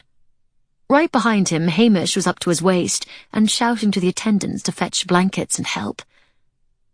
"Save Jo!" Barton cried out, driving through the water to reach her. He'd seen her. He was calling her name. "I'm right here," she said, pushing hair and grass out of her face and taking the man's hand. "Nothing has happened. I'm with you. Right here with you." Hamish grabbed the older man from behind and tried to steer him toward other attendants rushing over to help. Barton fought him and cried out in an anguished voice, "No! Jo! Garloch!" She waded after him, not wanting to let him go. It broke her heart to see him so upset. Hamish and an attendant dragged Charles toward a more gradual bank to help him out of the water. All the while, the older man continued to cry out, and she struggled to get to him. Jo was about to climb out of the pond herself when Wynne was there, splashing into the water and wrapping a blanket around her shoulders. In the distance, Jo could still hear Charles Barton shouting the same words over and over. "Garloch! Garloch!" "Captain Melfort is pacing the hole like a bear, milady," Anna said, not even trying to hide her delight as she hurriedly braided Jo's wet hair. "The man may take the door down if we don't hurry, and the doctor is out there too, arguing that he should see you first. Him being the medical man and all." They'd both have to wait, Jo thought. She was perfectly fine. A quick dip in a fish pond in the month of May was no worse than swimming in the chilly waters of the River Tweed, and she'd been doing that since she was a child. She was made of hardier stock than these two gave her credit for. Dried and dressed, and again presentable, she stepped out of her room a few minutes later and found the two men still patrolling the corridor. Dr. McKendry was the first to reach her. "You look terribly pale, my lady. This has been a shock. You should undoubtedly be in bed. The last thing we want is this turning into brain fever. Allow me to— Brain fever? Now I am certain that Edinburgh Medical College taught you nothing about treating humans," Wynne barked, shouldering him out of the way. "You can leave Lady Jo in my hands. She looks perfectly well. but I believe one of those shaggy red cows wandering about may need you. Being governor of the hospital hardly makes you a medical expert. And what kind of expertise allows you to jump from a dunking in a fish pond to brain fever? Have you even spoken with the patient to ask how she is?" "There it is," Dermot crowed. "You admit she's a patient, in which case Lady Josephine is under my care." The door behind her opened, and Anna appeared with her arms full of Jo's wet clothing. Seeing the gathering in the hallway, she quickly changed her mind and disappeared inside again. "If I may, gentlemen," Jo said, using the momentary pause in the men's bickering to interject. "I'm in perfect health, Doctor, and I assure you there's no need for medical treatment. But far more important, I'm worried about Mr. Barton. How is he?" Wynne stood next to Jo and glared at Dermot, as if demanding an answer on her behalf. "Other than his frenzied concern for you, he appears to have weathered the incident fairly well. Hamish brought him back to the ward and stayed with him until he became calmer. As I was coming up here, one of the attendants was helping Barton into dry clothing." The door behind her opened a little, and her maid peeked out. Before Jo could tell her that it was safe to go by, she popped her head back in and closed the door again. "Is there a more suitable place where we can speak?" she asked. The change in Charles Barton's sketch this morning, the way he'd jumped into the pond when he'd thought she was drowning, and the word he'd been shouting. She had a number of questions for the doctor, but this was not the place to pose them. "Of course." Dermot motioned down the hall. "We can go to my office." Wynne's muttering indicated that he didn't think of it as a good idea, but he stayed close as they followed the doctor. Arriving at the doorway, Jo watched the young man scurry around the office, trying to clear some space on the floor for her to walk. The place looked as if a tempest had recently blown through. Finding a chair free of parcels and books and stacks of paper would be an entirely separate matter. Wynne's voice over her shoulder was a curious mix of derision and triumph. "Never mind this scene of chaos. Come with me." When he took her hand, Jo allowed him to lead her down the hall, assuming the doctor would follow. Wynne's office was the epitome of neatness and order. She couldn't help but smile at the contrast. Everything had a defined place in his work area. The desk and chairs and bookshelves appeared to be exactly where they were meant to be. A terrestrial globe stood in a corner, with a framed map of the world on the wall above it. Over his desk, a colourful print depicted the Battle of Trafalgar being waged, and it was clear the French were being badly beaten. Jo was impressed, but not surprised. She knew Wynne well enough to see the orderliness of this room reflected his personality. He liked planning. He enjoyed order. Satisfaction came only when the pieces of a puzzle lined up and met his expectations. Even as a young man, he was put off by unforeseen events. She recalled him telling her that the key to a well-ordered ship depended on discipline and training. The sea was often unpredictable, which made it the duty of a commanding officer to control what he could by keeping his men and his equipment in top form. Jo thought of his relationship with Cuffy. His son was already teaching him a few lessons about the unpredictability of a growing child and the importance of flexibility. Wynne offered her a seat near the desk, but she glanced back at the hallway. "What happened to the doctor?" she asked. "Wasn't he going to join us here?" "He's probably already forgotten we were there. I imagine right now he's standing in his office, one book tucked under his arm as he reads through another book he picked up from the floor." He sent a pained look at the doorway. "And when he's finished with whatever passage caught his eye, he'll see his logbook or ledger lying in a corner beneath a ream of paper and recall that he intended to look up a journal article having to do with melancholia or phrenology or some such thing.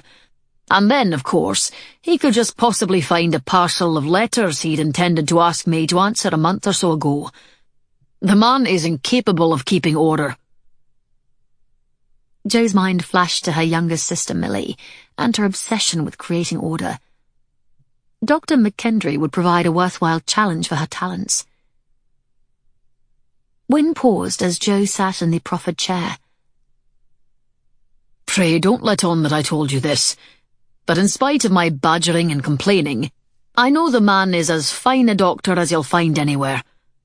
Many a sailor owes McKendry his life. You don't think he'll join us? Jo asked. I was only half jesting. He'll be down here shortly, I assure you. They were odd friends, she thought, but they definitely complemented each other's strengths. How did your trip to the village with Cuffy go this morning? She asked.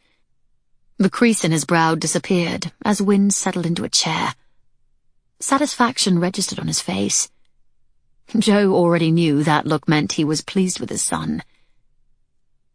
The vicar told Cuffy recently of an old widow who lives on the outskirts of the village. He had a mind to purchase a few things to take over to her. His blue eyes met hers across the room. He's a good lad. In her mind, she saw the father and son sitting together by the pond at Knockburn Hall. She'd known it then, and she knew it now. With Wynne's commitment, their relationship would flourish. The momentary silence in the room was broken by Dr. McKendry charging in, carrying a parcel that he tossed on Wynne's desk. He drew a chair close to Jo and threw himself into it. I'm quite relieved to find you here, my lady, he said with a note of apology that didn't match the mischievous glint in his eye. I was fearful this villain may have absconded with you. You can call off the search party, McKendry, Wynne responded. The only danger she faced was from some feral creature living in that wilderness you call an office. Ignoring his friend, Dermot focused solely on her. Are you certain you're feeling well enough to be up and about? I assure you I am, Jo told him. What's this? Wynne demanded, holding up the parcel. Inexplicably, the doctor replied. It was somehow misplaced in my office. I'm not certain when it arrived, but it's addressed to you. Wynne sent Jo a conspiratorial look and inspected the packet before putting it aside. Yes, golf balls I had sent from St. Andrews as a gift for the squire, about 6 months ago. But I am happy to see you're not any worse for your adventure this morning, Dermot said to her. Coming out of the fish pond, Jo had been too agitated about Charles Barton's welfare to be concerned about herself. Wynne had been there to support her, immediately ordering the others to see that the patient was taken to the ward, and that Dr. McKendry was informed. As he escorted Jo back to the house, he'd murmured words of assurance and stayed with her until Anna had taken over. About that adventure, Wynne said, drawing his friend's attention. Fife's actions were completely unintentional, Jo broke in. It was an accident, and largely my own fault. I was standing too close to the edge and paying no attention. Fife is exuberant, but harmless, the doctor acknowledged. That's why we don't assign an attendant specifically to watch him. However, considering today's events, we'll need to be more watchful. Of course. You must do what you think best. But he was hardly a threat, Jo asserted, conveying exactly what happened and then going on to tell them about the sketch she'd been holding when she fell into the pond. The doctor was particularly interested in her observation about the change in Charles Barton. No doubt, Mr. Barton is now accustomed to your company, and enough people have been addressing you as Lady Josephine or Lady Jo in his presence. It's possible your name has registered with him. Dermot mused. But the shift of sketching you instead of what he holds in his memory is very exciting. More and more, the curtain separating the remembered from the real appears to be falling away. But what is Garloch? She asked, thinking of the words he shouted. Barton kept saying Garloch. Garloch, Wynne repeated, looking at the doctor. Isn't that the name of a village north of here? Dermot nodded. Yes, about 3 hours by carriage if the weather is good. The place isn't even half the size of Rainford. Most of the farms have given over to raising sheep, I believe. Haven't been there since I was a lad. A fine river runs through it that my uncles used to fish in before they were seized with their golfing fever. Beyond that, I don't know much about the place. I can ask the vicar or the squire. They may know more. But why would Mr. Barton shout the name? The doctor shrugged. Difficult to say. Garloch is quite away from Tobermory Castle. You say it's about 3 hours north of here? Indeed, Dermot answered. Are you thinking of going there? Jo decided it was time to tell them of her decision to leave. Since you say this village is in the direction I'm travelling, I'll make a stop there on Saturday while I resume my journey to Torrisbray. The doctor's protest was immediate and pronounced, but Wynne's darkening expression was what Jo fixed on. He held her gaze. She imagined the questions running through his mind. He abruptly stood and went to the window. But you can't leave right now, Dermot exclaimed. We need you here. Mr. Barton's progress clearly depends on your presence. The doctor continued to protest. Watching Wynne's profile, she saw the clench of his jaw. My family expects me in Sutherland, she said in a reasonable tone, her words directed at Wynne. And I believe I've accomplished all I can here. Hardly. We have finally broken through his silence, and another week's delay in your departure could make substantial difference in Mr. Barton's condition. Dermot turned to the captain as if he was noticing his silence for the first time. Talk to her, Melfort. Talk reason. You're good at that sort of thing. Don't you want Lady Josephine to stay? He glanced over his shoulder at her. His penetrating blue eyes revealed his wishes before the words left his lips. I do. There you have it, the doctor announced, as if that were all she was waiting for. Jo shook her head, still thinking it was wiser to put some distance between them. They were moving too fast. Wynne turned from the window and joined the conversation.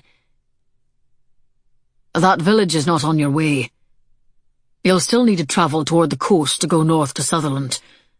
But if you stay, I'll go with you to Garloch and return here. This will give you the opportunity to investigate and see what connection exists between Barton and the village. Wynne's offer to take her had its merits. An unknown Englishwoman stopping at an out-of-the-way village in the Highlands made less sense than having him travelling with her, considering his connection to the Abbey and the Kendrys. But what shall we do once we get there? She asked him. We don't even know if there's a tavern or an inn where we can ask about Mr. Barton. Most every village in the Highlands has a church. Wynne looked at Dermot, who nodded confirmation. That will give us a place to start. We can ask the vicar what he knows, perhaps even get a letter of introduction from him. I hate to think of you leaving your duties here, she persisted, her pulse rising at the thought of being alone with him for a full day. She's quite right, Dermot agreed. I'll take care of this. I can have my uncle write a letter and I can escort Lady Josephine to Garloch. Jo thought the captain's response most interesting, for he first sent her a questioning look, as if seeking her approval, and she nodded. My dear McKendry, over dinner recently I heard you eloquently affirm your commitment to this hospital, about your devotion to the patients who need your care and attention. Lady Josephine would never allow you to sacrifice your valuable time. Wynne turned his attention back to Jo. I happen to be at my leisure on Saturday, my lady. We can leave at dawn and plan on returning before dark, if that suits you. Jo accepted the offer, somewhat astonished at how easily she'd been persuaded to extend her stay once again. She'd need to send off another set of letters to her family, inform them of her plans, and try to avoid any reference to Captain Melfort. Chapter 14. On Friday night, Wynne stopped in Cuffy's room to ask if he'd care to accompany them on their excursion in the morning. What does she hope to find in Garloch? Cuffy's astuteness constantly surprised him. In fact, the more time Wynne spent with him, the more he saw how far advanced the lad was for his 10 years. She's hoping to find out who she is. It's possible someone in that village can explain the linkage between her mother and Mr. Barton. Why does it matter? Because she still needs to know where she came from. It matters greatly to her, even though she was raised in a family that loves her deeply. Wynne recalled his son's fear of forgetting his grandmother. You and I know where we came from, and who our parents are. That knowledge anchors us in some way. It gives us a bond with a certain place and certain people. Lady Jo would be greatly heartened to have a portion of what you and I have. She's a good person, Cuffy said. I see how upset she gets sometimes when she is sitting with Mr. Barton and he doesn't respond. She's always trying, always asking questions. But he's in a world of his own. He sat cross-legged on his bed, studying Wynne in silence. In recent days, the difficulties of others had been injecting themselves into the lad's life. He'd begun to help MacDonald with his letters, reading them to the blacksmith at first. But he was now answering the mother on the man's behalf, and that was no easy task. In addition, the vicar told Wynne that his son had been asking about others who were in need in and around the village. He seemed particularly keen on helping old women and young mothers who didn't have enough food to feed their families. Just the two of you should go to Garloch, Captain, Cuffy said finally. And maybe while you're there, you can convince her to stay at the Abbey. I think that'd be good for her and for you. For all of us. The following morning, as he packed his sword with his pistols under the seat of the carriage, Wynne was still thinking of his son's encouragement to pursue Jo. No doubt existed, in either his mind or his heart, that he wanted her. He'd dreamed of her 1,000 times. Since her arrival, he continually sought her out or kept an eye on her whereabouts at all times.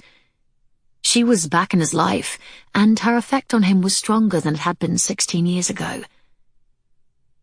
His blood pulsed each time he recalled riding back from the village with Cuffy and coming upon the pandemonium at the fish pond.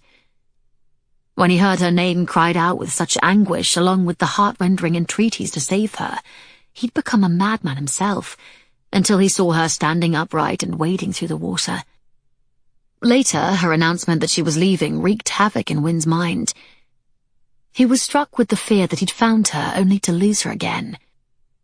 He dreaded that once she returned to the protective arms of her family, his connection with her would be severed forever. As a widower at his age, with wealth and a place in society, Wynne could easily enter into marriage again. But he'd never been prepared to take that step. He would never consider a foolish match. He had no desire for a child bride, regardless of her dowry or her position. His sights had always been set higher. His devotion to his son dictated that he choose a woman with a strong mind and a kind heart. On the list of women he wanted, Jo Pennington occupied the first and only place. Leaving the driver and groom with his coach and four, Wynne went back up the half-dozen steps into the North Annex. Jo was the woman for him, but he feared a proposal right now would only invite rejection. He could make his feelings for her known, he could reveal the true workings of his heart, but their future lay in her hands. He'd withdrawn from her already when they were young. This time it lay in Jo's hands whether they should try again. All he could do was to be here. She needed to decide if a future with him was worthy of a second chance. As he reached the bottom of the stairwell, he saw Jo coming down the stairs alone. "You're not bringing your maid?" he asked after they'd exchanged greetings. "As you know, sir, I'm well past the age of 30, she answered lightly. "I have little need to worry about a damaged reputation." "Your courage does you great credit, Lady Jo," he said in mock seriousness as he led her out into the courtyard. "And you, Captain, are you worried?" Wynne pretended he was resigned to fate as he handed her into the carriage. "On more than one occasion, Dr. McKendry has said I am a delicate flower in matters of my own reputation. But in your case, my lady, I'll make an exception and try to bear up." Climbing in and sitting across from her, he admired the smile tugging at Jo's lips. She was a woman who seemed ready for any situation. The black velvet hat and the deep green carriage dress she wore beneath her cloak were as handsome as they were sensible, he thought. In spite of the early hour, she was fresh-faced and ready for their adventure. Today was an unexpected gift. The two of them alone together on the road. The serving men climbed up top, and the driver was heard calling to his four-in-hand, "Walk! Walk on!" As the carriage rolled on, Wynne saw Jo looking out the window back toward the Abbey. "Please don't tell me that moonstruck suitor of yours is running after us in his nightshirt." "Don't tease me," she scolded, although the reprimand didn't reach her deep brown eyes. "The doctor is not moonstruck, at least not because of me, and he is not my suitor." "Well, he's mastered the woeful look and the tragic tale," he told her. "I'm sorry to tell tales out of school, but last night after you ladies left the dining room, the rogue tried everything he could think of to get the vicar to give him the letter of introduction. His performance would have outshone Garrick himself." "But you were able to get the letter?" "Happily, I still have the ability to outwit McKendry." Wynne patted his pocket with the letter. "I promised the vicar I'd bring him a new set of Denholm golf clubs the next time I come back from Edinburgh." "You didn't," she gasped. "You need do no such thing. I'll see to it. I'll make the arrangements to have the clubs made as soon as I get back. I'm so sorry to impose on—" "All of this was in good humour," he said softly. "The vicar expects no reward." Her cheeks reddened prettily and her eyes flashed reproachfully as she slapped his knee and smiled. Time again ticked backward for him. She often acted exactly this way any time he'd tease or fluster her. Wynne recalled how he'd then pull her onto his lap and kiss her, begging her forgiveness. He was tempted to do it now. This was the first time they'd really been alone since their kiss in the garden. Her flushed skin matched the colour of the rising sun, and she leaned toward the window. He wondered if she too was recalling those bygone moments. While she was distracted, Wynne studied her profile, the shape of her face, from the high cheekbones to the fullness of her lips. She was more beautiful than his memory served. His gaze moved to the dark curls escaping the velvet hat and slipped lower to the dress, momentarily lingering on her breasts. He'd felt their fullness when he'd brushed his fingers over them in the garden. The two of them were close in age, but not in experience, he was certain. He'd been married, and during the years before and after Fibber, he'd had liaisons with women. Wynne's gaze once again moved over her body, her face, her parted lips, and he wondered if it was possible that she was still as innocent as she'd been years ago. It made no difference to him. Her passionate response to his kiss stirred that desire in his loins even now. She'd wanted more, as he did. He shifted in the seat, suddenly uncomfortable with the direction of his thoughts and the reaction of his body. He needed to put his attention elsewhere, and quickly found a topic more potent than any other to curb his body's wanton response. "Your brother," he said. "Viscount Greysteel, Lord Justice of the Commissary Court in Edinburgh." Does he know I serve as governor at the Abbey? The dark eyes relinquished the view of the rolling hills and turned to him. Dr. McKendry failed to mention you when he first communicated with me. He was acting upon my recommendation. But since your arrival, you've sent a number of letters to Baronsford, have you not? He cocked one eyebrow, waiting for an answer. Does it matter to you if my brother knows? Wynne patted the seat. I always travel with a brace of pistols, so I'm prepared, just in case he decides to pursue you here. Greysteel missed my heart the first time. If he has a second chance, he might not feel so generous.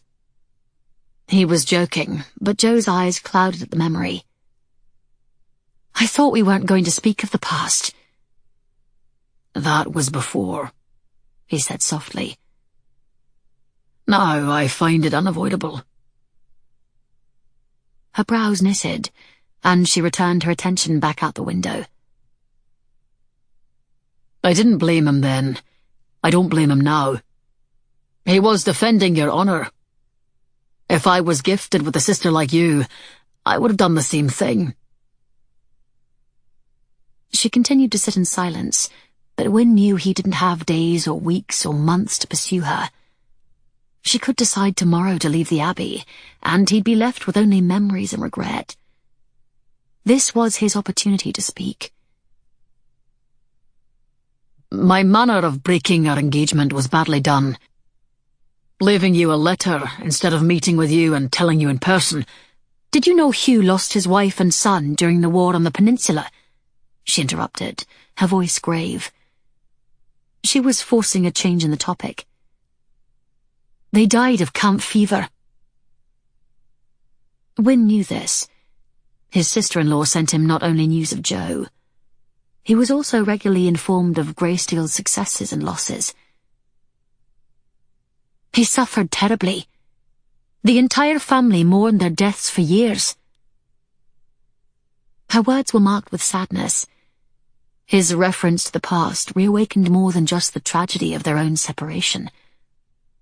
This past year, however, another chance at happiness came into his life. He's married again, and he and his wife now have an infant daughter.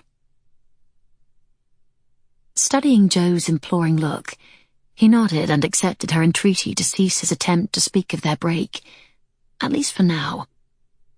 She wasn't ready to have the wound of their past reopened. At the same time, he knew neither of them could fully mend until the scar had healed. Is it true, he asked instead, that his new wife arrived at Baronsford in a crate? Relief reflected in her eyes, and in the smile that suddenly graced her lips. Who are your spies, Captain Melfort? How could you know this? My brother John and his wife purchased Highfield Hall near Baronsford not long ago, he explained. They are not among the Penningtons' circle of friends, justifiably. But there is very little news of you and your family that doesn't reach me through their letters. Then you must know about Gregory's marriage too. That must be fairly recent, for I hadn't heard it. I only learned of it when you told the Squire and Mrs. McKendry that your younger brother now lives in Sutherland. Perhaps he wouldn't mention this in his letters. His sister-in-law was well aware of the history between the Melforts and Penningtons. She understood why they were the only family in that part of the Borders who were not invited to Baronsford's summer and Christmas balls. Nonetheless, her disappointment at being excluded from the more public celebrations of the Viscount's wedding in the village of Melrose came through clearly in her letter. It wouldn't be very kind to tweak her nose about this wedding as well. The carriage rolled on, climbing higher into the hills above the Don River Valley, and Jo appeared preoccupied with her thoughts as she gazed out at the rugged forests and gorse-covered countryside. Still thinking of his brother John and his wife, Wynne now pondered their repeated invitations to bring Cuffy south to Highfield Hall. They wanted him to meet the rest of his family. They had a son who was 12, or thereabouts, and a 9-year-old daughter. A fortnight ago, he would never have seriously considered bringing them all together. Now he was actually feeling quite sanguine about it. And all because of the woman seated across from him. "If I may ask, Jo, how are your parents?" During the time when they thought Wynne would soon be joining their family, the Earl and the Countess had shown him only kindness. Her eyes lit with pleasure. "My father pretends to be hard of hearing to get more attention, but my mother is a master at the game. Their arguments and their affection for each other still provide a great source of entertainment for the family." As a young man, Wynne had considered the Penningtons the model of a happy family, so different from the Melforts. Her voice was solicitous when she continued. "I know it has been years since you lost your own parents, but I was sorry to hear of their passing." He tipped his head in acknowledgement, but all he felt in his heart for the old baronet and his wife was pity. "I had been estranged from them for a number of years by the time they died. He went first, my mother a year later. It sounds harsh for me to say it, I know, but they were lonely and bitter people to the end." She didn't press him for more, but Wynne felt she deserved to know the truth about them. "You're very kind to mention them, but you must have known that they were against us. It was less at first. Slighting your family has its perils. But their opposition only became worse, privately, as the talk became more poisonous." He recalled so clearly the arguments, the threats, the daily torment of repeating whatever malicious gossip had been circulating in one social circle or another. Jo's dowry had been enticing, but they'd changed their minds faced with the talk regarding her past. Wynne studied Jo in silence.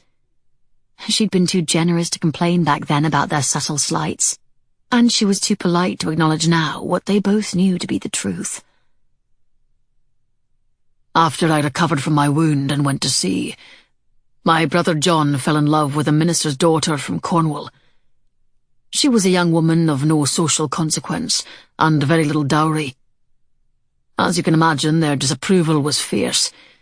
They threatened to strip him of his inheritance, but John was much stronger than I. He spurned their efforts to intimidate him and called their bluff. He married the woman he still loves." "I'm glad that Sir John has found happiness." Wynne nodded. 2 lively children and a good life." Gazing across at her, he wondered how she must have felt when she'd learned that he'd been married and had a son. She didn't want to speak of the past, but these were the events that had steered both of their lives to this place, and time was running out to tell her the things he needed to share. "After my father died, my mother wrote to me and told me that my marriage to Fibba, Cuffy's mother, had been the cause of his demise." "Oh no," she murmured, touching his knee. He shrugged. "At the time, her words wounded me, but I'd been burned by them before. I had no regrets about marrying Fibba. My plan had been to leave the Navy and establish myself in Jamaica. I didn't think I'd ever return to England. In my mind, they'd ceased to exist a long time ago." "I'm sorry." Wynne understood how deeply heartfelt Jo's words were. She had spent her entire life in search of her true parents. He had celebrated the day he could finally turn his back on them, free and unencumbered. "I still have my brother," he told her, "and our friendship gives me great pleasure." "Pray accept my sincere apology," she said. "My family and I have treated your brother and his wife unfairly. You can be certain I shall call on her and introduce her to Grace, my sister-in-law, when I return to Baronsford." He watched her closely, the blush blooming on her cheeks, the dark eyes swimming with compassion, the kindness that he knew permeated the very fabric of her existence. He'd mentioned Cuffy's mother by name. He admitted that he readily walked away from his family to marry her, even though he'd been too weak only a few years earlier to face Jo and let her be a part of any decision regarding their future. He'd robbed her of a life. He'd taken away her voice. He'd done what he thought was best without thinking through how his choice would affect her life. And yet she was apologizing to him. "I couldn't protect you," he said, speaking the words in his heart. "I was going away to war. I knew how monstrous my parents would behave toward you. In marrying you, I would be throwing you into a den of lions." "Please, Wynne, let's not—" "We must," he interrupted, watching a single tear escape the corner of her glistening eye and slide down her cheek. "You kept yourself aloof and removed from the lies, while I wanted to tear to pieces anyone who said a wrong word about you. You were kind and forgiving, while I raged inwardly at those smiling vipers who were not worthy enough to buckle your slipper. But I was not worthy either. I was helpless, Jo. I was helpless in shielding you from the sadness that you so courageously hid in the face of each assault." "Wynne, stop," she whispered. "I pray you." "I can't. You must hear me out." More than anything else, he wanted to move across and sit beside her, take her in his arms and ask for her forgiveness. But he couldn't. Not when there was more that needed to be said. "My youth, my pride, my assumption that you wouldn't be able to survive unless I was there to act as your protector, led me to the selfish act of walking away. I decided for both of us that you'd be much better off without me, without our marriage. And I did it poorly. I allowed myself to be rushed by my parents' cold arrogance and their opposition. But I can't lay the blame at their door. I bear the blame. In the end, I was really only thinking of my own well-being. I wanted to be done with it all, to walk away and lick my wounds in private, as if I were the one injured by all that happened. The way I left you, Jo, was wrong and hurtful. I know I caused you more heartache than you ever deserved." Since the day she'd arrived at the Abbey, Jo thought her heart would break if they spoke of their past. But she'd been wrong. 2 hearts were at stake here. As he spoke, raw emotion was laced into each word. His frustration over the situation they had been facing was still so alive to him.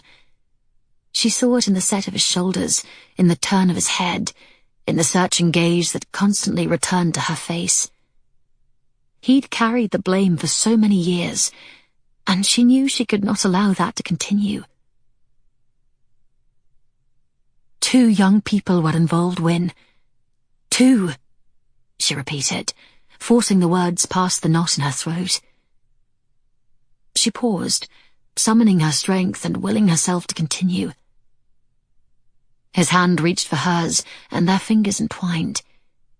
He always knew when she needed him, whether it was in a ballroom when malicious rumor was destroying her, or in the ward of an asylum when she found herself faced with the Barton family's hostility. "Over the years," she said, "I've looked carefully at my own actions and my own character. In the eyes of my family, I was the person injured, the one left behind, the victim.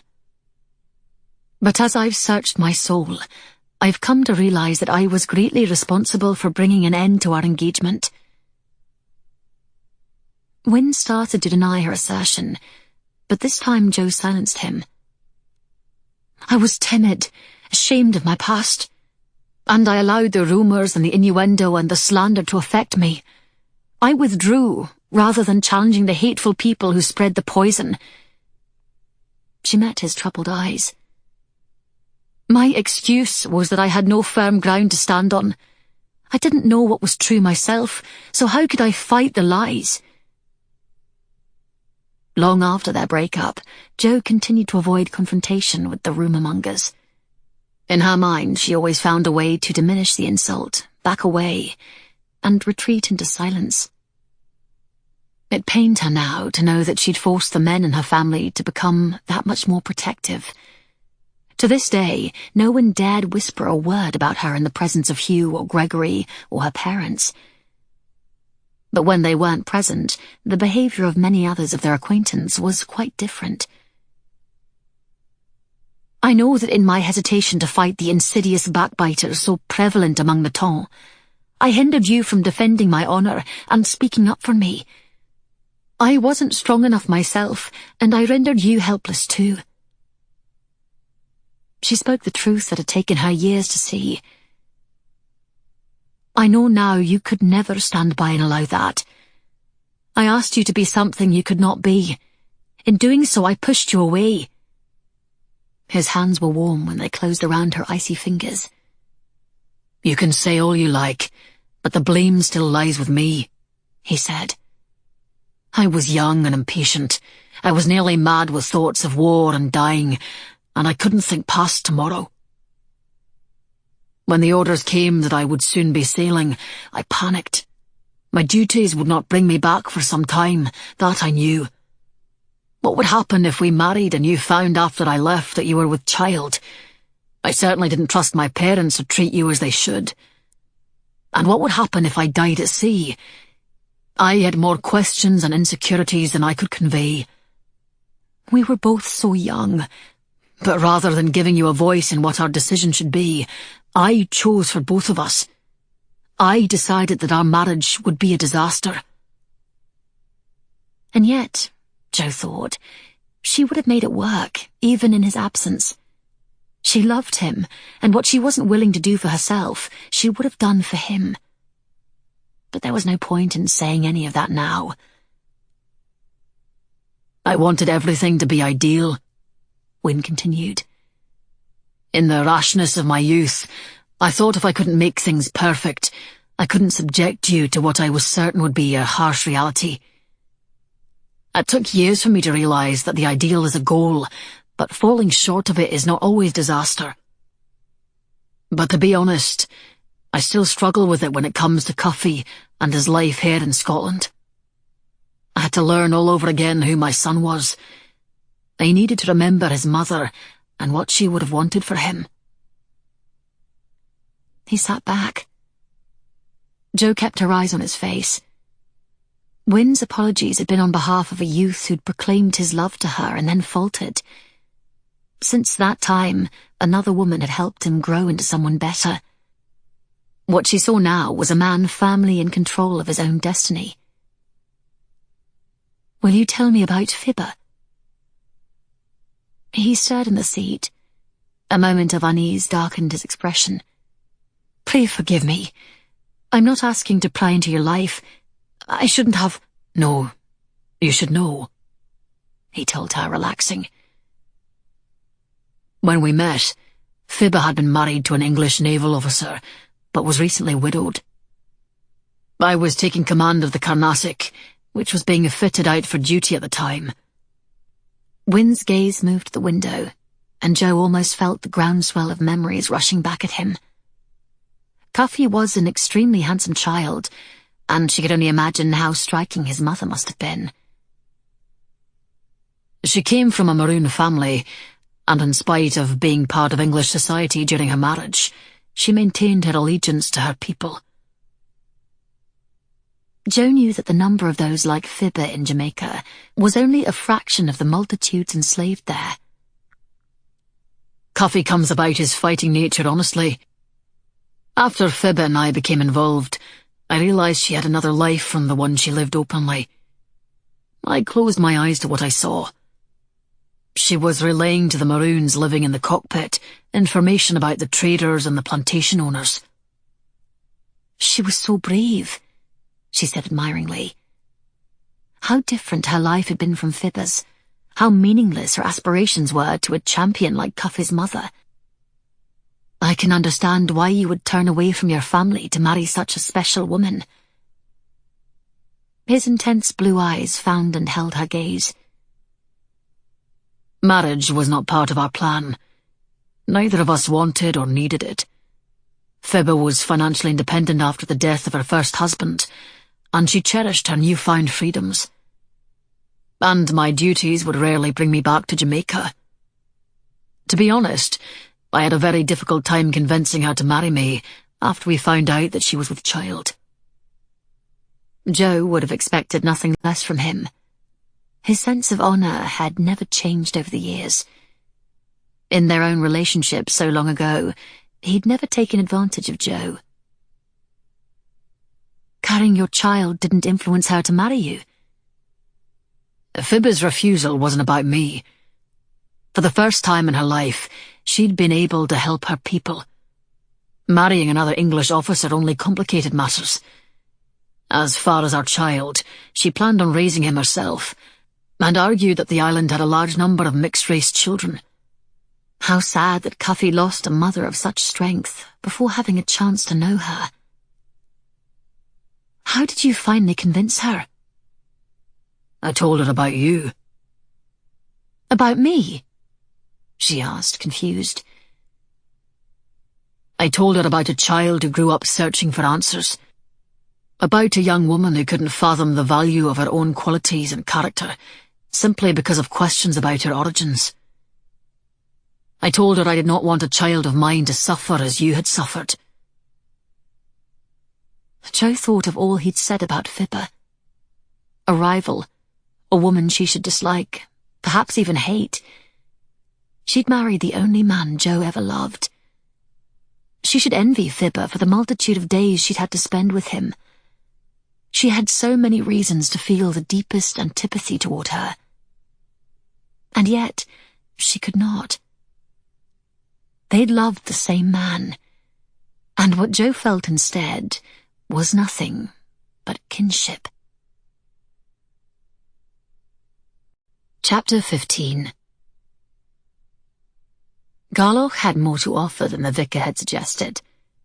The rough Highland road they'd been following descended into a valley town, protected from the north winds by a rugged ridge of mountain.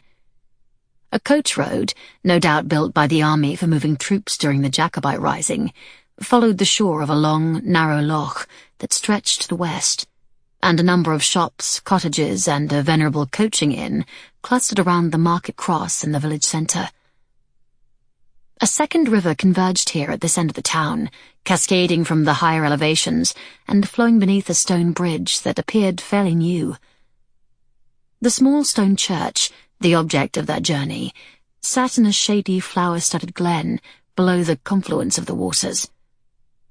Going directly to the church, Wynne got out to speak to an old man bent over a well-tended plot in the kirkyard. "That'd be Mr. Keeley," the villager said in response to his question about the priest. "Ain't here but once a fortnight, but you're in luck, sir. The young fellows arrive for the service tomorrow." After a few more questions, Wynne was able to ascertain that Keeley was the curate who divided his time travelling between two churches in the area, the rector of the parish keeping to a single church in a distant village. "If you've a mind to stretch your legs along the river path, or take some refreshment at the inn, he should be back by and by. Off visiting one of the parishioners, he is," the older man suggested. Wynne conveyed this information to Jo as he assisted her out of the carriage. He admired her profile as she raised her face to the sky and closed her eyes, taking in a deep breath. A great deal had been said between them. She finally allowed him to speak of the past, and she asked about his wife. But that wasn't where her questions ended. And among other things, she wanted to know if Phoebe had a chance to hold Cuffy, and for how long she lived after delivering him. 3 days, he told her. She'd lived for 3 days after giving birth. A child losing a mother at birth was very personal to Jo, and that fact wasn't lost on Wynne.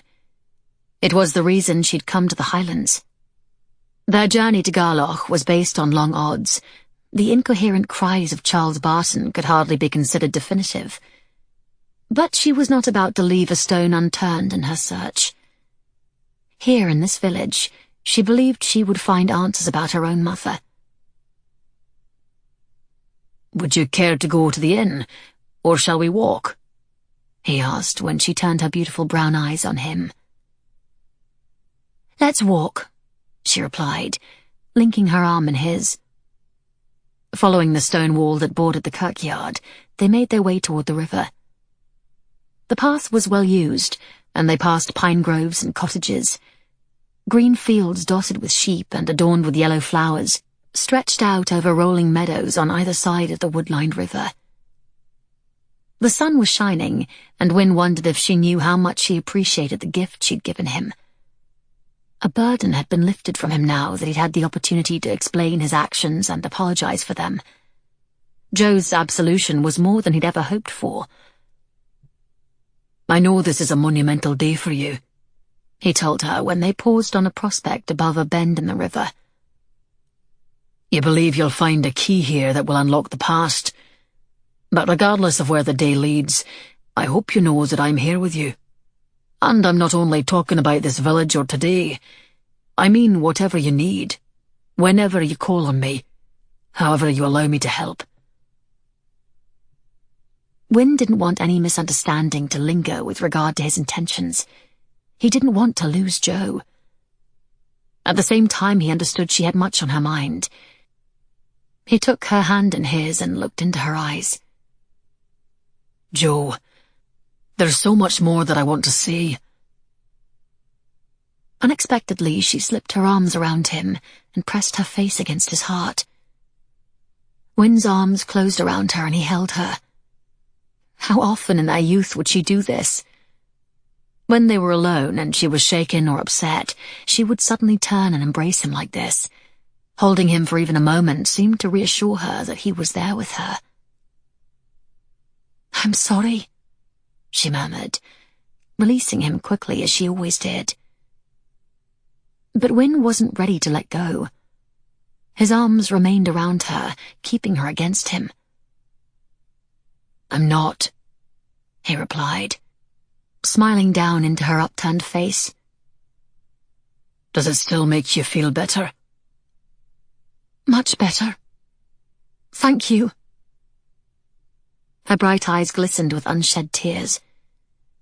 "I've put so much hope into finding an answer, and now, as the possibility of learning the truth becomes stronger, I feel so unsure. It's no longer simply a matter of knowing. What happens if I don't like the answer?" "Does it matter?" he asked. "Whatever you learn today or tomorrow or next year, it doesn't change who you are. And it won't change anything for those who love you." Jo smiled and nodded. "We all need to do what we know is right," he continued. "Travel the road that we must. Even say the words that we should have said long ago. You're doing it. You're chasing an answer that means something important to you. But if you find nothing at the end of this journey, you've lost nothing in the search." He lifted her chin and wiped away a tear from her cheek. "You are closer now than ever before, Jo." "I know," she agreed, appearing to be satisfied. Retracing their steps, they'd just reached the stone wall of the kirkyard when a thin young man, wearing a dark suit and waistcoat, came hurrying down the path toward them. The curate hailed them and introduced himself. The old man they'd spoken to earlier had informed him strangers were waiting for him. Wynne handed Mr. Keeley the letter of introduction provided by Dermot's uncle, and the curate quickly scanned the contents. "It will be my pleasure to assist you in any way I can, m'lady," he said, directing his words at Jo as he glanced at a pocket watch. "Unfortunately, I only have a few minutes at present. I have a previous commitment I must honour, but I can help you once I have fulfilled that obligation." "Of course. But could you tell us if you do have records that might help us?" she asked. "We do indeed, and I've been particularly diligent during my tenure here." Keeley paused and looked at Wynne. "I must say, however, that hasn't always been the case.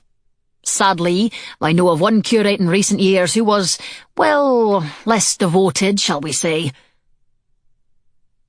Wynne and Jo exchanged a look as the young man motioned for them to follow him up the path toward the church. The curate turned to her again. "What is it exactly that you hope to find, m'lady?" "I'd like to start by looking up the name of a gentleman who may have some connection with Garloch. I can also supply the gentleman's age, if that helps." Passing through a gate into the cemetery, Wynne was struck by the inordinately large number of graves.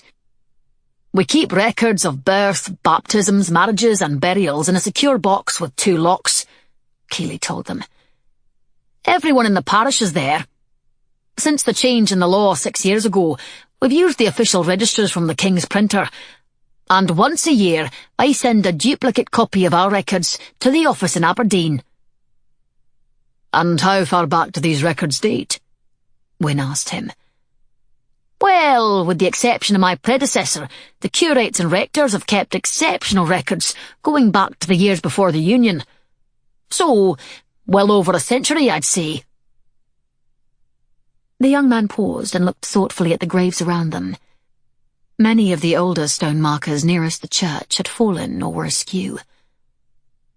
"But of course, one must discount the damage caused by the Great Flood, and there is no telling how accurately the records were kept immediately following it."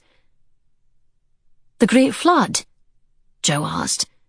"Not Noah's flood, milady, but a terrible version of it that struck Garloch, folks say. It was well before my time, but parishioners talk of it still. The churchyard was inundated. You can see the damage to the stones here. The water even reached the church, and the vestry was badly damaged. Actually, we're fortunate the record box wasn't lost entirely." "When was this flood?" Wynne took Jo's hand in his, remembering Charles Barton's agitation about Jo drowning. "Let me see." The curate stared at the sky for a few moments, as if trying to recall the year. "I'm embarrassed to say I can't tell you, but—" "Do you have an approximate year?" Jo persisted. The young man glanced past the older graves. "This way, if you please." He motioned for them to follow. "Quite a few died in that flood. And not just villagers, so I understand. Innocent folk travelling through were caught unawares and swept away. Many were buried in that section over there." Wynne put a hand on the small of Jo's back, urging her to follow the curate. Keeley went down on a knee beside one of the first graves they reached and pushed away old leaves and debris. Wynne read the inscription aloud. "Here lies the body of John Campfield, departed this life May 4th, 1781. The curate moved to the next grave. "The same date, May 1781. That must have been the month and year of the flood. I'm quite sure of it." Wynne turned to Jo, whose face had taken on an ashen hue. Both of them well knew the significance of the date. In May of 1781, her mother would have been nearing her time. A month later, in the borders far to the south, she delivered her daughter in the mud beneath a cart. Jo trailed her fingers down Wynne's arm, and he understood, immediately engaging their guide in a conversation. Sentiments accompanying the lost and found, a fearful surge of emotions. The beat of Jo's heart echoed in a hollow space carved in her chest. She walked away. She needed to breathe, to make peace with the information she'd received. There was still no sure connection, nothing firmer than the cries of Charles Barton. Jo walked past grave after grave, some bearing names and ages, others adorned with ancient Celtic symbols and crosses. Some were carved with worn shapes her watery gaze could not focus on. The names on the stones meant nothing to her. She looked up at the village beyond the river and wondered if her mother had lived here. Perhaps these names meant everything to her. A childhood friend, a nursemaid, a clerk in the milliner's shop. Or perhaps she was only a traveller passing through. She turned around to see the curate hurrying off, and Wynne striding toward her through the grass. Where would she be today without him? "Keeley is certain we'll find no record of Charles Barton in the books. From the information we were given when he arrived at the Abbey, I know he was born at Tilmorey Castle," he told her. "The curate claims they have their own parish and church. Still, I asked him if we could take a look in whatever he has of the older ledgers. The coincidence is jarring, she said. The date. Wynne nodded. He's agreed to let us search through the records of births and baptisms and marriages. He offered her his arm as they walked. If she came from here, how many people do you think we'll find with the name Josephine? But we don't know if she was born in Garloch. She took a deep breath, trying to remain calm. We're here. We should pursue every possibility. He was right. Jo was letting her nerves get the better of her. This church. This might have been her mother's church. You said Lady Millicent always spoke of her as being quite young, he went on. I gave the curate a range of about 6 years or so that we'd like to look at. She looked up, feeling admiration for him and gratitude that he was here. When can we search the records? Mr. Keeley has promised by the time we walk to the inn and have something to eat, he'll have concluded his business and be ready for us to proceed. Are the records here in the church? She asked. No. He told me since the flood, the books had been kept in the rectory, up the hill, away from the river. She followed his gaze to a small stone cottage. The place looked tidy but unoccupied, and she remembered that the curate only came here twice a month. The church itself looked better kept. After Sir John Melfort purchased Highfield Hall, Jo had often wondered if she would run into Wynne at the church in Melrose Village. She never went without thinking about it. The same fear haunted her at social gatherings at their neighbours'. In her imagination he was happily married and would be aghast at seeing her. The incident would be terribly painful and tear at her heart all over again. And how wrong she was. I can't tell you how thankful I am for you, she said without a tinge of embarrassment. You're thoughtful, considerate, dependable and wise. In short, you're indispensable, Captain Melfort. He smiled, running a thumb caressingly over her hand, before bringing the palm to his lips. I like the last one the best. It gives me great pleasure to think you find me necessary in your life. But he was so much more. What are you saying? She dared herself to ask. I'm asking if, once we have returned to the Abbey, I may have the honour of calling on you and making my intentions known. She studied the smile creasing his handsome face. Let me see.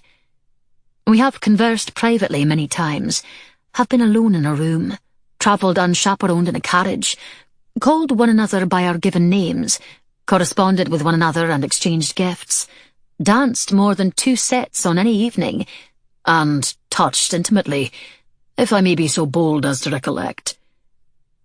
He lowered his head and brushed his lips against hers, making Jo's breath hitch, before straightening again. You are indeed bold, Captain. He bent his head. I bow to your reprimand, my lady. And I recollect that we have exchanged a great many smiles and sighs. And becoming blushes, he said, caressing her cheek. Pray tell me, though, that you are inclined to accept my proposal. Jo felt as if she'd stepped into a dream. Wynne wanted her. 16 years ago, her happiness with him had been destroyed because of her unknown origins. Today, here in Garloch, where she might find the truth of her mother, she was also being given a second chance at happiness. I am so inclined, Captain, she said, slipping her arms around him. But pray don't write for my parents' permission to visit and pay your respects. I have a great deal of explaining that I need to do first. Chapter 16. Jo and Wynne returned from the coaching inn to find the door of the rectory open and Mr. Keeley starting a small fire, despite the warm weather. Neither did much to diminish the damp and stuffy smell of the little cottage, but the curate's efforts on their behalf were greatly appreciated. Seating them at a table by a sunny window, he disappeared into another room and returned shortly, carrying a large wooden box. Jo watched his every step, studied the curate's pale hands as he started to pull out the old parish record books. Her heart climbed into her throat. "The most recent registers are far better organised," he told them. "We now use a superior system with ruled pages." "Are the years we discussed here, Mr. Keeley?" Wynne asked. "Of course, Captain," the young man replied, taking out the books containing prior years and checking the entry dates until he found the 2 relevant volumes. "Here we are." He opened one and laid it on the table, giving the other to Wynne. "No last name. Only Josephine, you say?" The difficulty of the search became immediately clear. The volumes containing the years surrounding her mother's birth had been soaked during the flood, and it didn't appear that anyone had opened them for decades. The smell of mould arose from the stiff pages, many of which were stuck together. In spite of the curate's extreme care, edges of the paper cracked and crumbled as he handled them. The water damage had caused the ink on the pages to blur and run. Whole pages were illegible. The register Wynne was looking through was in no better condition. Jo began to feel queasy as she tried to read the entries along with them. She'd been given the task of writing down any relevant information, but nothing had as yet turned up. "Are there any copies of these?" Wynne asked. "Very likely not," Keeley told them. "Though I believe this far back, the procedure was to have each year's records copied out and sent to offices of the bishop in Aberdeen. Yes, I'm certain of it." "And whose job was that?" Jo asked hopefully. "The parish clerk, I should think.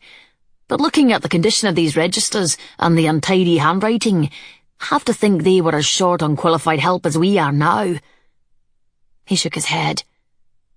"I would not be surprised if very few of the records from this time were copied out and sent along to the bishop." Several times they were interrupted by parishioners coming to the door with problems requiring the curate's attention. 3 separate times he left them alone to continue reading the entries. Jo imagined Mr. Keeley was required to perform all the duties of the rector, and for a meagre salary. She'd already noticed that he could not afford a maid. As the afternoon began to wear on, Jo took strength in Wynne's presence and his attentiveness to her. Their earlier conversation, his offer of marriage, and their time together at the inn had provided new life and new hope for her. As they'd walked through the village before going to the rectory, he told her about Cuffy's words of encouragement about winning her over. She, in turn, suggested perhaps the 3 of them could return to the borders. While she spoke with her family, Wynne could be introducing Cuffy to his brother and wife and children. She hoped they would sufficiently mend the rift between the Melforts and the Penningtons. Though she did not mention it, the prospect of Hugh and Wynne coming face to face did give her heart palpitations. Before sitting down to search the registers, Jo hadn't imagined that so many children would have been born and baptized during the 6-year span of their search. When she posed the question, Mr. Keeley explained that since the village was on the coach road, many families continued to straggle through Garloch because of the ongoing tragedy of the clearances occurring farther to the north in particular. For this reason, the number of names in the books was far greater than one would expect. Another problem that slowed down the search was that occasionally 2 or more children were baptized together, and their details were entered at the same time. Wynne shared an entry where a family's older sons and daughters were mentioned alongside their youngest. It was some time before the curate stopped, his finger pointing to a page. "Finally!" he exclaimed. "Josephine, do you see? This entry is difficult to read because the ink is blurred and faded, but I'm certain of it. Josephine Young." For a moment, Jo lost the ability to breathe. Unlike Mary and Elizabeth and Margaret, Josephine was not a common name. Almost immediately, Wynne pointed out a second Josephine. "The name mentioned in this volume refers to a child born in 1764, he told her. Josephine Seller." Her heart racing, her mind churning with all the possibilities, she copied what she could read from both registers onto her paper. The name of the child, lawful or natural birth, date of baptism, father's name and occupation, names of witnesses and the minister who performed the baptism. The name of the mother was illegible in one of the two entries. "Ah, here's a Josephine that I know," the curate said soon after, excitedly showing her another mention. "I'd quite forgotten that Mrs. Clark's Christian name is Josephine." "She lives in the village?" Jo asked. "Yes, she runs the circulating library. You should stop and see her, a delightful woman, very knowledgeable about the history of the parish. More than happy to share it too, if you know what I mean. She's lived in the village her whole life, I believe." Mrs. Clark could certainly not be her mother, Jo thought, but perhaps she'd be a good source of information not captured in the church registers. She glanced out the window at the late afternoon sun and recognized the irony of hoping to glean information from a village gossip. By the time they finished going through the books, the records of 4 children named Josephine were written down on Jo's page. 5, if she included Mrs. Clark. "Young, Seller, Scott and Brown," the clergyman read the names aloud. "I'm not certain how they may relate to you, my lady, but we do have parishioners with these family names still living in the area." Jo didn't know if there was enough cause here for celebration. Pieces of the puzzle were revealing themselves, but the background where everything might fit was murky. "Do you keep your marriage records here?" Wynne asked. Mr. Keeley had begun to replace the volumes in the box. "Yes, of course. What years are you interested in seeing?" "For 1781, the year of the flood, and for 1780, Jo told him. "If you'll excuse me a moment, I believe I have them on a shelf." As the clergyman went to retrieve the records, Jo sent a look of gratitude Wynne's way. She was satisfied to find a possible surname for her mother. He thought beyond it, unwilling to leave any stone unturned while they were here. When Mr. Keeley returned and placed the book on the table, his face already showed his dismay. "How unfortunate," he said, laying it open on the table. "They should have included the years you're interested in, but I'm afraid we have very little left." The flood had nearly destroyed this volume, and age had done the rest. Vermin had chewed sections of the cover and the paper. Pages were torn, and many appeared to be missing. The ink had run, and what was left was often blurred beyond legibility. They looked over what they could, but found nothing of use. The curate glanced at his watch. It was near 5 already. "I am sorry, my lady, but I believe we've done all we can do here."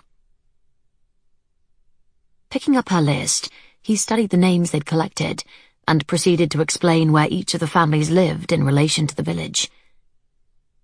2 of the names had several branches of the family in the area. "I know the time is growing late, and you wish to return to Rainford tonight, but tomorrow is Sunday. All these families should be attending church," the young man suggested. "If you care to stay, I can introduce you to all of them tomorrow after the service." Wynne's look at Jo caused a reaction in her that had nothing to do with their search, and everything to do with the 2 of them staying in the village tonight. No Squire and Mrs. McKendry to break into their conversations and endeavour to keep them apart. No dinner guests. There was the question of propriety, but what did she care about her reputation? And Wynne had proposed to her already. The press of his knee against hers under the table was her undoing, and her insides melted. "The inn, where you took refreshments earlier, offers comfortable accommodations. I would invite you to stay here, but as you can see, I have little to offer. Since my housekeeper left, I'm afraid the house is hardly suitable for guests." "Thank you, Mr. Keeley," Wynne replied. We'll think about it. Because a group of army officers travelling through had already engaged the private dining room at the coaching inn, Wynne and Jo were seated in the public room, which suited them perfectly.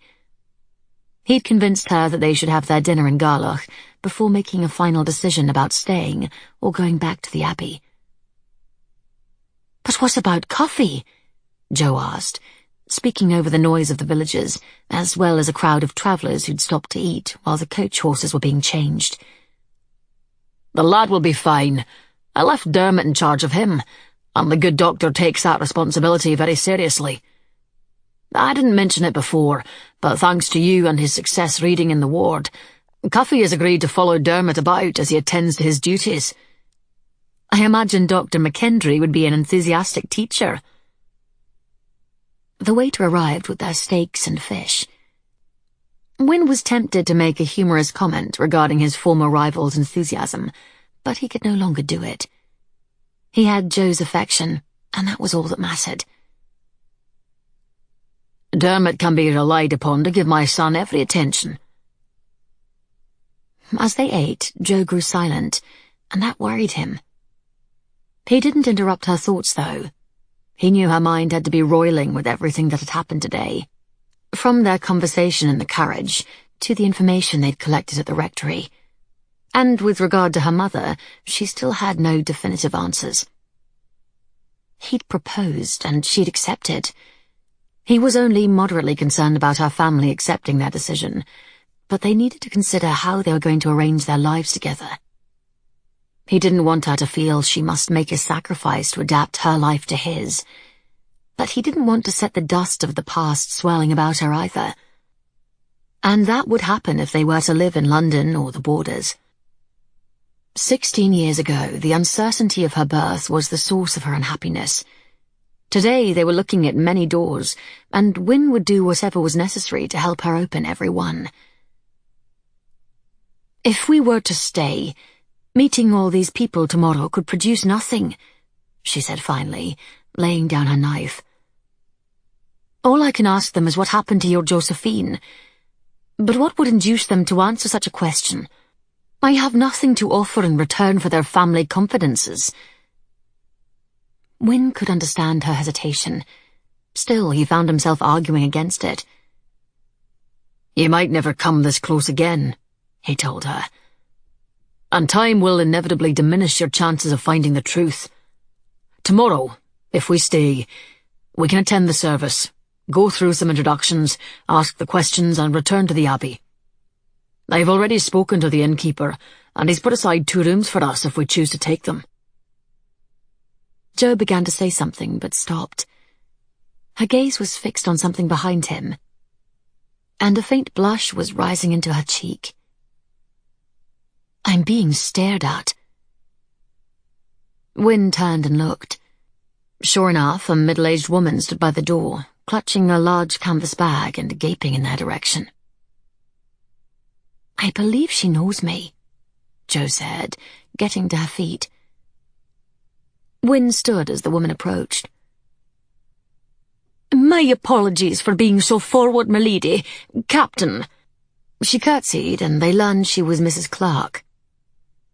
I happened to run into Mr. Keeley just now, and he told me about your interest in the name. Told me you'd likely be here. Naturally, I had to take a peek. The woman pressed a hand to her chest. Laying eyes on you from a distance, my lady, for a moment I was dead certain. You're so much younger than her, of course. Ah, but I know it must be a mistake. My eyes ain't what they once were. Would you care to join us, Mrs. Clark? Wynne offered his seat. She glanced back at the door. Thank you, Captain, but no. I've 2 more deliveries that need to be made, and my old man is waiting outside. The curate said you might be coming around to the service tomorrow. Perhaps we can chat then. Will you at least tell me who it is you thought I resemble? Jo asked as the woman turned to leave. Mrs. Clark studied Jo's face in silence for a few heartbeats before she spoke. Josephine Seller. A lass from my childhood years. The older woman shook her head and held up a wrinkled hand before either of them could ask more. I'm sorry, milady, but it's all just an old woman's fancy. She can't possibly be any relation of an English lady. Can't possibly be. Never mind my foolishness. Till tomorrow, then. Without another word, she hurried off and disappeared through the door, ignoring Wynne's entreaties to stay. When he looked back at Jo, tears were running unchecked down her face. Chapter 17. Josephine's cellar. She had a name. Her mother had a name. Josephine's cellar. Her mother had a village, a family, people who cared for her. They remembered her. Jo's eyes burned from her tears. Locking herself in the room Wynne had taken for her, she gave way to the rip current of emotion that she'd stifled for so much of her life. She cried for herself. And she cried for the young woman who'd not lived to hold her daughter past the first day. Josephine's cellar. 17 years old when she gave birth. Frightened, hungry, sick, alone. The women and girls who arrived at the Tower House were often broken, solitary, and afraid. For Jo, every one of those women was her mother. She sat with them, she cried with them. She listened as they gradually crept past their shame and their fear, and revealed to her the details of their lives. As they spoke, Jo wondered which painful journey ran parallel with her mother's path. And as she listened, she silently swore the same oath to each of those women. Not one of them would die as her mother had, clutching her newborn in the mud, while an unfeeling world looked away. She paced the room, cold and shaken, recalling the insinuations, lamenting the lost years when she'd failed to fight for her. Guilt squeezed her heart and choked off the very breath in her chest. She thought of the grave in the Melrose churchyard, the grave she visited every Sunday when she was at Barnesford, the only true connection she had with the past. Jo. 2 letters and the date her mother died, nothing else. No acknowledgement of a life, only a death. No reference to when or where she was born, no family name, no husband, no parents. But now Jo knew more. A maid knocked at the door, saying the captain sent her up to help her get ready to retire. Jo sent her away. Sometime later, the same young woman came up to check on her. The captain was worried and asked if she needed anything. Jo sent her away. She didn't know how long she sobbed in misery before the realization came to her. Cellar. Cellar. Why was she sitting here? She had to see the family now. She wanted answers that only they could give. With no care about how she looked or the disheveled condition of her dress, Jo left her bedroom and rapped on Wynne's door. He appeared in the doorway immediately, as if he'd been expecting her. "Take me to them," she demanded, his face a watery blur. "Please take me to the cellar farm. I need to speak to them." "My love, I understand," he said gently. "But the hour is late. Tomorrow—" "I'll go by myself," she exclaimed, turning on her heel. She didn't make it more than 2 steps down the hall, however, when Wynne caught her and drew her back to him. "I need to do it, Wynne. I need to go now." She struggled to free herself. "I need answers." The sound of boots coming up on the stairs startled her, and Jo let him pull her into his room and close the door. "I know you need answers, and you'll have them, I swear to you. But not tonight," he said, his voice thick with emotion. "Tomorrow we won't leave Garlock until you meet and speak with everyone you need to. I promise you that. I give you my word." "But tomorrow might never come," she sobbed as he pulled her tightly into his arms. The rush of tears, the pain rising from the cracks of her battered heart, the need to empty the boundless well of sadness was like no grief she'd ever experienced. He whispered soothing words, tried to wipe away the tears, and as she felt calmer, another wave would begin, overwhelming her, drowning her. "Talk to me, my love," he murmured against her ear. "Tell me what you're feeling. Perhaps it would make this heartache easier to bear." She pressed her face against his chest. The steady beat of his heart, the warm strength of his arms around her, made her troubles fade for a moment. For just an instant, the pain was gone. She tried to pull away, but he held her there.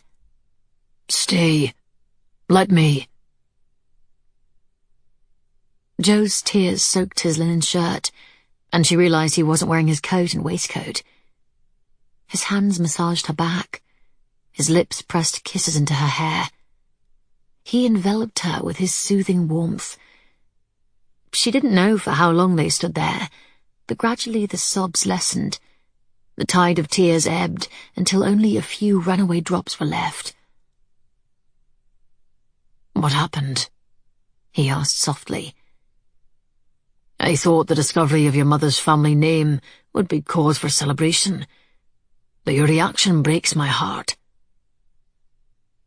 It was some time before she could trust her voice. "I found her," she whispered. "I've learned her name only to realize that she is truly lost forever. For all of my life, I was told she was gone. Still, I looked for her.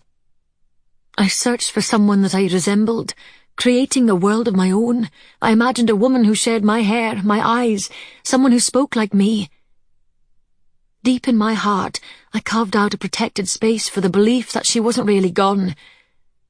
When Charles Barton's drawings arrived, that belief exploded within me."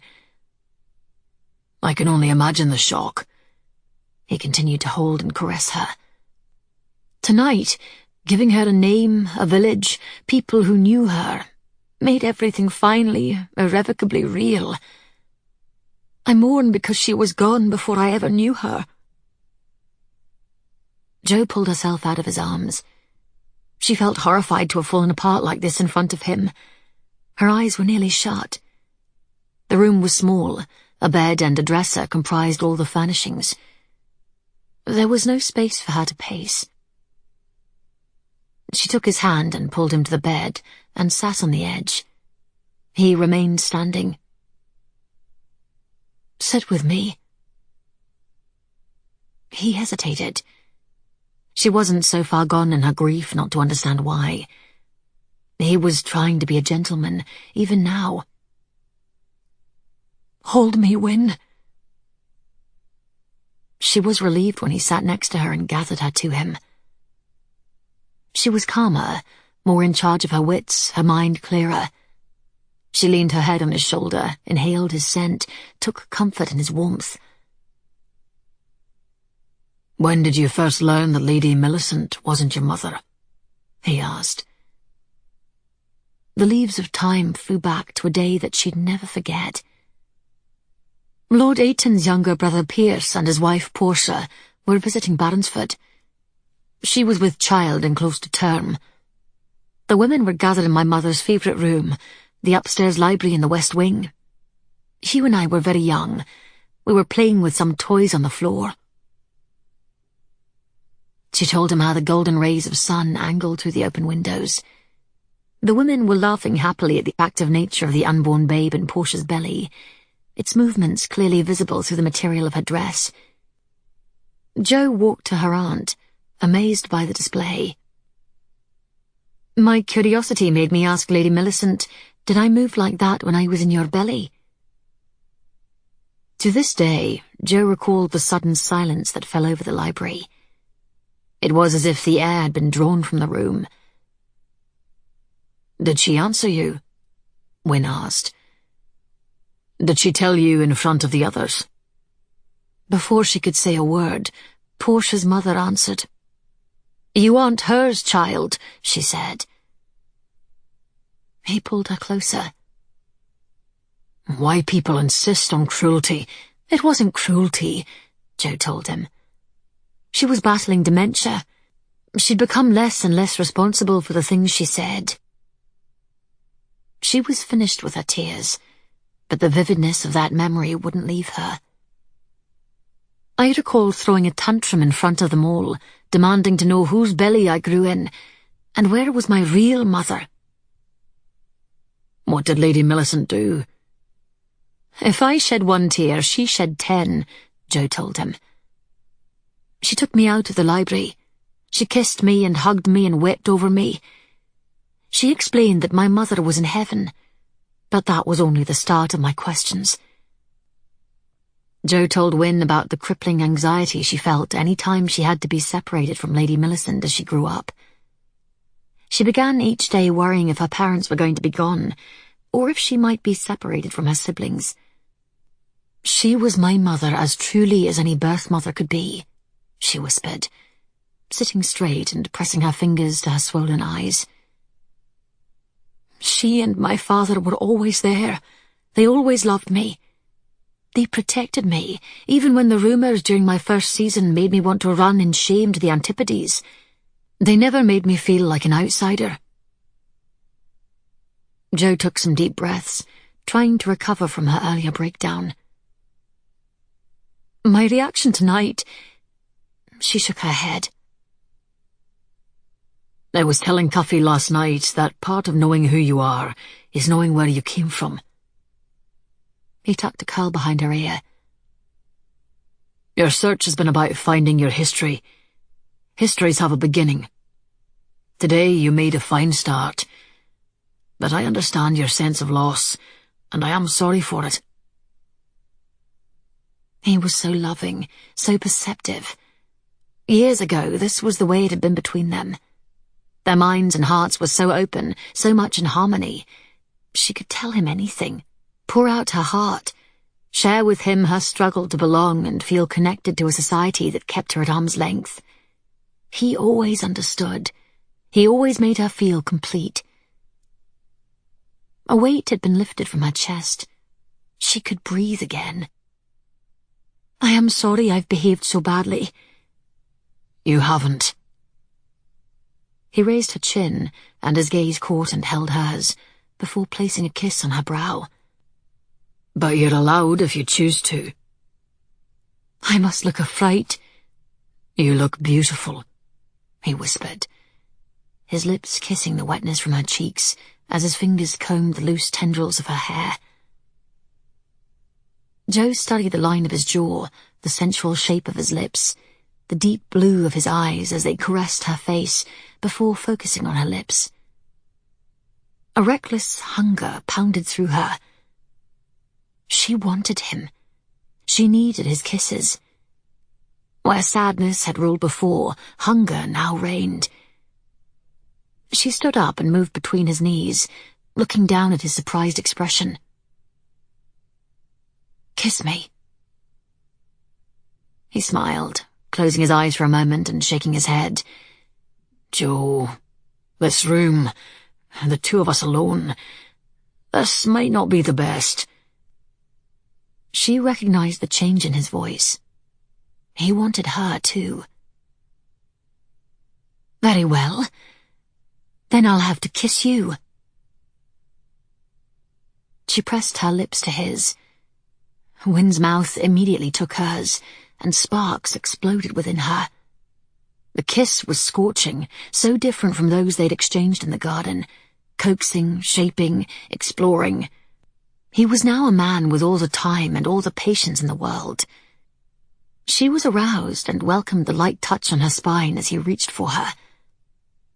She pressed closer, and his mouth became possessive.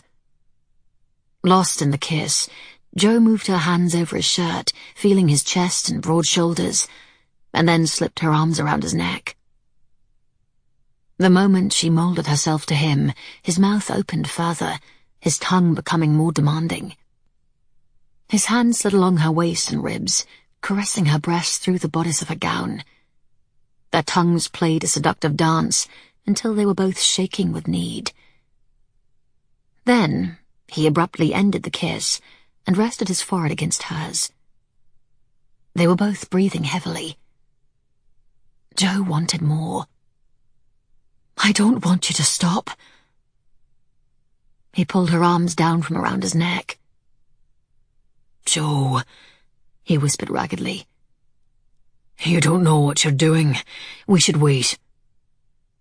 She'd waited long enough. No more, she thought. She was 37 years old. Wynne was the only man she'd loved for her entire life. And for 16 years, he had been the only man in all those dreams from which she'd awakened aroused. Why should she wait? No, she said, pushing him back onto the bed. No waiting. I want you now. Chapter 18. He'd died and gone to heaven. After he'd proposed to her today, Wynne's plan had been to do everything right. He was committed to following all the well-established rules of courtship, engagement, and marriage. He'd robbed her of the joys and celebrations of each stage when he broke off their engagement. He would make it all up to her this time. But all his plans and good intentions went out the door, and took the bloody door, hinges and all, with them, when she pushed her shoes off, climbed onto the bed, and straddled him. Wynne was happy that Jo had plans of her own. Jo's hair was a tousled mass of dark curls, and she pulled out the remaining pins, shaking it loose until it cascaded around her shoulders. Her beautiful face was flushed, her eyes puffy, and her lips swollen from his kisses. Her dress, his eyes moved down the row of buttons in the front, and the urge to pull every piece of clothing off her body took on religious significance. She shifted her weight on top of him, and he groaned involuntarily. She ignored his suffering and began to pull his shirt from his pants. Do you know what you're doing? Jo had always been passionate. Even when they were young, he'd seen it, felt it. But this exceeded his wildest expectations and dreams. You very well know I do, she frowned. You might be a gentleman and help me remove this shirt of yours. He held onto Jo's waist firmly to stop her from moving. Any more of this and his cock would punch a hole in his breeches. Then she'd know what kind of gentleman he really was. Every fibre of his body ached with desire for her. At the same time, he recalled her sadness, her feeling of loss, the river of tears that had stopped only moments ago. She'd had a dreadfully emotional day. He'd be a rogue and a rakehill to take advantage of her and make love to her when she was so vulnerable. If you don't take this off, I'll tear it off, she said with remarkable serenity. Wynne wanted her to feel better. He wanted to see a smile on her face. He told himself he'd only go so far, but he'd remain strong, in control. Yanking his shirt over his head, he tossed it across the room. He immediately regretted his decision as her shining brown eyes immediately focused on the ugly scar just above his heart. So close. He almost killed you. With a feathery touch, her fingers traced the outline of the place Hugh's bullet had entered his chest. He saw fresh tears spring to her eyes. But he didn't, Wynne told her. There's a matching hole in the back where the bullet came out. I survived. I'm alive and well and yours. All yours. For today and tomorrow and forever, he thought, reaching and wiping away a teardrop from her silky cheek. For a long moment she sat still, her magical eyes studying the scar, his shoulders, his chest. He never imagined a look could be so powerful that it would make his body react as it was right now. When her gaze finally returned to his face, he was a lost man. She wanted him. She sat back and slowly, ever so slowly, began to undo the buttons of her dress. Jo, he whispered, reaching up and trying to take over. Her fingers wrapped around his wrists and she pushed them back to the mattress. Leaning over him, silky locks of hair trailing across his chest and belly, she turned her attention to his scar again, pressing a kiss on it. From there, her lips followed a meandering path across his burning skin, kissing, tasting, breathing gently, and gradually driving him insane. Her hips moved against the rising bulge of his erection. He wanted to dive beneath those layers of skirts. He wanted to touch her, taste the sweetness of her delicate sex. He fought to retain some degree of control on his imagination, for his thoughts only worsened his condition. She was driving him mad with desire. His hand reached for the bunched hems of her skirts, but she caught his wrist and pushed it away. "Don't move, Captain Melfort. I'll do it." Another half-dozen buttons came apart, and the front of her dress opened to reveal the curve of her breast above the top of her shift. A moment later, her lips were back on him. His skin sizzled with her touch as her hand trailed downward toward his stomach. Wynne reached deep, commanding himself that these pleasures must have their limits. He tried to think of sea battles he'd fought, of bloody boardings, of rough seas, broadsides, and burning ships. Anything but the softness and beauty of the woman sitting on top of him.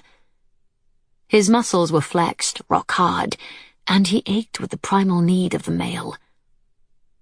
He didn't realize he was holding his breath until her mouth returned to his. "You're killing me, you know," he murmured raggedly. "But this game of yours has dire consequences, so perhaps we should stop." Stopping was not an option. Jo's kisses silenced him once again. She teased him, running her tongue across his flesh, and as she'd asked, he held back, waiting. This position of control was arousing. She let her lips move to his neck and kiss their way to his ear. She bit at his earlobe. He growled in response. Smiling and feeling bolder, she kissed a path back to his lips. She let her tongue play across their fullness again, and this time they opened for her, and her tongue delved in and began its voyage of discovery. The unrestrained desire to do as she wished, the power of being in charge, having decided that neither of them would walk away from this night unscathed, was thrilling. Jo feared he would be scandalized if he knew that her virginity was intact. Never had she given herself to a man. But she would give herself to Wynne tonight. This boldness made her feel strong. She was in command, except that the pleasure was sliding through her too fast. She could feel a tingling in her limbs, and an urgency was building. Jo sat up again, taking deep breaths. She painstakingly unfastened what was left of the buttons on her dress. His eyes were fixed on every movement of her fingers. His hips moved every now and then, building her awareness of the massive bulge she sat astride. She loved the taste of him, the texture of his skin under her tongue, the magnificent chest, his strong neck and jaw, the lips.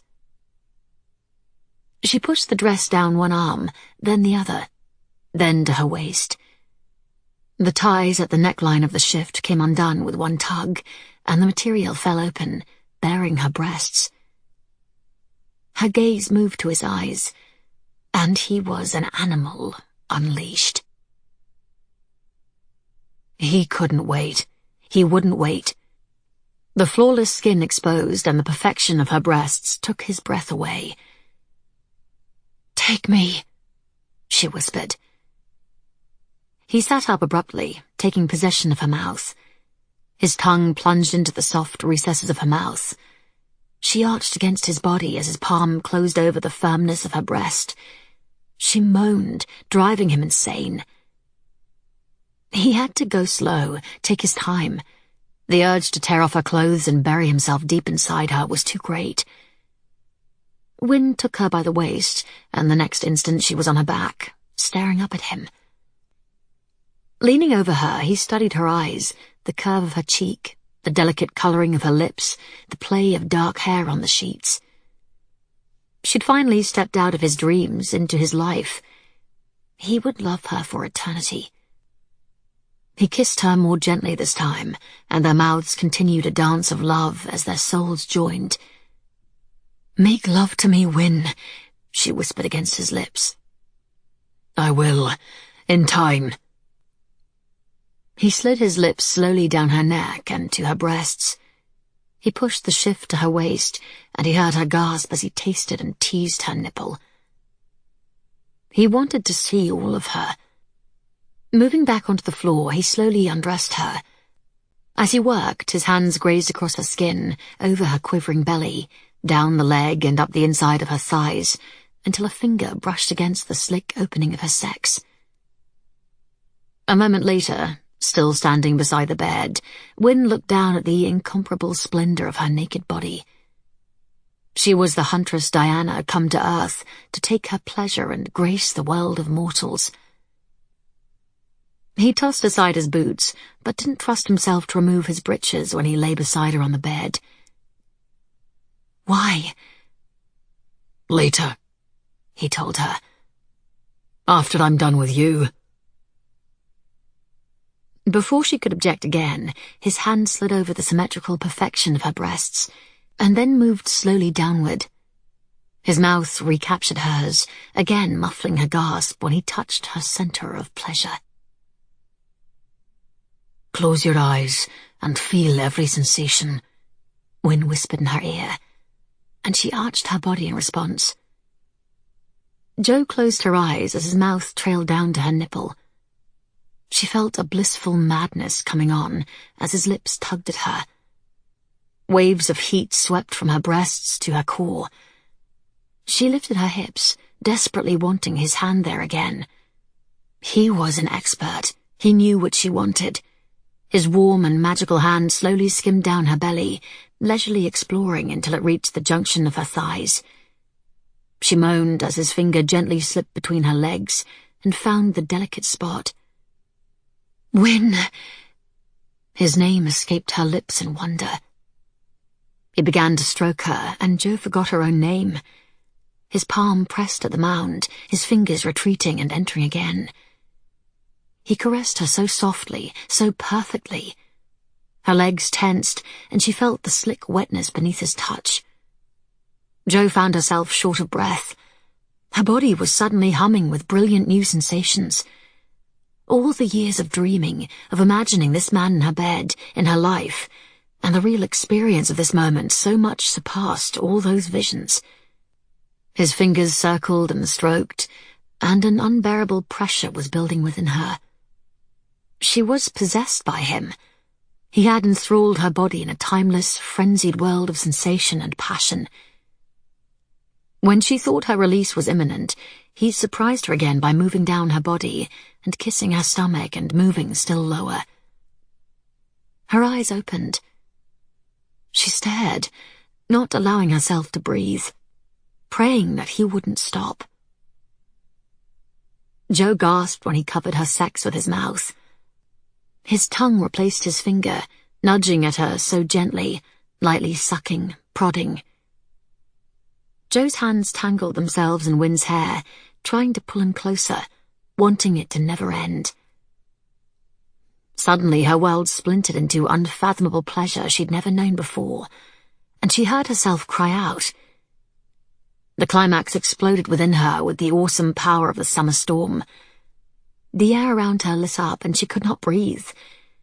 And then she was simply sailing through a crystalline sky. Colors she had never seen before flashing around her as she soared. She cried out his name and fought fiercely to reach for him. Wynne held her as she descended, kissing her softly until she found she was still in his arms. The sensations in her body continued to recede in waves, but as he worked at removing what was left of his own clothes, she felt her excitement and desire growing once again. She heard him curse. His breeches was slow coming off.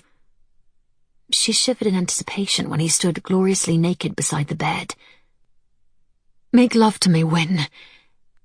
She lifted her hips, offering herself to him as he joined her. The discomfort as he first entered her was sharp and quick, and soon replaced by the wonder of their perfect fit.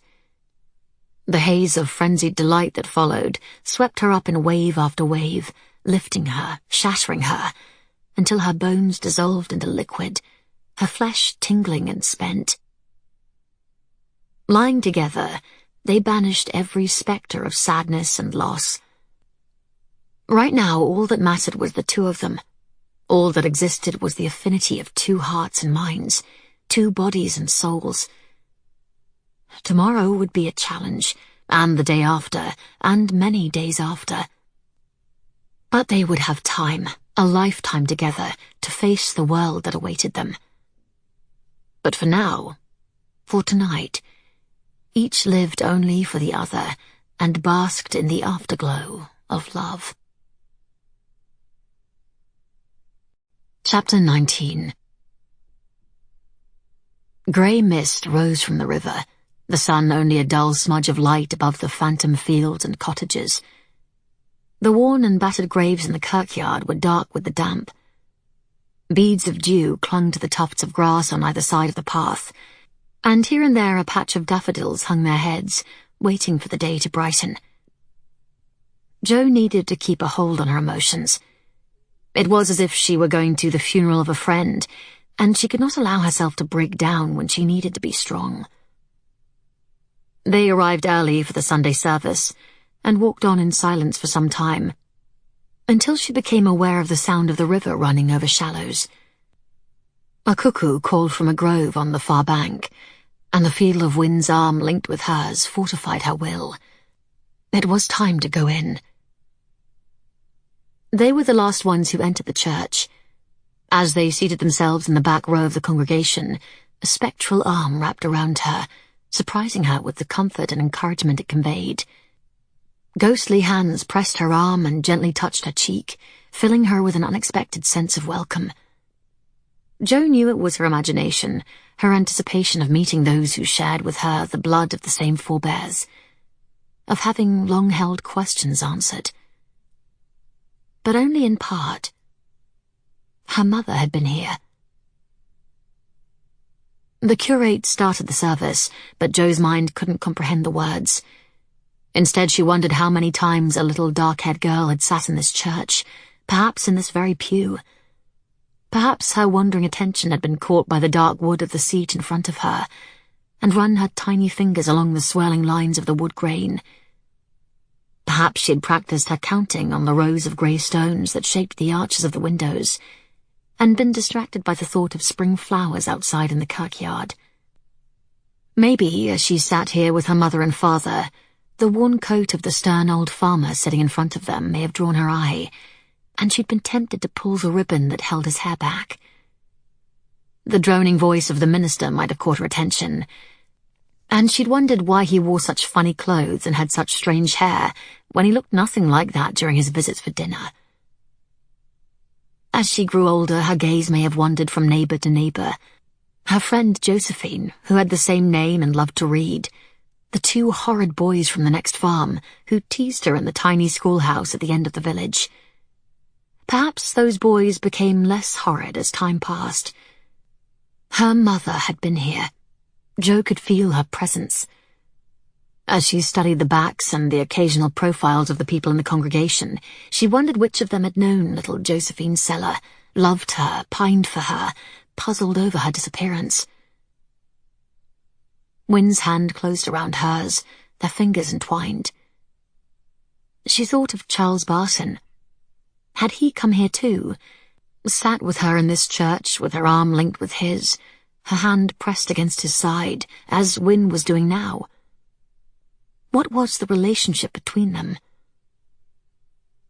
The candles in the sconces and on the altar flickered and flared as a slight breeze wafted through the church.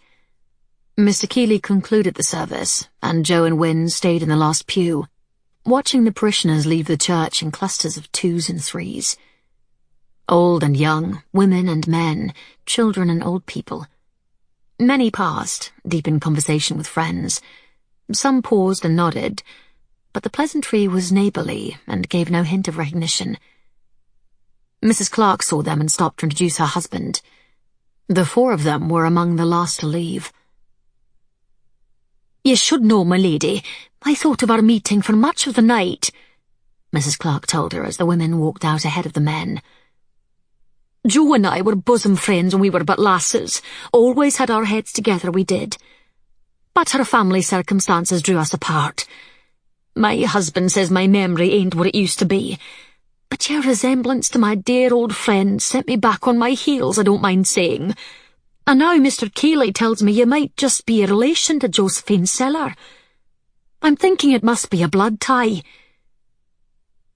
This is the reason why I'm here, to discover if we're kin or not, Jo said, unwilling to offer more. The sun had broken through the clouds during the service, and they found the curate standing in the midst of a small assembly outside. Jo decided they must be the families he'd promised to introduce them to today. Since last night, however, it was only the Seller family that she cared to meet. "Do you know which one of those people are Mr. and Mrs. Seller?" she asked Mrs. Clark. "The missus is homebound these days, turned an ankle in the garden a fortnight ago. As far as her husband, let me see." She squinted at the group and shook her head. "Can't find him, my lady, but perhaps Mr. Clark recalls if the gentleman was attending today or not." She turned to ask her husband and brightened, noticing a man coming out of the church. "Just looking for you, Mr. Seller," Mrs. Clark called to him. "This English lady and the captain here come all the way from Rainford to make your acquaintance." Wynne stopped next to Jo, but the older gentleman's immediate reaction told them no introductions were needed. "Josephine Seller? Truly? I don't believe it. It can't be you." Cuffy saw the two old people roll up in their ancient carriage. When, a few minutes later, a footman announced the arrival, Dr. McKendry's sudden frown told him trouble had come knocking. The doctor asked him to stay with Mr. Cameron while he took the guests up to the captain's office to speak with them. The bookkeeper was busy with his accounting books, so Cuffy went downstairs. Listening to the muttering between the attendants, he heard the name Barton mentioned. When he asked, one of the former sailors told him it was the mother and uncle, and he'd be "best off tucking well away from him, for a storm's a-blowing in." Mr. Barton was the reason Lady Jo had come to the Abbey, and the sweet old man sketched her likeness every day. Treading lightly on his way up the stairs, he heard the sound of loud voices coming from the captain's office, and he edged toward the open door, pressing himself against the wall. A woman's harsh tone pierced the quiet of the hallway. "We didn't give him into your care to put him at risk, Dr. McKendry." "Mrs. Barton, Graham," the doctor said. "Taking him now would jeopardize the advances he's made. The accidents that occurred—" "Don't try to pass off what's happened as accidents," she hissed. "We've heard the truth, so don't try lying about it. They were attacks, pure and simple. A madman going after Charles while he was sleeping. And now I hear the lunatic is still housed in the same room, free to attack again." "That patient was provoked by someone who has since run off," the doctor explained. Cuffy's chin sank to his chest in shame. He was the person responsible for what happened to Mr. Barton, having allowed himself to be tricked by Abram. And now Dr. McKendry was being blamed. "And then," the grating voice scratched out, "we find out my son was nearly drowned, cast into the fish pond by yet another patient, as you call them." "Nothing of the kind happened," Dr. McKendry asserted hotly. "Mr. Barton jumped into a waist-deep pond after someone had fallen in." "2 attacks, and you can't protect him." Cuffy remembered the chaos he and the captain came upon when they rode back from the village that morning. Mr. Barton had gone in after Lady Jo because he thought she might be drowning.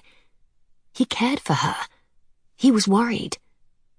Since when was trying to save someone's life considered an attack? These people knew nothing. "The progress your son has made has been astounding," the doctor asserted. "Not only has his health improved dramatically, his mind is—" "Don't you be talking of progress," she barked, cutting him off. "We've had enough. We're taking my son with us today. We shan't be leaving him at the mercy of vultures. The asylum in Aberdeen is ready for him, and they have bona fide keepers there." Sending him there would be a terrible mistake, the doctor argued. Do you know how they treat their patients? We've made all the arrangements, the woman announced in cold indifference. Charles will be beaten, mutilated, starved, dunked in ice-cold water, the doctor exclaimed. They'll tie him to a chair that's been hung from the ceiling, hoist him up and spin him until he vomits, wets himself or defecates, and then they'll beat him for that. Coffee shivered, recalling the brutality on the plantations. He'd heard so many stories from the folk that escaped. He'd seen their scars, their missing fingers and ears. It made him ill to see his own people exposed to such treatment, and he didn't want Mr. Barton to be treated that way either. Graham, pray speak with Mrs. Barton, Dr. McHenry pleaded. Surely you can see that moving him now is the wrong thing to do. She is my nephew's mother, the old man said flatly. Neither you nor I can say we know what's best. She's the one to decide. The doctor was not giving up. Mrs. Barton, patients who are sent there rarely, if ever, recover enough to rejoin society and their families. Your son would be lost to you forever. Surely you don't want that. Save your breath, Mrs. Barton ordered. They've agreed to take him, and we mean to remove him from this place. The treatment my son has endured here cannot be referred to as anything but evil, and once he's been saved from your— Coffee had had enough, and he backed away from the door. They were correct downstairs. Something horrible was going to happen, and Dr. McHenry was alone to face them. Lady Jo cared about Mr. Barton, and she wasn't here. The captain wasn't here either. It was up to Coffee to help. Josephine's cellar. The older gentleman's unguarded exclamation affirmed what Jo had already come to accept in her heart. She now knew her mother's family name, who her people were, where she came from. Mr. Cellar was astonished, but he wanted to know more about her. Jo desired no public spectacle, however, and as the curate and the other families joined them, she asked Mr. Cellar to wait so they could discuss the matter further in private.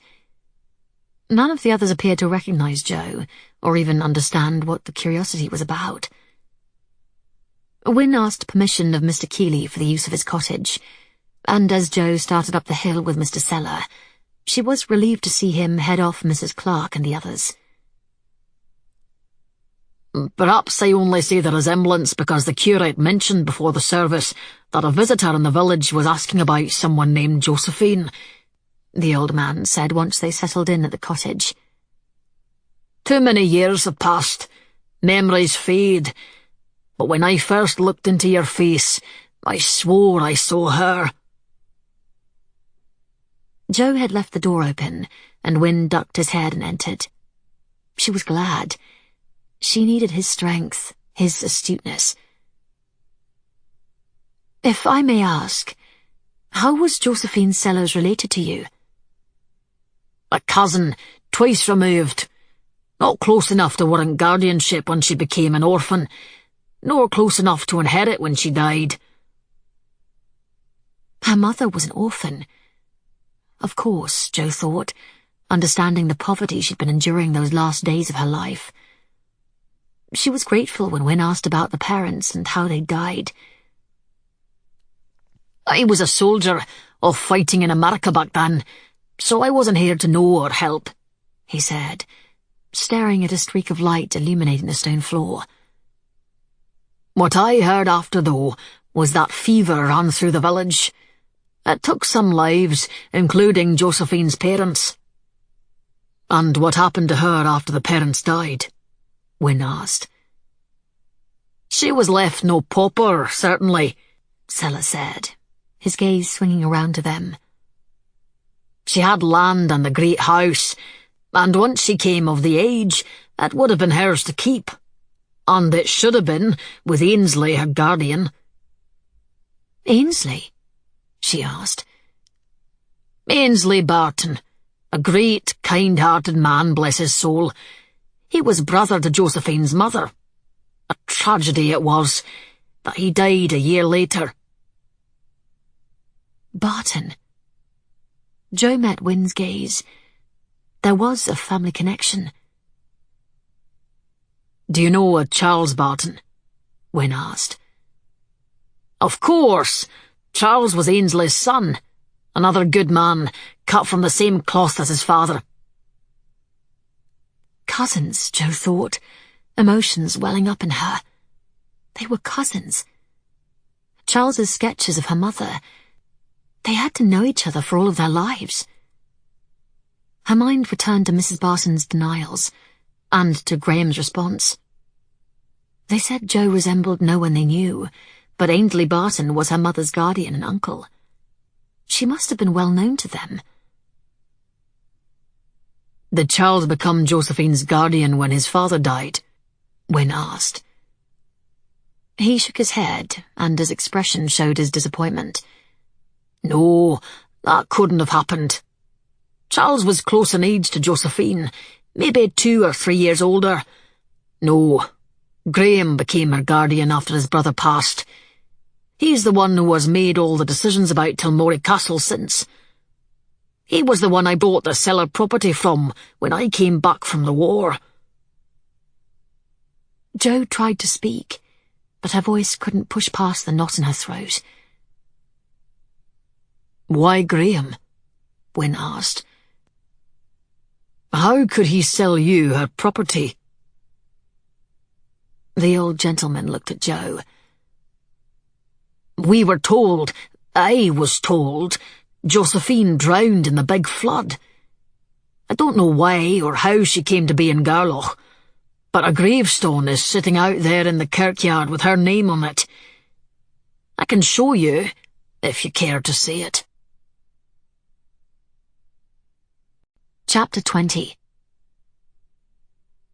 They found the gravestone marking the final resting place of Josephine Cellar, near the wall along the river path. It was plain and similar to a score of others around it, but Wynne watched as Jo studied the markings. A name, a birth, a death. He wondered what poor soul had been buried there in the place of her mother, and as they stood, Jo murmured a quiet prayer.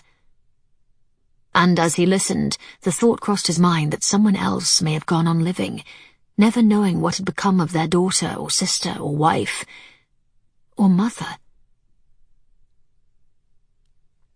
In the curate's cottage, Jo had not mentioned what she suspected to be her connection with the Cellar family. When she said nothing to the old gentleman, Wynne had followed her lead and remained silent. He knew as it stood, she had no proof of anything, only a handful of drawings and a series of possible coincidences. Still, he guessed that Mr. Cellar knew the truth. Back in the village, she visited with Mrs. Clark, while Wynne searched out the curate and compensated him for his time and efforts. They left Garloch at noon, and for a long time Jo sat quietly beside him, her head resting against his shoulder, and their fingers entwined. He knew she had a great deal to think about. This journey had been an emotional whirlwind, and they both were feeling its profound effect. Did Mrs. Clark tell you more? He asked. Anything that you didn't know? She told me she was living in the village at the time of the flood. She was newly married then, Jo told him. It was an awful time, she said. The town was full of folk passing through, seeking some place after being turned out of their homes by the landlords. There was a large encampment along the river. As Mr. Cayley told us, when the flood came, so many people were caught in it and carried off by the waters. It took weeks to find some of them, and many were beyond recognition. Families were forced to guess at the identities of the bodies. That doesn't excuse Graham's false identification of your mother. No, it doesn't. Nothing does, she said, her words tinged with anger. My mother was his ward. She was his kin, his own sister's daughter. But he failed her. Perhaps worse than failed her. When she showed up a month later in the borders, she was frightened. She would not even tell anyone the name of her family in the Highlands. She gave me to a stranger rather than asking her to send me back to her own people. Pregnant and alone. Even now, debilitated by a head injury, Charles Barton appeared to care deeply for the young woman he'd lost. But from what Wynne knew of the older man's history, during that time he'd had a commission in the Navy. Questions rose in his mind as to the nature of Barton's relationship with Josephine Seller. More to the point, who fathered the woman sitting beside him now? The woman he loved. Last week, Graham and Mrs. Barton saw me in that ward, and they both denied any kinship vehemently. "Why?" she asked, frustration and ire evident in her voice. All they needed to say was the same thing I heard from Mrs. Clark and Mr. Seller, that I resembled someone they'd once known. It would have been enough to put me off and bury the truth. So why reject me? Because they had something to hide, Wynne thought. "Men do vile things for money," he replied. "Graham saw to it years ago that Josephine Seller was declared dead. And doing so, he took possession of her property and sold it. Right now, he controls the estate at Tilmorey Castle. With Charles Barton in an asylum, or dead as he nearly was when they dumped him at the Abbey, Graham continues to reap the benefits. And then you arrive. What if Charles and Josephine were more than cousins? They were both young when she became his father's ward.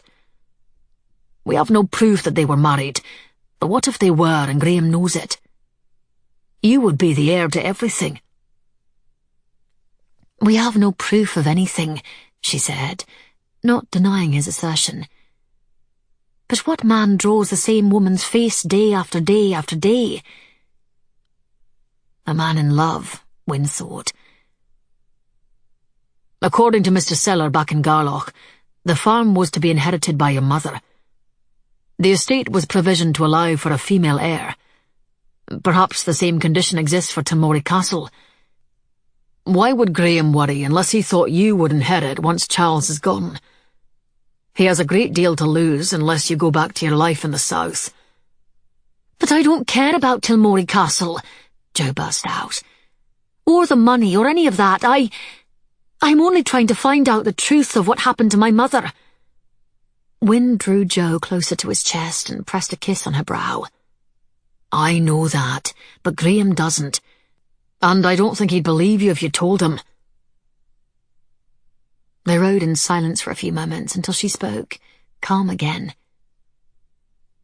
"You believe it's a possibility that Charles Barton and my mother were married?" "We found nothing in Garlock, but if she married in any of these parishes, we might find some record of it in the offices of the bishop in Aberdeen." "Married or not, my mother suffered," she said fretfully. "What would drive her to leave the Highlands?" "I think Graham and Mrs. Barton need to answer that. She was in their care. But Charles Barton may know something as well, if he ever improves enough to share it." She nestled closer and tucked her head beneath his chin. "Charles Barton. Could he really be my father? And will I ever know for certain?" Jo's hand wandered innocently down the front of his coat, and his loins tightened. "Whatever answers present themselves, you will learn them with me at your side, for that is where I vow to remain, except at this particular moment." He could wait no longer. Wynne moved swiftly to the seat across from her. Yesterday, Jo agreed to marry him. Last night, overwhelming passion consumed them. Neither had slept at all. Every time they thought themselves satisfied and spent, it took only a look, a caress, and they were young lovers once again. She looked at him questioningly. "Which hand?" he asked, holding out two closed fists. Jo was satisfied with what they discovered about her mother at Garlock, but she was also disheartened at the lack of prospects for learning anything else. Wynne read her thoughts. He knew what she was feeling, and here he was, trying to cheer her up. "What are you doing, Captain Melfort?" she asked, smiling. "Which hand?" "If you intend to distract me, you've already succeeded," she said, looking into his handsome face. "Don't be a coward, Lady Pennington. Pick one." Jo travelled back in time to a warm evening in London, to the night they met. "You're being more formal than the last time, Captain," she drawled, biting her lip as she studied her options. "The right hand." As she'd expected, it was empty. When he extended the left hand in her direction, she saw the right move covertly into the pocket of his coat.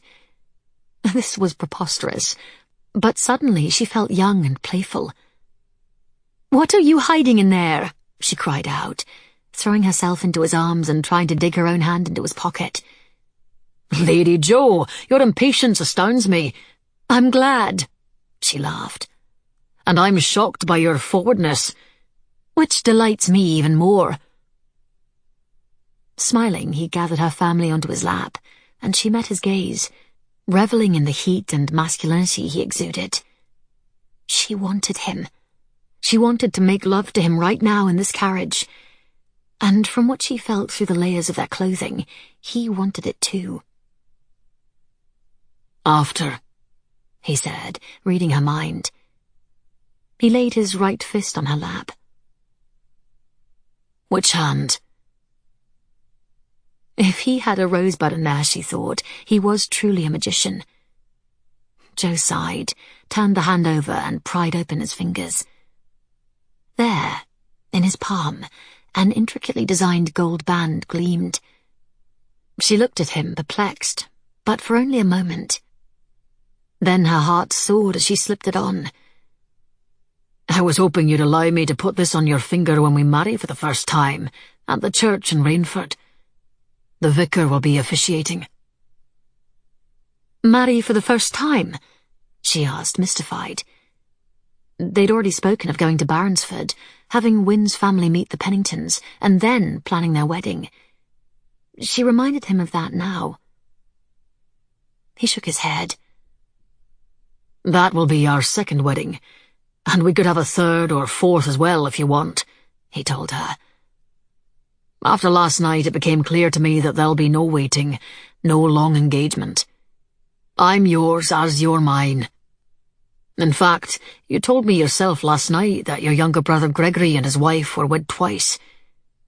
Do you think I would have you slighted in any way?" "You're worrying about my reputation," she said, feeling her love for this man rise ever higher. He held her gaze.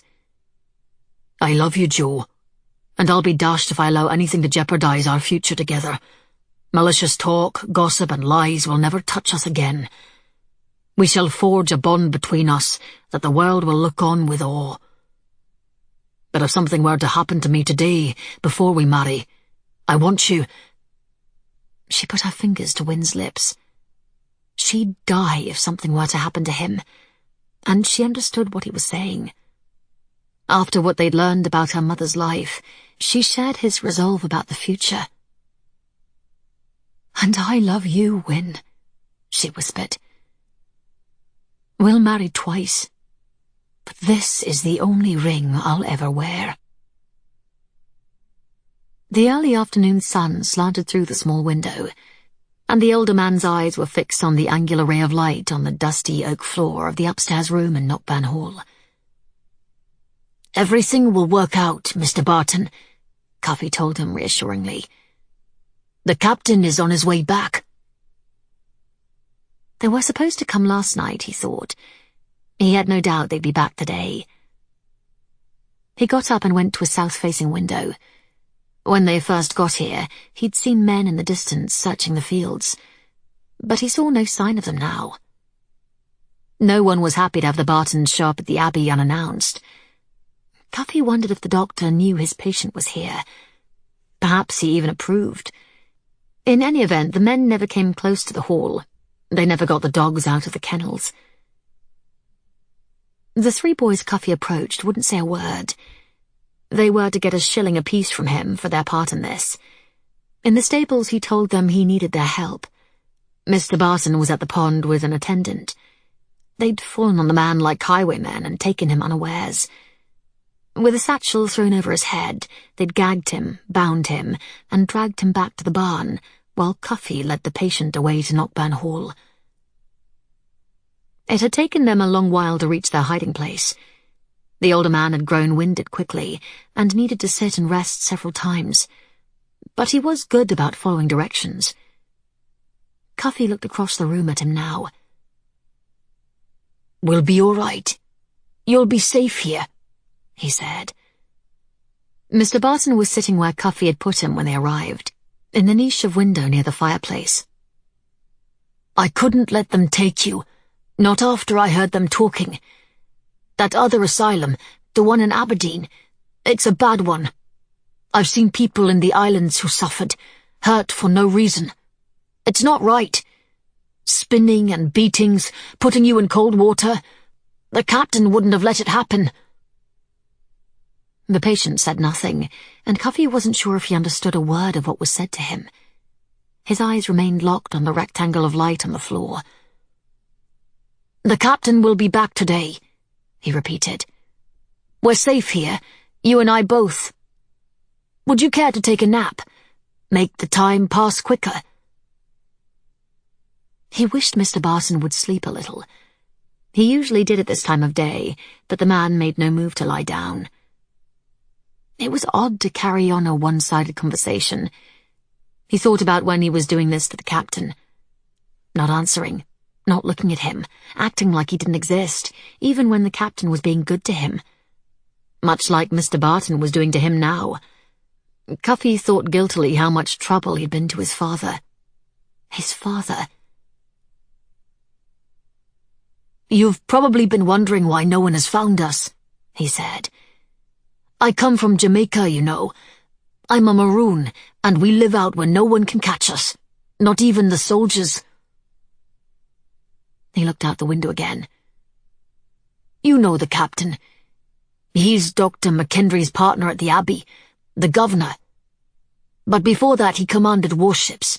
He's sailed every ocean, fought pirates and slavers and Americans, and the French. He's smart as they come. He'll know what we should do." He'd come soon, and he'd know where they were hiding. Cuffy crossed the room and sat against a wall near the older man. "My father, the captain I mean, he can fix anything. Everyone depends on him, even Dr. McKendry. They wouldn't have tried to take you if he were at the Abbey today, but he'll be here soon. We'll be all right."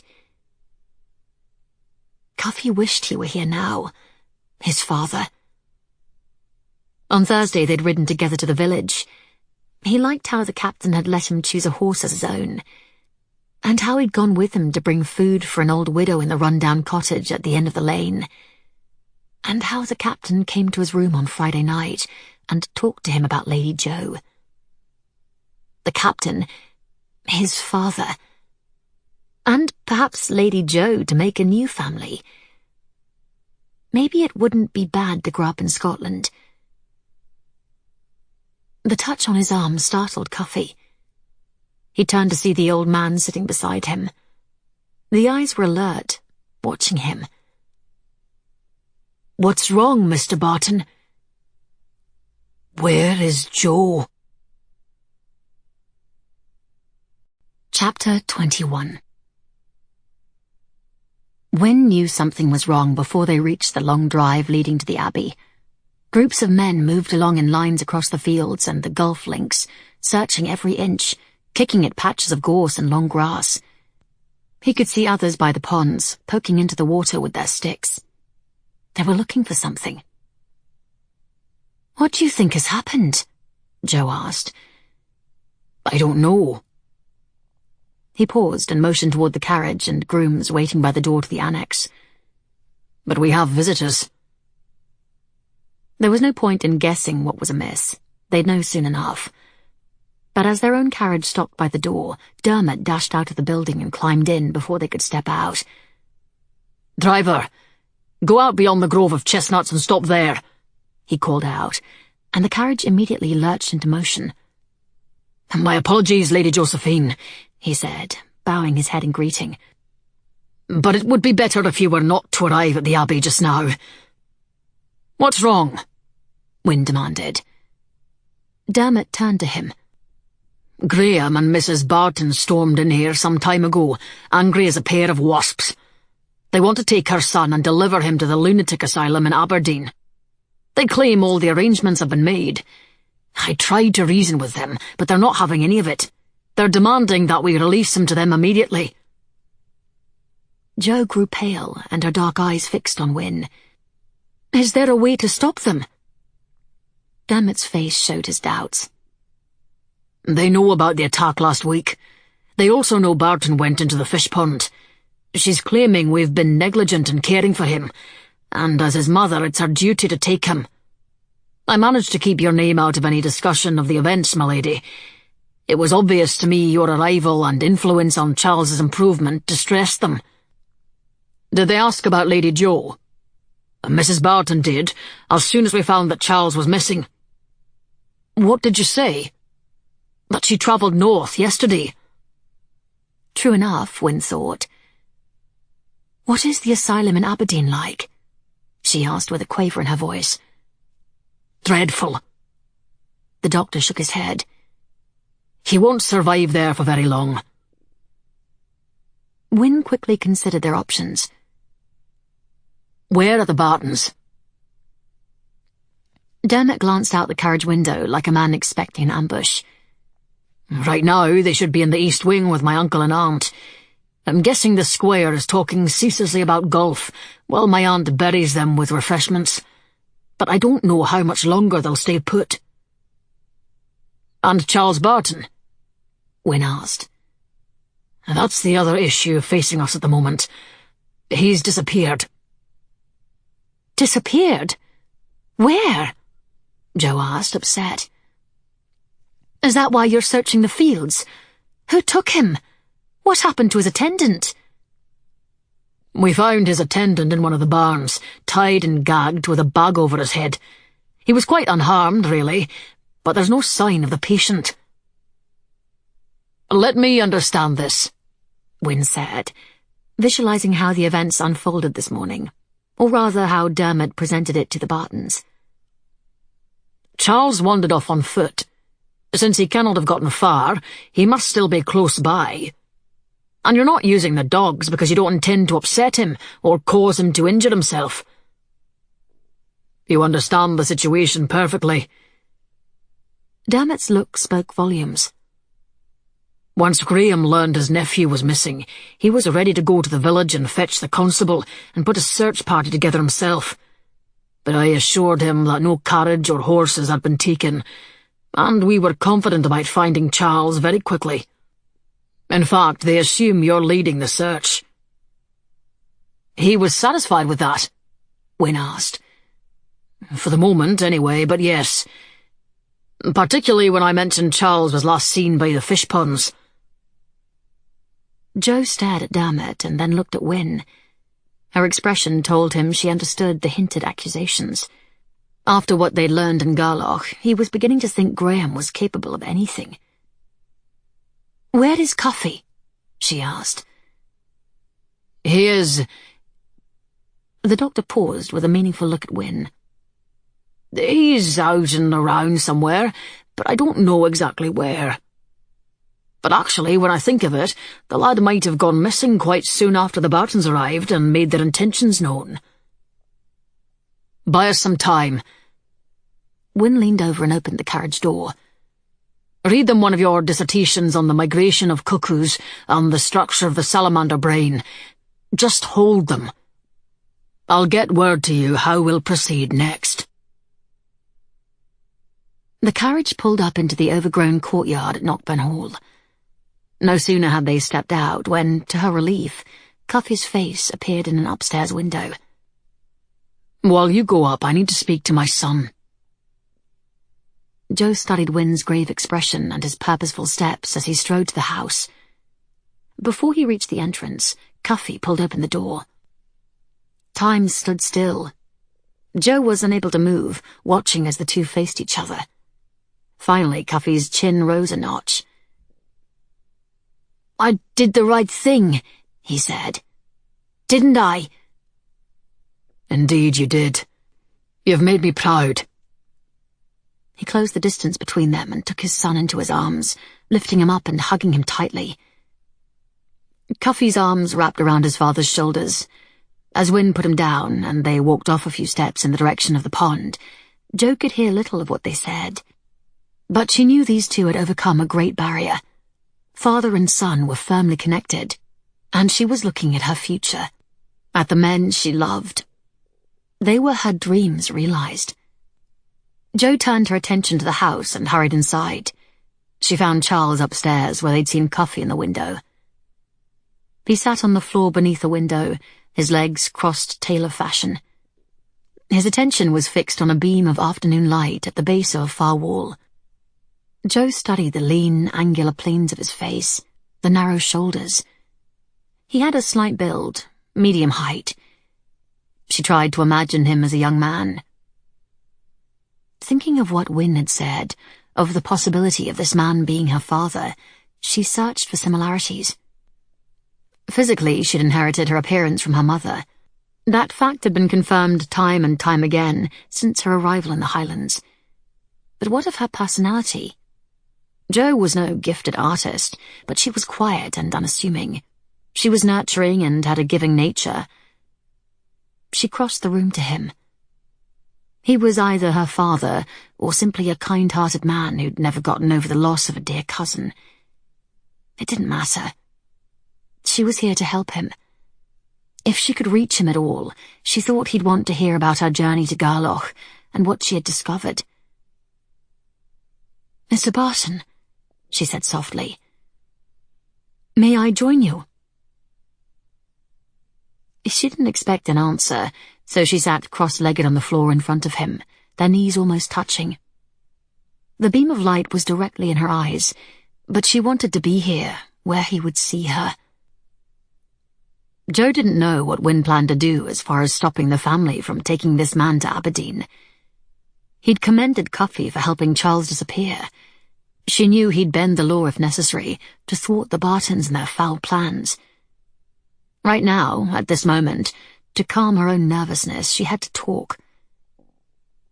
"Thank you for directing me toward Garloch. Captain Melfort accompanied me there." Charles's fingers were drumming softly on the floor by his knee. He was missing the pencil and paper he was accustomed to draw with. Jo realized her fingers were doing the same thing, and she stopped. Reaching over, she took both of his hands in hers. They were cold, like hers. "We met with the curate there," she told him. "An agreeable young man who was eager to help us and answer our questions if he could." Jo went on and relayed all they'd learned, the dates they'd focused on, the search for baptisms of girls with the first name of Josephine. She thought he might know many of the people they encountered, possibly even the curate, depending on when he'd last visited the village. She talked about Mrs. Clark in detail, hoping the name of Josephine's childhood friend might trigger some response. "Josephine Seller," she said again. "For my entire life, I've never known my mother's family name until Mrs. Clark revealed it. I didn't know where she came from, who her family might be. The grief I felt after—" Her voice shook. She paused, staring at their joined fingers. She studied the contrast of age in them. She touched the calluses and scarred on the weathered hand. When she was finally able to speak, Jo shared how broken she'd felt last night. She told him of the tears, the sense of loss. She explained how, for the first time, she knew who her mother was, and that only made her suffer so much more. Her face was in the light, and his was in shadow, so she couldn't see if her words meant anything to him. But if he understood any of what she said or not, it made no difference. Charles Barton and his sketches had been the stimulus, the trigger that had brought her search to the Highlands. He changed everything for her. Finding Wynne again, discovering her mother's origins, even knowing that this silent man was family. It was all due to him, "I met Mr. Ezekiel Seller, a distant cousin and a decent man," she told him, reminding Charles of who he was. She conveyed the kind words the older gentleman had said about him and his father, Ainsley Barton. "So now I know we're related, the Bartons and Sellers." Perhaps it was her imagination, but Jo thought she felt a gentle squeeze of her hand. "You and Josephine were cousins. You must have seen each other many times while you were growing up. Perhaps you shared the same interests," Jo suggested, wondering how many times those two had held hands. "And I now know that she moved to Tilmore Castle when she lost her own parents, which explains why you knew her features so well that you can draw her now, nearly 40 years later. We never forget those we care about the most, do we?" The smile, the laughter, the dark eyes dancing with the expression of a woman who knew she was adored. The sketches of Josephine depicted a young woman who was loved. "I think you two must have cared for each other deeply." Jo had no right to assume more than that. She couldn't speculate wildly and persuade herself there was more between them. Her mother was lost to her. She wouldn't convince herself that Charles Barton was her father, only to have it come to nothing. She hadn't come to the Highlands to find him. "Mr. Sellers showed me my mother's grave today," she said sadly. "He didn't really know her, or care for her as you did." She pulled her hands away and gathered her knees to her chest. "I didn't tell him the truth about the grave. It would have only unsettled him. But you have a right to know. Josephine isn't buried in the churchyard in Garloch. She didn't die in the flood, she survived. And then she ran from her people as far as she could go." Her thoughts drifted to the image of her mother from the stories she'd collected over the years. Josephine Seller, little more than a girl herself, turned her back on her home and her kin, and travelled, heavy with child, like a pauper, with other desperate and friendless folk driven out of the Highlands. The words struggled to get past the fist gripping her throat, but she forced them out all the same. They said she mentioned no man she was going to, and no husband left behind. She died holding her daughter in one arm and clutching the hand of the kind and loving woman who took me in and raised me. She stabbed at a tear that splashed onto her face, and then another, and then another. "I believe you thought she died and was buried in Garloch, but some day, when you're better, I'll take you to the borders, to the village of Melrose. There in the kirkyard, I'll show you where Josephine Seller, my mother, is buried." She heard footsteps downstairs and knew Wynne was coming up. Jo lifted her chin off her knees and took a deep breath, trying to calm herself. She couldn't fall apart. Not right now. Not when this man needed her. The beam of light had shifted with the movement of the sun, and she stared at Charles Barton. Tears ran unimpeded down his face, and he slowly reached out and took her hand in his. Chapter 22. Wynne stared at the painting above the mantel of the library at Tilmore Castle. It was a depiction, done in the grand style of the last century, of Julius Caesar being assassinated in the Roman Senate. The irony was not lost on him. The afternoon sun was rapidly slipping toward the hills in the west, and he wondered how long it would be before Mrs. Barton and Graham arrived from the Abbey. It didn't matter, he decided. He was ready for what lay ahead. "Cry havoc, and let slip the dogs of war," he murmured, moving to a window overlooking the front courtyard. Tilmore Castle, with its warlike red stone exterior, presented itself far differently on the inside. Centuries old, the castle had been renovated only decades ago, and the interior had clearly been designed to convey the feeling of wealth and power. Reputed to be one of the richest estates in the area east of the Grampians, the farms had long ago been cleared of tenants to make room for the more lucrative raising of sheep. The display of artwork, books, fine furniture, and other luxuries demonstrated the success of that strategy, in spite of sometimes unrestrained shows of force it took to achieve it. But it was the behavior of the staff that gave Wynne greatest pause. In his time in the Navy, he'd seen ships commanded by cruel men. The use of the lash and deprivation of rations in the hands of a sadistic captain often made for a disciplined but disheartened crew. Men accustomed to mistreatment did what was required, but with a slack and sullen manner, and they did nothing beyond it. It was the same here. From the moment he climbed out of the carriage, he'd seen the sidelong looks of fearful, unhappy servants. Without meaning to, they projected the attitudes of whipped dogs, slinking about, disappearing around corners, answering questions when asked in the most hesitant manner, averting their faces when they came in to light candles. The workers at Tilmore Castle were afraid, and they'd been that way for a long time. Wynne was still standing at the window when the Bartons' carriage rolled to a stop in front of the entrance. Graham stepped out and offered a hand to Mrs. Barton, who ignored him and hurried toward the door with agility that belied her age.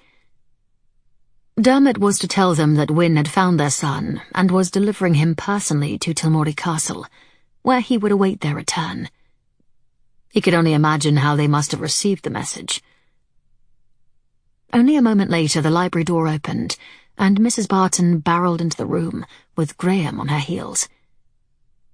She overlooked Wynne's greeting, her eyes immediately finding her son sitting quietly at the desk near the door. "I've never been faced with such appalling negligence and ill-treatment. If my son were not waiting for us here, we would have taken the abbey down, stone by stone. And we may do that yet." She went closer to Barton. "He looks pale as death. What kind of ordeal did you put him through? Why couldn't you bring him back to the abbey?" Without waiting for an answer, she turned to Barton's uncle. "Put him in the carriage. I want him taken directly to Aberdeen." "It's far too late in the day," Graham told her. "Tomorrow is time enough." Mrs. Barton glanced impatiently out the window at the late afternoon light, and then waved a hand imperiously in the air. "Call in the servants, have them put to bed. Tomorrow at first light, Graham, you'll take him." She whirled toward Wynne. "We have nothing more to do with you, Captain. Our business is finished. Pray convey our dissatisfaction to Dr. McKendry regarding the management of what you claim to be an asylum. You'll receive no favourable recommendation from us, I assure you. Now get out."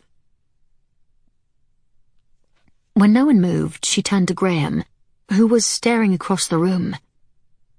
"Lady Josephine," he said with a curt bow. "We were told you'd already gone north." Mrs. Barton swung around, her expression furious as Jo moved away from a bookcase. "I did go north," she said calmly, holding a volume to her chest. "But only to Garlock." "You!" the older woman breathed with a tone of accusation. This was the way Jo wanted it, to stay in the shadows until these two were secure in their own lair. "After all these years, I was glad to know where my mother was born and baptized. I had to see it with my own eyes. Captain Melfort was kind enough to help me find what I was looking for," Jo said, nodding with gratitude in Wynne's direction. "He's been instrumental in going through the records at the rectory in Garlock, and at the offices of the bishop in Aberdeen. Thank heaven we are such dedicated record-keepers in our modern age. One cannot rely on rumour alone."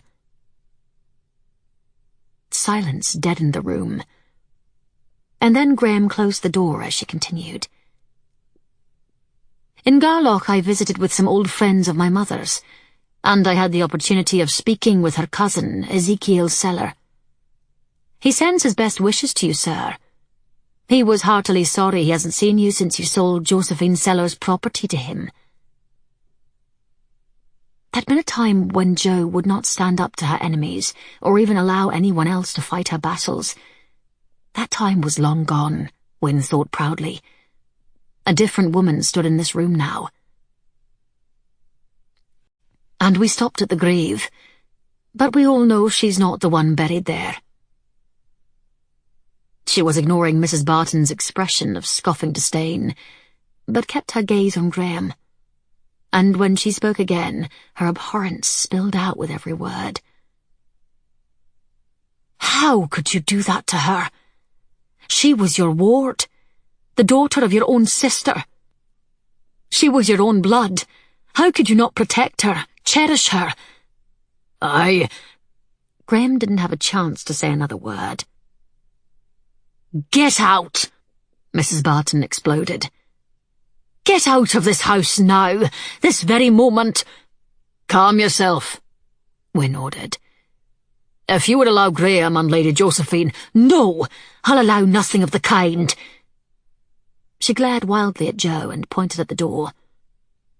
"You're no one, do you hear? No one, no connection. Josephine's cellar drowned in a flood. She's gone. There was no child. You're an intruder in our lives. Remove her from our home, Graham." "Your home?" Jo asked sharply, looking from the irate woman back to Graham. "Look behind you. He is still here. Charles is alive. This is his home." Neither moved. Their attention was on Jo's flushed face. "Or will you do the same thing to Charles that you did to my mother? Why not? You can save yourself the expense of sending him to his death in Aberdeen. Why not simply dig a grave here and fill it with the body of any poor soul?" "You're a devil," Mrs. Barton fumed, her eyes spitting fire. "To say such a thing to a mother!" Jo ignored her, keeping her attention on Graham. "Isn't that what you did in Garloch? Isn't it true that you identified the first available corpse as your ward, Josephine Cellar?" Graham stalked to a desk by a window. "And what did you gain by it?" she persisted. "A few paltry pounds from the sale of her estate?" Jo shook her head in disgust. "In your vile scheming, is Charles next to die?" Mrs. Barton took a step toward her. "You are the only vile schemer," she hissed. "You and your clever plans to take everything we have built, everything we hold dear." Jo continued to ignore her, keeping after Graham. "Or were your actions even more insidious?" she demanded. "Did you try to kill her? Did you throw her into those floodwaters yourself? Is that the reason she was so terrified of coming back?" "You're wrong," he retorted, anguish in his voice. "I committed no murder. She was caught in the flood, and I thought she was dead. I was sure of it. No one could have survived those raging waters, certainly not a woman in her condition. And I tell you, with God as my witness, it wasn't about her estate. I wanted to bring her back. Save her." His admission had a more powerful effect on Mrs. Barton than Wynne could have imagined. She crossed the room and slapped Graham hard across the face. "It's a lie," she screamed. "You wouldn't betray me, not then, not now." Graham said nothing. He never lifted a hand to his face. He simply stood where he was as Mrs. Barton spun and started back toward Jo. "That harlot deserved to die." The old woman stopped in the centre of the room, her eyes wild, unfocused.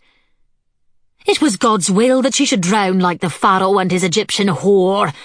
She died as she should, and the devil growing inside her died as well. I wanted them gone. God wanted them dead, both dead."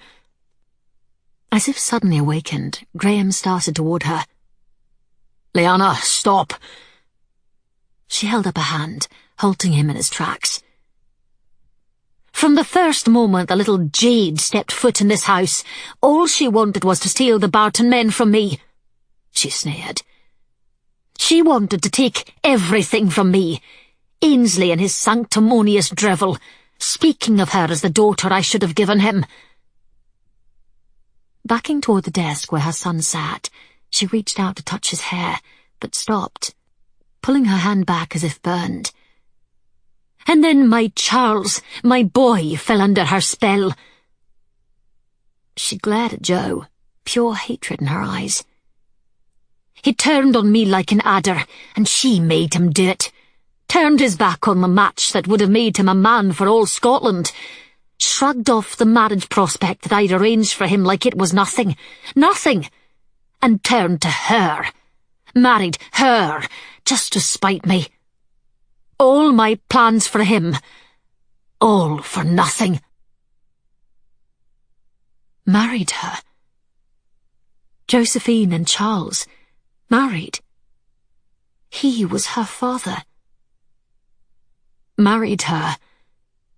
Mrs. Barton's words reverberated in Jo's mind. She wanted to go to Charles, hold him. He was her father. But the old woman was standing beside him, her arms askew, her face twitching with fury.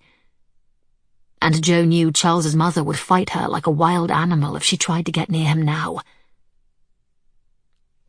Then something changed in Mrs. Barton's face. A glimmer of understanding flickered in her eyes. She scowled darkly at Graham. Saved her? You would have saved her? Her mouth opened and closed as if forming words that did not come out. You wouldn't do that. Not you. Not the man who claimed he loved me. Not the man who had begged me to marry him for how many years, Graham? Not the man who vowed to wait for me until the last breath of life left our bodies. Suddenly, all the anger and doubt and frustration and helplessness inside of Jo was pushed aside, and pity welled up in her heart. In spite of the knowledge that this old woman was the cause of so much misery, responsible for the death of her mother, she could feel nothing but pity for her at this moment. Another lost woman. Lyanna, Graham began, helplessly. Mrs. Barton shuddered and shot a fierce glance at Jo. So you've stolen him from me as well? She rasped. You and your whore mother have taken them all. Well, this one's not half the man his brother was, never could be, so take him. I don't need him or anyone. You both should have drowned. I wish you'd never seen the light of day. That's enough, Lyanna, Graham said, crossing toward her. And then he stopped and began to back away, and Jo glimpsed the small lady's muff pistol she'd drawn from the drawer of the desk. The barrel of the gun swiveled toward Jo, and Mrs. Barton moved a step closer. She wasn't going to miss. Their strategy, devised at Knockburn Hall when Charles haltingly asked Wynne and Jo to bring him here, had degenerated into imminent disaster. Jo had been willing to provoke Mrs. Barton and Graham and prod them for answers, but right now it looked as if she would die in the effort. Jo didn't know how he reached her, but suddenly Wynne was standing between them. "This has gone far enough, Mrs. Barton," he said coolly. "You'll hand me that pistol immediately." Do you think for a moment that I'll let her take everything? My family, my home, my position? Get out of my way! 1,000 thoughts and fears raced through Jo, for she knew this woman was capable of pulling the trigger. She'd come to the Highlands to get answers, to find her origins, and now she knew her mother's story. She'd discovered her father. But what about Wynne? He was the one true love of her life, and she could lose him now. Fear gripped her heart with iron claws. He was her past, her future, her present, her life and her dreams. He was the happiness that she thought she had lost forever. He was the air that sustained her. 16 years ago, she lost Wynne. Here in the Highlands she found him again, and now he was standing between her and a loaded weapon. You can only shoot one of us," he said to Mrs. Barton. "It won't be her, I promise you." Graham took a step toward the older woman. "Stop!" she barked. "If I had 2 bullets, one of them would be for you. Now get out of the way, Captain." She couldn't let him do this. Jo tried to step around Wynne, but he held her back. "They'll hang you for this as sure as we're standing here. Do you think her brother, the Lord Justice, would allow you to live if you kill either of us today?" "Do you think I care? Do you think I want to live after this?" Jo edged around Wynne enough to see Mrs. Barton waving the pistol. "Then you may as well shoot me," he said. "I have already taken 1 bullet for her. I'm ready to take another." "No!" Jo shouted, backing out of Wynne's reach and stepping to the side. As the pistol turned, she saw the woman's eyes focus on her, and her intent was deadly. "No, Mother," Charles Barton said as his hand closed over the pistol, pushing the muzzle toward the floor. "You'll not be killing my daughter." Chapter 23. Though she hadn't expected to, Jo saw Mrs. Barton every day after the incident in the library. When Charles intervened, the older woman had immediately sunk into a chair, shocked and staring at him. She'd been defeated, stripped of whatever power she imagined she had over her son, over Jo, even over Graham. When she failed to move or respond to anyone, servants carried her up to her chambers and put her to bed. Before they left for the Abbey, Wynne had them send for Dr. McKendry. Struck down by apoplexy from the shock she'd brought on herself, Mrs. Barton was attended by physicians, first by Dermot and then from the village and from Aberdeen. After 2 days, their diagnosis was hardly optimistic. The old woman was conscious, for she could blink her responses to simple questions, even though she could not speak. But she'd been left with no ability to move or perform the simplest of tasks. Leanna Barton would lie in her bedchamber indefinitely, stripped of the dignity of living as she had lived, sentenced to imprisonment within her own mind. After what had occurred at Tilmorey Castle, Jo was relieved when her father expressed his wish to remain at the Abbey. Charles had given up Tilmorey Castle as his home long ago. Rooms for him had been arranged near her in the north wing. With the assistance of an attendant, she was certain she could manage his ongoing recovery. Charles faltered in his efforts to speak, a continuing problem that frustrated him. But when the words failed him, he picked up his pen and wrote out his wishes, for his comprehension was improving daily. His memory contained great lapses, but Dermot told him not to despair. Others before him had recovered fully, and they would keep at it. 3 days later, Graham asked for an opportunity to explain his side of things, so Jo and Wynne took her father by carriage back to Tilmorey Castle. "There could be no punishment worse than what your mother has been sentenced," Graham said to Charles. They were sitting in the library again, and a steady rain was beating against the windows. "For myself," Graham continued with a glance at the others, "I fear for my everlasting soul." Jo was stunned by the change in the man in such a short time. Since their first meeting a fortnight ago, his straight back was bent with age, and he favoured one leg when he walked. The lines on his face were deeper. His eyes had lost their fire. "For years you stayed away from Tilmorey Castle, from your mother and me," Graham said in a hushed tone. "I know you thought we drove Josephine away, and you were right. Your mother bullied and threatened her until she ran, but I'm as responsible for it. I stood by in silence, tending to my work overseeing the farms, even though I knew what the lass was suffering. And I did nothing to stop it. I couldn't raise a finger to help her until it was too late." Charles would not look at Graham, and he said nothing. "My lady, your introduction to this family, to your own family, has been—" The older man faltered and moved restlessly in his chair, searching for the right word to say to Jo. Ghastly. But before I say another thing, I need to tell you how sorry I am for treating you as I did the day we met at the Abbey, and for wrongly holding my tongue since then. What I have to forgive is nothing compared to what you did to my mother and my father.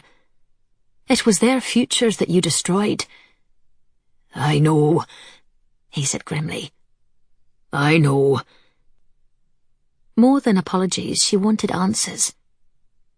2 brothers and a sister. My father has conveyed to me some of our family history, what he can recall. Perhaps it was the day Charles jumped into the pond hoping to save her, or earlier, when Stevenson was released from his night restraints and dealt him a blow as he slept. Perhaps it was the accumulation of many things, or even just the passage of time. There was no way to know, but a fog had cleared in her father's mind, and he was undoubtedly improving. And wanting to spend time with Jo, talking of the past, was his favourite pastime these days. You were the youngest, she continued. You've remained a bachelor your entire life, serving the family at Tilmore Castle. And I know that Mary, my grandmother, was the middle child. She was married and lived on a farm in Garloch, where she gave birth to Josephine. One day she'd like to see that place.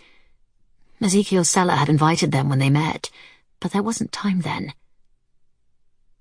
What I can't understand is why Mrs. Barton hated my mother so, she told him. It can't simply be she was jealous of the attention of other men in her family. The older man stared into the air for a long moment. Jo's father had hinted to her that Graham never married because he'd always loved Leanna Barton. It was... Graham finally broke the silence. You have to understand it was her need to be the centre of things, to control everyone. That's what drove her always. She was raised in the fashionable society of Edinburgh. She always threw it at Ainsley's face that she married down in marrying a Highlander. How much pain in the world was caused by the religious belief in the superiority of the rich, with its ignorance, its warped and misplaced values, and its tawdry fashions. Arriving here at Tilmore Castle, she saw all of us as a challenge. Her intention from the very first was to elevate the Bartons to a place that was deserving of her. And that's where she immediately ran into trouble with Mary. She was set on marrying Seller. He was a gentleman, but still a farmer. Leanna had other plans. She saw our sister being sent off to Edinburgh and introduced into finer society. But Mary got what she wanted, and married for love in the end. Jo had learned from her father that the first time he met Josephine was when she came to live at Tilmore Castle after her parents died. This explained the family's estrangement. Ainsley and I thought the bad blood died with the passing of Josephine's parents, Graham told her. But we soon learned different when your mother arrived here at Tilmore Castle. She had the temperament of an angel, cheerful and kind. It was impossible not to love her. But of course, Leanna saw nothing but our sister Mary in her, and she was after her from the very first day. 13, a difficult age. Not a child and not completely a woman. Jo now knew that her mother lost both parents and came under this roof when she was 13 years old. A year later she lost Ainsley, her uncle and guardian. Graham's attention shifted back to Charles. I knew about you too. I saw how your feelings for each other grew more with time. I lived in dread of the day your mother saw it too, for I knew Josephine would be facing so much more trouble. Charles started saying something, but, overwhelmed with emotion, he couldn't utter the words. Instead, he scribbled them on a sheet of paper. We married on her 16th birthday in Garloch, Wynne read as he sat by Jo's father. He wrote more and passed it on again. I was to cashier out, return to Scotland, Wynne read again. Jo knew this already. Her father's plan was to leave the Navy. They wanted to settle as soon as her mother was old enough to control her own inheritance. War, Charles said, his eyes pooling. He'd also told her that they were planning to leave Tomory Castle and live on the farm her parents had left to her. They wanted to raise a family in peace. You were off fighting the rebels in America when your mother found out that Josephine was with child, Graham said. Of course the lass proudly told her the two of you were married, that it was your bairn she was carrying. But you knew all along that Lyanna had other plans for who you'd be marrying. Her plans, Charles hissed. Not mine. He wrote ferociously on the paper and handed it to Wynne. Your job to protect my Josephine. Hot and bitter tears welled up in Jo's eyes as she imagined the abuse her mother must have endured at the hands of Mrs. Barton. Graham's body began to rock forward and backward in his chair. His anguished gaze was fixed on a vacant space on the far wall. He was remembering it all, she thought angrily. Why did she run away? She asked, forcing Graham's attention. Lyanna lied to her. I didn't know what she'd done until after the lass was gone. He stared at Charles. She told Josephine you were dead, that your ship went down and you were lost with the rest. His rocking increased, and his face was about to crumble. She told the lass she would take her bairn away from her, fix it so no one would ever know of the marriage. Then she'd turn her out into the fields for a whore. So she ran away. It was just what Lyanna wanted. And where would Josephine go but her own home? And I swear to you, I had no part in that. I had no idea your mother would stoop to a deceit so low. A terrible storm had been battering us for days, the third in as many weeks. When I came back to the castle, the poor thing was gone. And when I heard what happened from servants who were there, I knew what they said was true. He went to Garlock after her, Wynne said. I couldn't let her go. I had to bring her back. Not to Lyanna, but to protect her until you returned. I knew perfectly well he'd received no word of Charles being dead. It was all a lie. I had to find her. Graham ran a trembling hand down his face, and his eyes showed the ghosts were still haunting him. I came into Garlock right after the flood. I looked everywhere for her. The place was a near ruin. Houses in the village wrecked and scattered everywhere. The bridge washed out. Water still lay deep in the fields. I found out she'd never made it to her old house. So many people were killed by the storm. So many bodies laid out on the hill by the kirk. His words were choked out under the pressure of his grief. Why identify and bury someone else?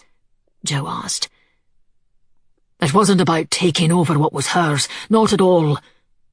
He shook his head. I waited for days. I searched myself. She wasn't anywhere to be found. And then more bodies were discovered downriver as the water dropped. There was no telling one from the other. I had only one thing I could use to identify her. Graham's black eyes glistened with tears. The woman that I buried in that grave was in a family way. That was enough for me. I told myself it was Josephine. I made myself believe it. God forgive me, I wanted to believe it was her. Chapter 24. The following night, Wynne returned late from Aberdeen and knocked on her door a few minutes after midnight. Jo opened the door and threw herself into his arms. Lifting her off her feet, he stepped inside and closed the door behind them. "Dash me if I haven't missed you," he growled, his arms gathering her close. The message had arrived last night from the constable in Aberdeen that Abram had been taken into custody. Wynne left early in the morning, and there was so much he wanted to share with Jo about what he'd learned. But seeing her soft, sleepy face, the thin shift exposing her bare shoulder. He was distracted from the real reason he'd come this late to her door. His lips glided over hers, tasting, sampling, delving into her yielding mouth, as her hands eagerly pushed the coat off his shoulders. "Make love to me," she whispered, pressing her body against his. They'd stayed out of each other's bedroom since the night in Garloch. Time had been precious with all that was happening at Tilmori Castle and at the Abbey. Jo was spending a great many hours looking after her father and getting him settled. But Wynne had spoken to the vicar. Bans or no bans, he was willing to marry them Saturday if they wished it, and no bribing with golf equipment was required. Revealing their news to Dermot had gone easier than he'd expected. As his friend said, he'd known it was to be from the start, and they owed their happiness to him for playing the rival. Wynne had been in too good a mood to argue. "As desirable as you look at this moment, Jo," he said, "we're to be married on Saturday. Perhaps we should wait until then." A single tie bound the neckline of the shift just above her breasts, and she pulled the knot and slipped the garment down her arms. "Are you certain you'd like to wait?" she asked, coyness mixed with challenge. Wynne's lips were ravenous as they settled on hers. Her breast filled his hand, and his loins caught fire. She ignited a passion inside him that was inextinguishable. She tore her mouth away as she unbuttoned his waistcoat and went to work on his cravat. "Saturday is such a long way off, Captain." She pulled his shirt out of his pants and reached her hands under it, running her palms over his burning skin. "But if you insist, we can wait. Perhaps we should assess our situation." He took one of her hands from beneath his shirt and guided it to his groin. "What do you think? Can I wait?" Her fingers scraped his manhood through the fall of his breeches, and he heard a low moan sound deep in his own throat. "No, I don't believe you can." She smiled saucily, looking down at the bulge. "But perhaps I can wait." The playfulness in her tone drove him mad with desire to make love to her right now. Wrapping her legs around him and burying himself inside her against the door had a certain appeal, but that would be only the beginning. There was no doubt in his mind that she'd want to make love on the dresser and the chair and on the table by the window, and eventually in her bed. This was what their first night together had been like. They were both insatiable in their desire for one another. "Then perhaps you'll let me try to change your mind." He slipped his hands over her perfect bottom, picked her up, and set her down on the edge of the bed. Without waiting, he peeled away her shift and threw it aside.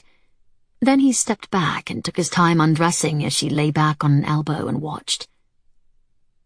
As he disrobed, his eyes feasted on the fullness of her breasts, rising and falling with the uneven pace of her breathing, on the pale skin of her stomach and the curves of her belly that he planned to run his tongue over en route to the dark triangle of hair. She was truly breathtaking, and she was his. "You're taking unfair advantage of me," she whispered, lying back on the sheets. "It's exciting to watch you undress."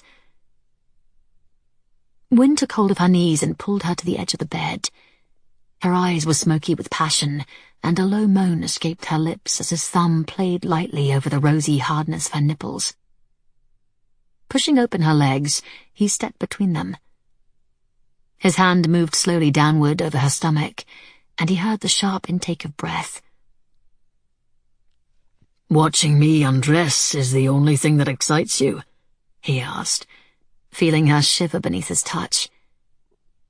"We'll need to assess that as well." He leaned over her and kissed her, his tongue sliding into her soft mouth. He moved to her neck, and then to the tops of her breasts. As he took one nipple into his mouth, her fingers threaded into his hair. "You're getting closer to an answer," she whispered, breathlessly guiding his mouth to her other nipple.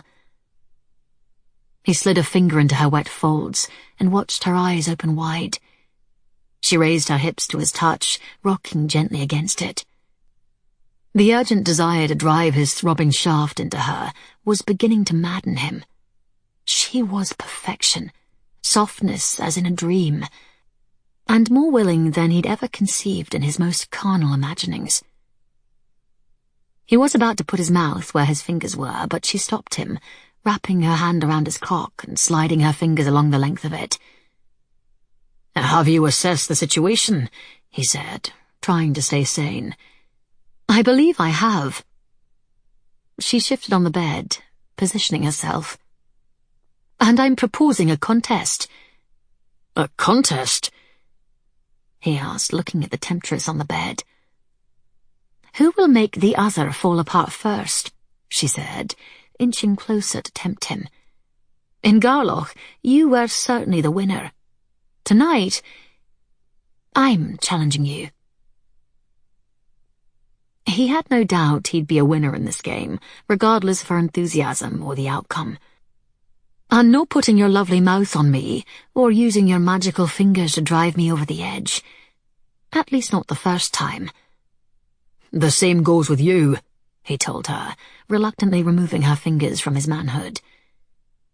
"I accept your challenge." She lay back on the bed, inviting him. This was a vision of his private life with Jo, he thought, his heart soaring. He was the luckiest man alive. Wynne took hold of her hand and brushed it against her own sex. "Does this count?" he asked. She arched her back involuntarily, and then pulled her hand away. "You're bending the rules." "Well, we can't be bending rules now, can we?" He moved closer until the blunt head of his cock pressed at the slick juncture of her legs. She was ready for him. "En garde," he growled. "Allez," she murmured. He pushed slowly into her opening, pausing, waiting, allowing the anticipation to amplify the pleasure. For his part, Wynne was going insane, but he held back even as Jo lifted her hips. Every inch of her body seemed aware, craving his next move. Madness, lunacy. He wanted to drive deep into her, but instead Wynne's hands held onto her hips, his skin beading in perspiration as he summoned his control. With their bodies connected, their eyes met. They were both burning. Ever so slowly, Jo lifted her hips further, drawing him halfway into her. He moved slowly, in and out, still not embedding himself fully. She was drawing shallow breaths, and he knew she was feeling the same rising pressure that he was. She reached out for him. He met her halfway, and their open-mouthed kiss was hot enough to set the sheets on fire. "Take me now," she whispered. "New rules?" he growled. Wynne's hands tightened on her hips, his fingers biting into her flesh as he impaled himself fully inside her. Withdrawing his shaft to the very tip, he paused and then plunged into her again. Instinctively, Jo hooked her legs around his waist, urging him on. He kissed her mouth hungrily as their rhythms overwhelmed all conscious thought. Again and again, he slid out and rocked into her, accelerating with each succeeding stroke. Colors of orange and gold and red flashed in his brain, and a roaring filled his ears. Still he held on, wanting her to come. Her panting breaths were moans and then pleasured cries. Her fingers were digging into his arms and then clutching at the sheets. Over and over he drove into her, filling her with all he had. And then it came, a blast of glittering passions. Simultaneous, brilliant, mind-shattering, an explosion that consumed them both in a dazzling moment of oblivion. And in that instant, as their bodies melded into one, as they spiraled upward together, a heaven was created, a golden place for them alone, where a throne was reserved for the winners of such inspired sport. An eon later, as Wynne held her in his arms, Jo kissed his lips. "You realize," she whispered happily. We have 2 days left until our wedding, which gives us plenty of time for more competitions. Well, I hope you're not planning to forfeit the additional contests we have scheduled for tonight. I can't wait to hear the rules, Captain. Abram worked at Tilmore Castle before hiring on in the kitchens at the Abbey, Wynne told Jo sometime later, after another round of lovemaking. They lay face to face in the bed, her hands under her cheek, their legs entwined. Of course, we knew nothing of that. Jo had almost been convinced that Abram's schemes had no connection to the Bartons, but were the result of an old grudge. She'd been wrong. He now says that he was paid by Mrs. Barton to work here and to keep an eye on her son. Was it only her, or was Graham involved too? He claims it was Mrs. Barton who called him in and gave him his orders. If Graham knew about it or not, Abram had no idea. If one ignored all that happened after, Jo could understand the benefit of placing Abram in the Abbey. What better way to keep an eye on the care being given to someone you love? In this case, it was a twisted love at best. Her motivation wasn't concern about her son, was it? She asked. When Abram first came to work in the ward, it's difficult to say. But later... Wynne's face hardened as he curled a lock of her hair around a finger and looked into her eyes. The day she first saw you at the Abbey, Abram said she spoke to him as they left.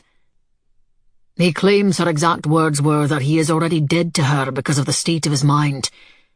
Then she told him Charles wouldn't want to live like that, and Abram was to end it. Kill him. She couldn't fathom how a mother could order the end of her own child's life. No matter how old, or what the condition of his mind, it made no sense to Jo. But she knew the truth. It had nothing to do with Charles's mind. The trigger was Jo's arrival at the Abbey.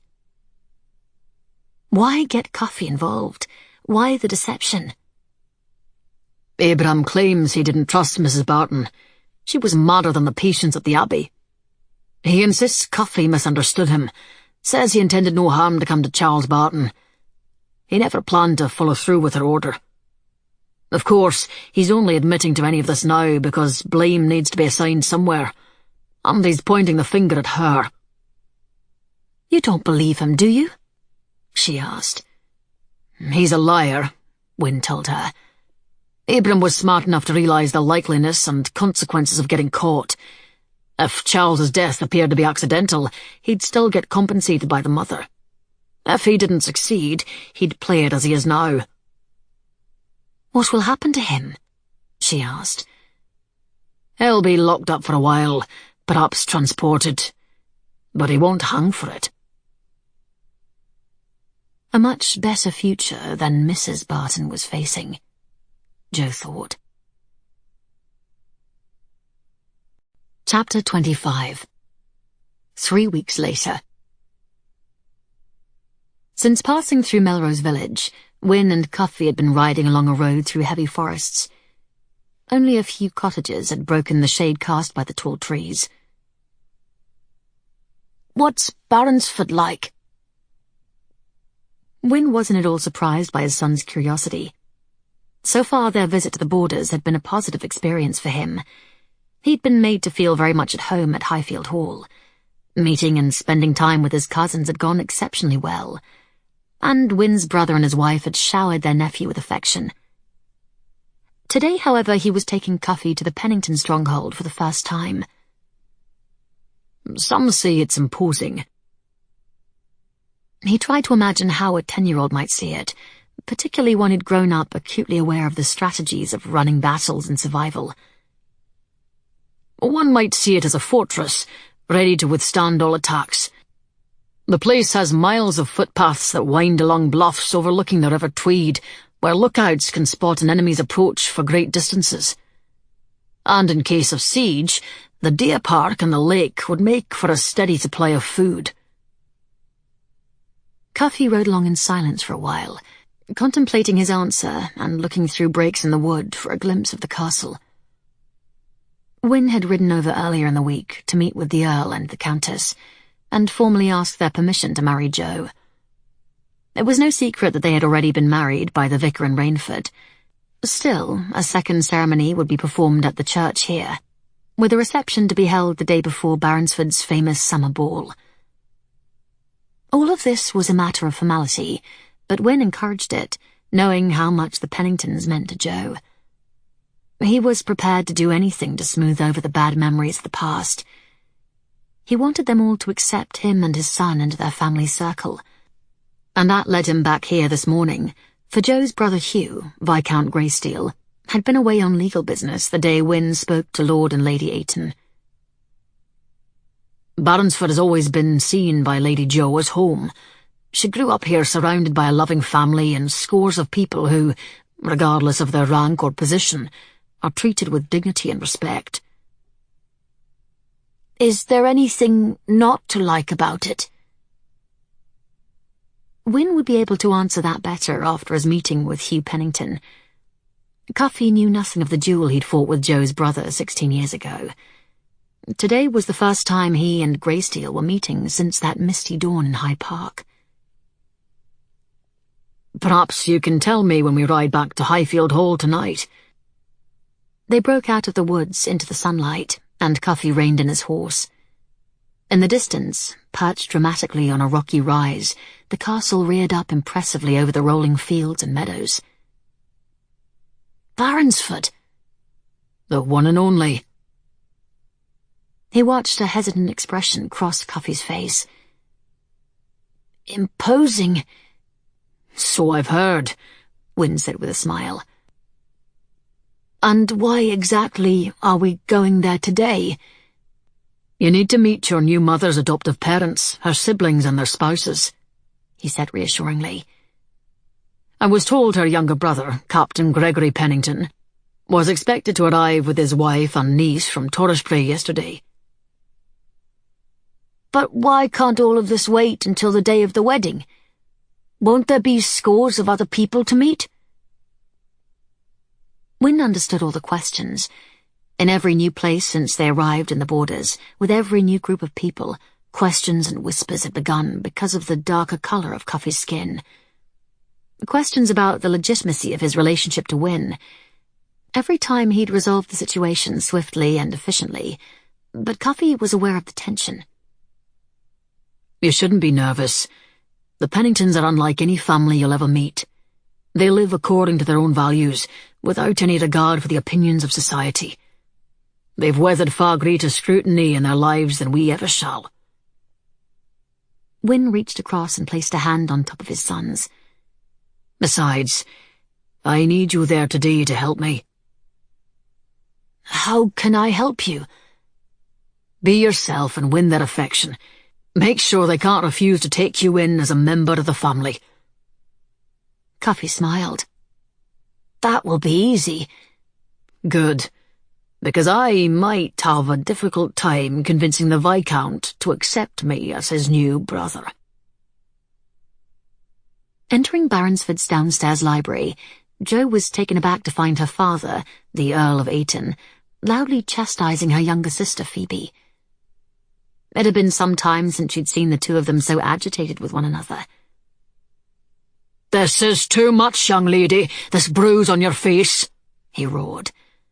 "If you were a man, I'd say someone punched you in the eye." "I've told you time and time again. I ran into a door, Father, a door." Phoebe threw up her hands in obvious frustration. "Why don't you believe me when I tell you I have my life under control?" Of all the 5 children Lion and Millicent raised, Phoebe was the one most like their father in temperament. Explosive was the way Jo's mother put it. "Under control?" The Earl kept up his harangue. "You come and go as you please, you ignore family obligations. Your mother and I have no idea where you are, who you keep company with." "I'm here for my sister's wedding, aren't I? Days before the event." Seeing Jo, she turned to her. "Save me from him, will you, my love?"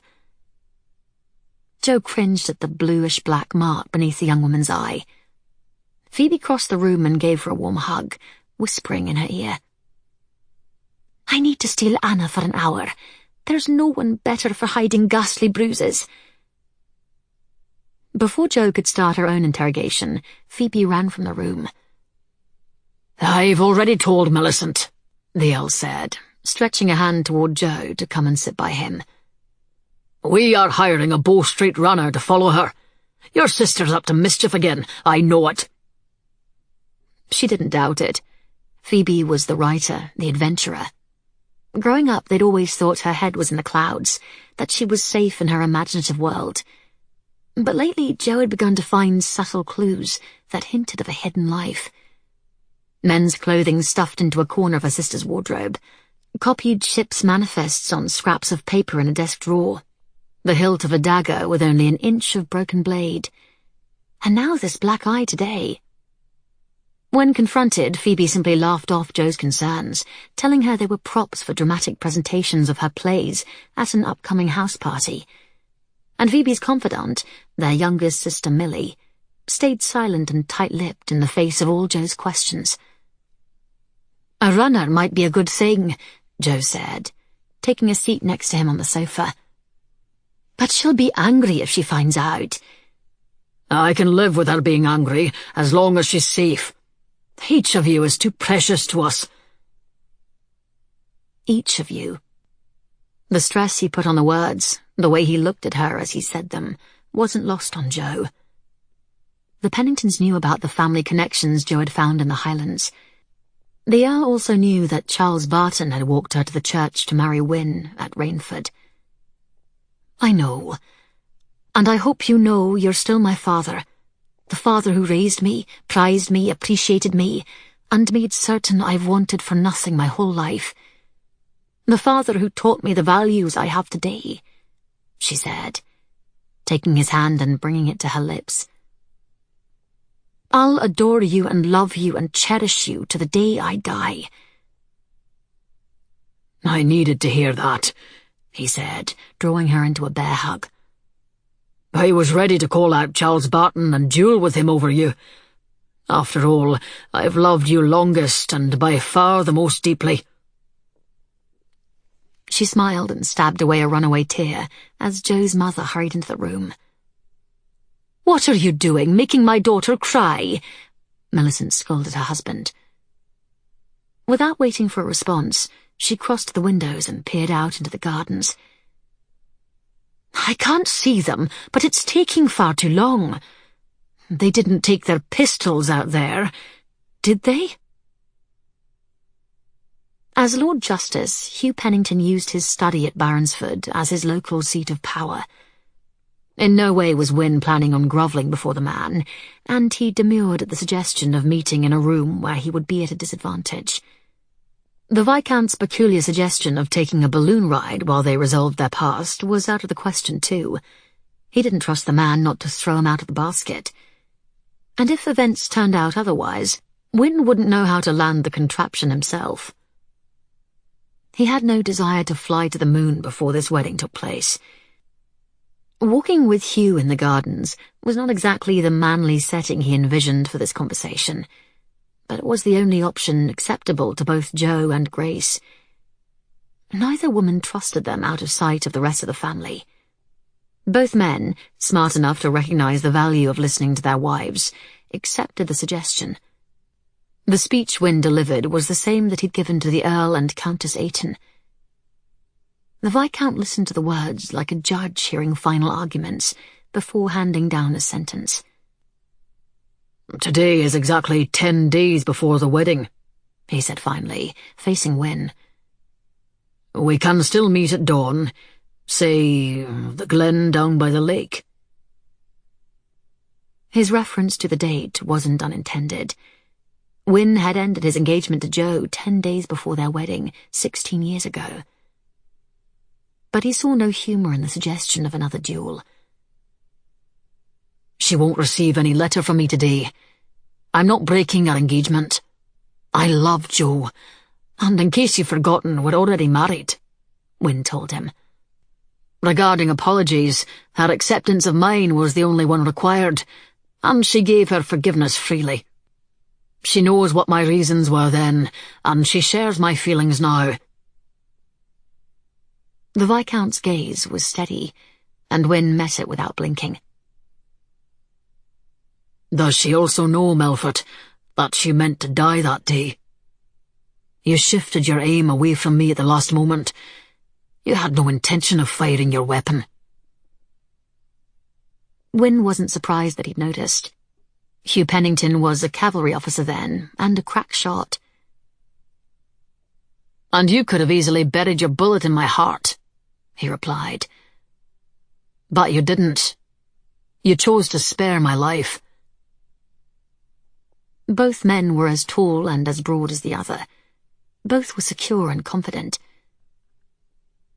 "I respected you for standing up for your sister's honour," Wynne told him.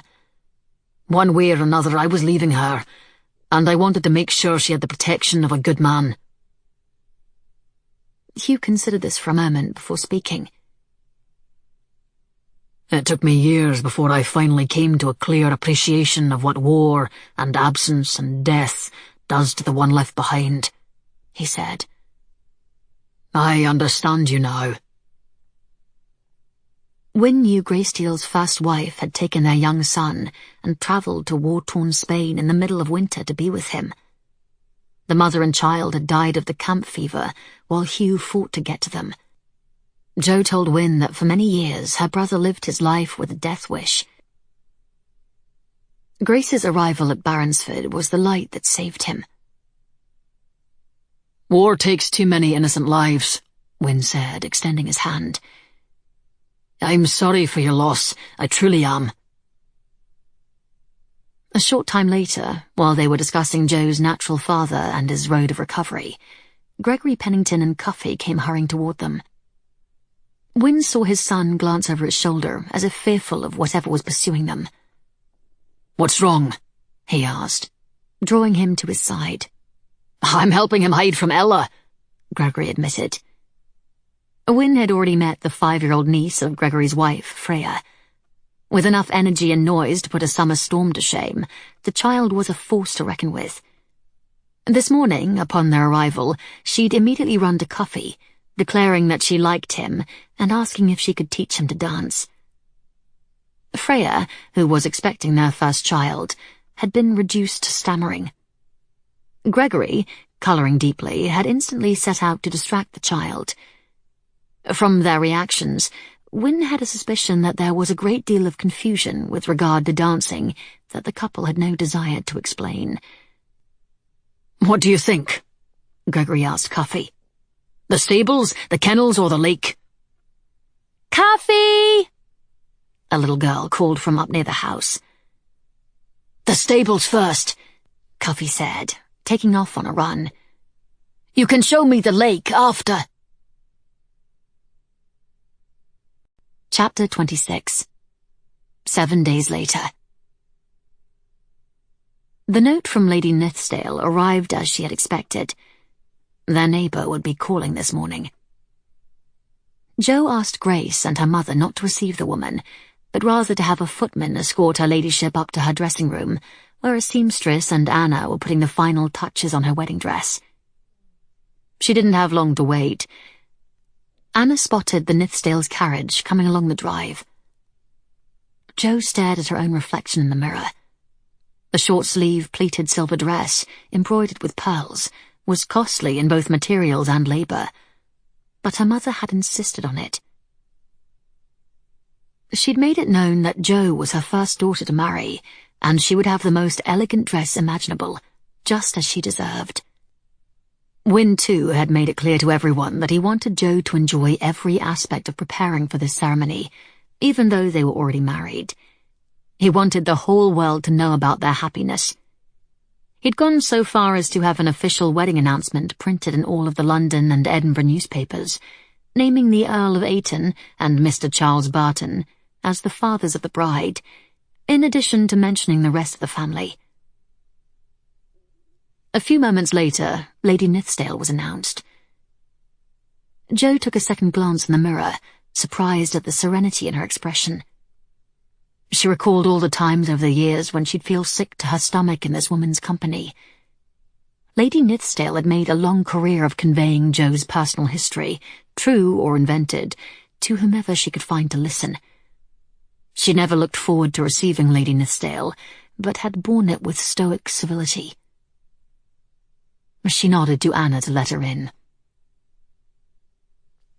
Lady Nithsdale barreled into the room with the grace of an old bull. Stopping short a foot from Jo, she gasped at the sight of the dress. In her usual false show of familiarity, she placed a kiss on each of Jo's cheeks. "And here you are, my dearest." She stood back to admire the gown again. "Stunning, regal, absolutely fitting. You are the picture of the angel that you are, and what a shocking development, finding your natural father after all these years. Shocking, shocking indeed." Clearly, to Lady Nithsdale, she was beloved by Jo. They were the closest of friends, and it suited her to be complimentary at this moment. "I want to hear every detail of what happened in the Highlands. Especially, you must tell me all about you and Captain Melfort. Together again. Astonishing. A second chance at romance after all these years." She motioned to the servants to remove the fabrics and tools from a nearby chair, so she could sit, and looked surprised when Jo shook her head and asked the women to go. "Shall we be taking tea downstairs with the Viscountess Greysteel and Lady Ayton?" she asked after they were left to themselves. "My apologies, but my family is not receiving callers today." "Of course, dearest. You need to prepare, all of you. Only 3 days left to the wedding of the year, and only 4 days to the summer ball. Such exciting times for us here." Jo knew the true reason why this woman was here, and it certainly had nothing to do with taking tea or admiring a wedding dress. Lady Nithsdale considered herself a Londoner, and lived for the wit and gossip of the clubs and salons and theatres and pleasure gardens. Then, when the fashionable crowd moved on, she followed for months in Bath, before her annual pilgrimage to the borders in May and June. The only reason she came was because she would never dream of missing the ball at Baronsford. Jo had heard her say it a dozen times. The crowd that attended included many from Britain's highest echelon, and Lady Nithsdale could sail about amongst them as if she herself were hostess. And of course, many who would be attending the ball had also been invited to come to the wedding the day before. "I should be home preparing as well, but first I thought I would inquire about our lost invitation." "Lost invitation?" Jo asked, trying to sound surprised. "Why, yes," the woman replied shrilly. "I blamed the servants for having lost it, but Lord Nithsdale said he believed no invitation had arrived, but I told him that Lady Jo will never forget her oldest and dearest friends on the most important day of her life. Us, those closest to her, those who have known her since the first day she arrived at Baronsford. And he said to me it wasn't only the wedding we were not invited to. We'd also received no invitation for the ball." "You weren't invited to the ball?" Jo asked mildly, finding it amusing that her sister-in-law Grace, while making certain Wynne's brother Sir John and his wife were included on the guest list, had crossed out some names as well. "Exactly. Can you imagine? The Earl and Countess Nithsdale not being asked to the Baronsford ball. I laughed right out loud at the idea. Can you imagine?" Jo brushed away an invisible piece of lint from her sleeve. "Yes, I can imagine." "Imagine what?"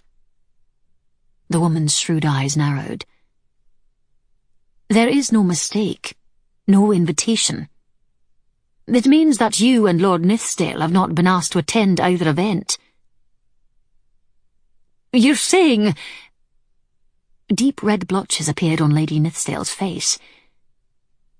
"I am appalled. We're neighbours. Friends." "You, m'lady, are a challenge," Jo said calmly. "And we are certainly not friends.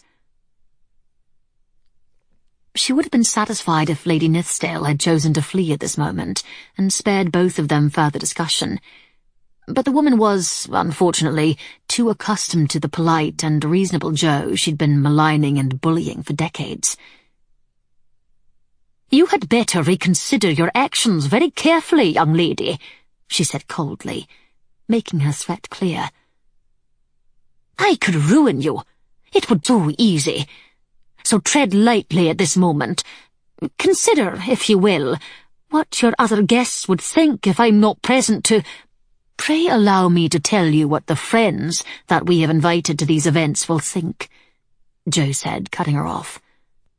"They'll be grateful they've been spared the company of a loud, pushy, intolerant woman and her husband.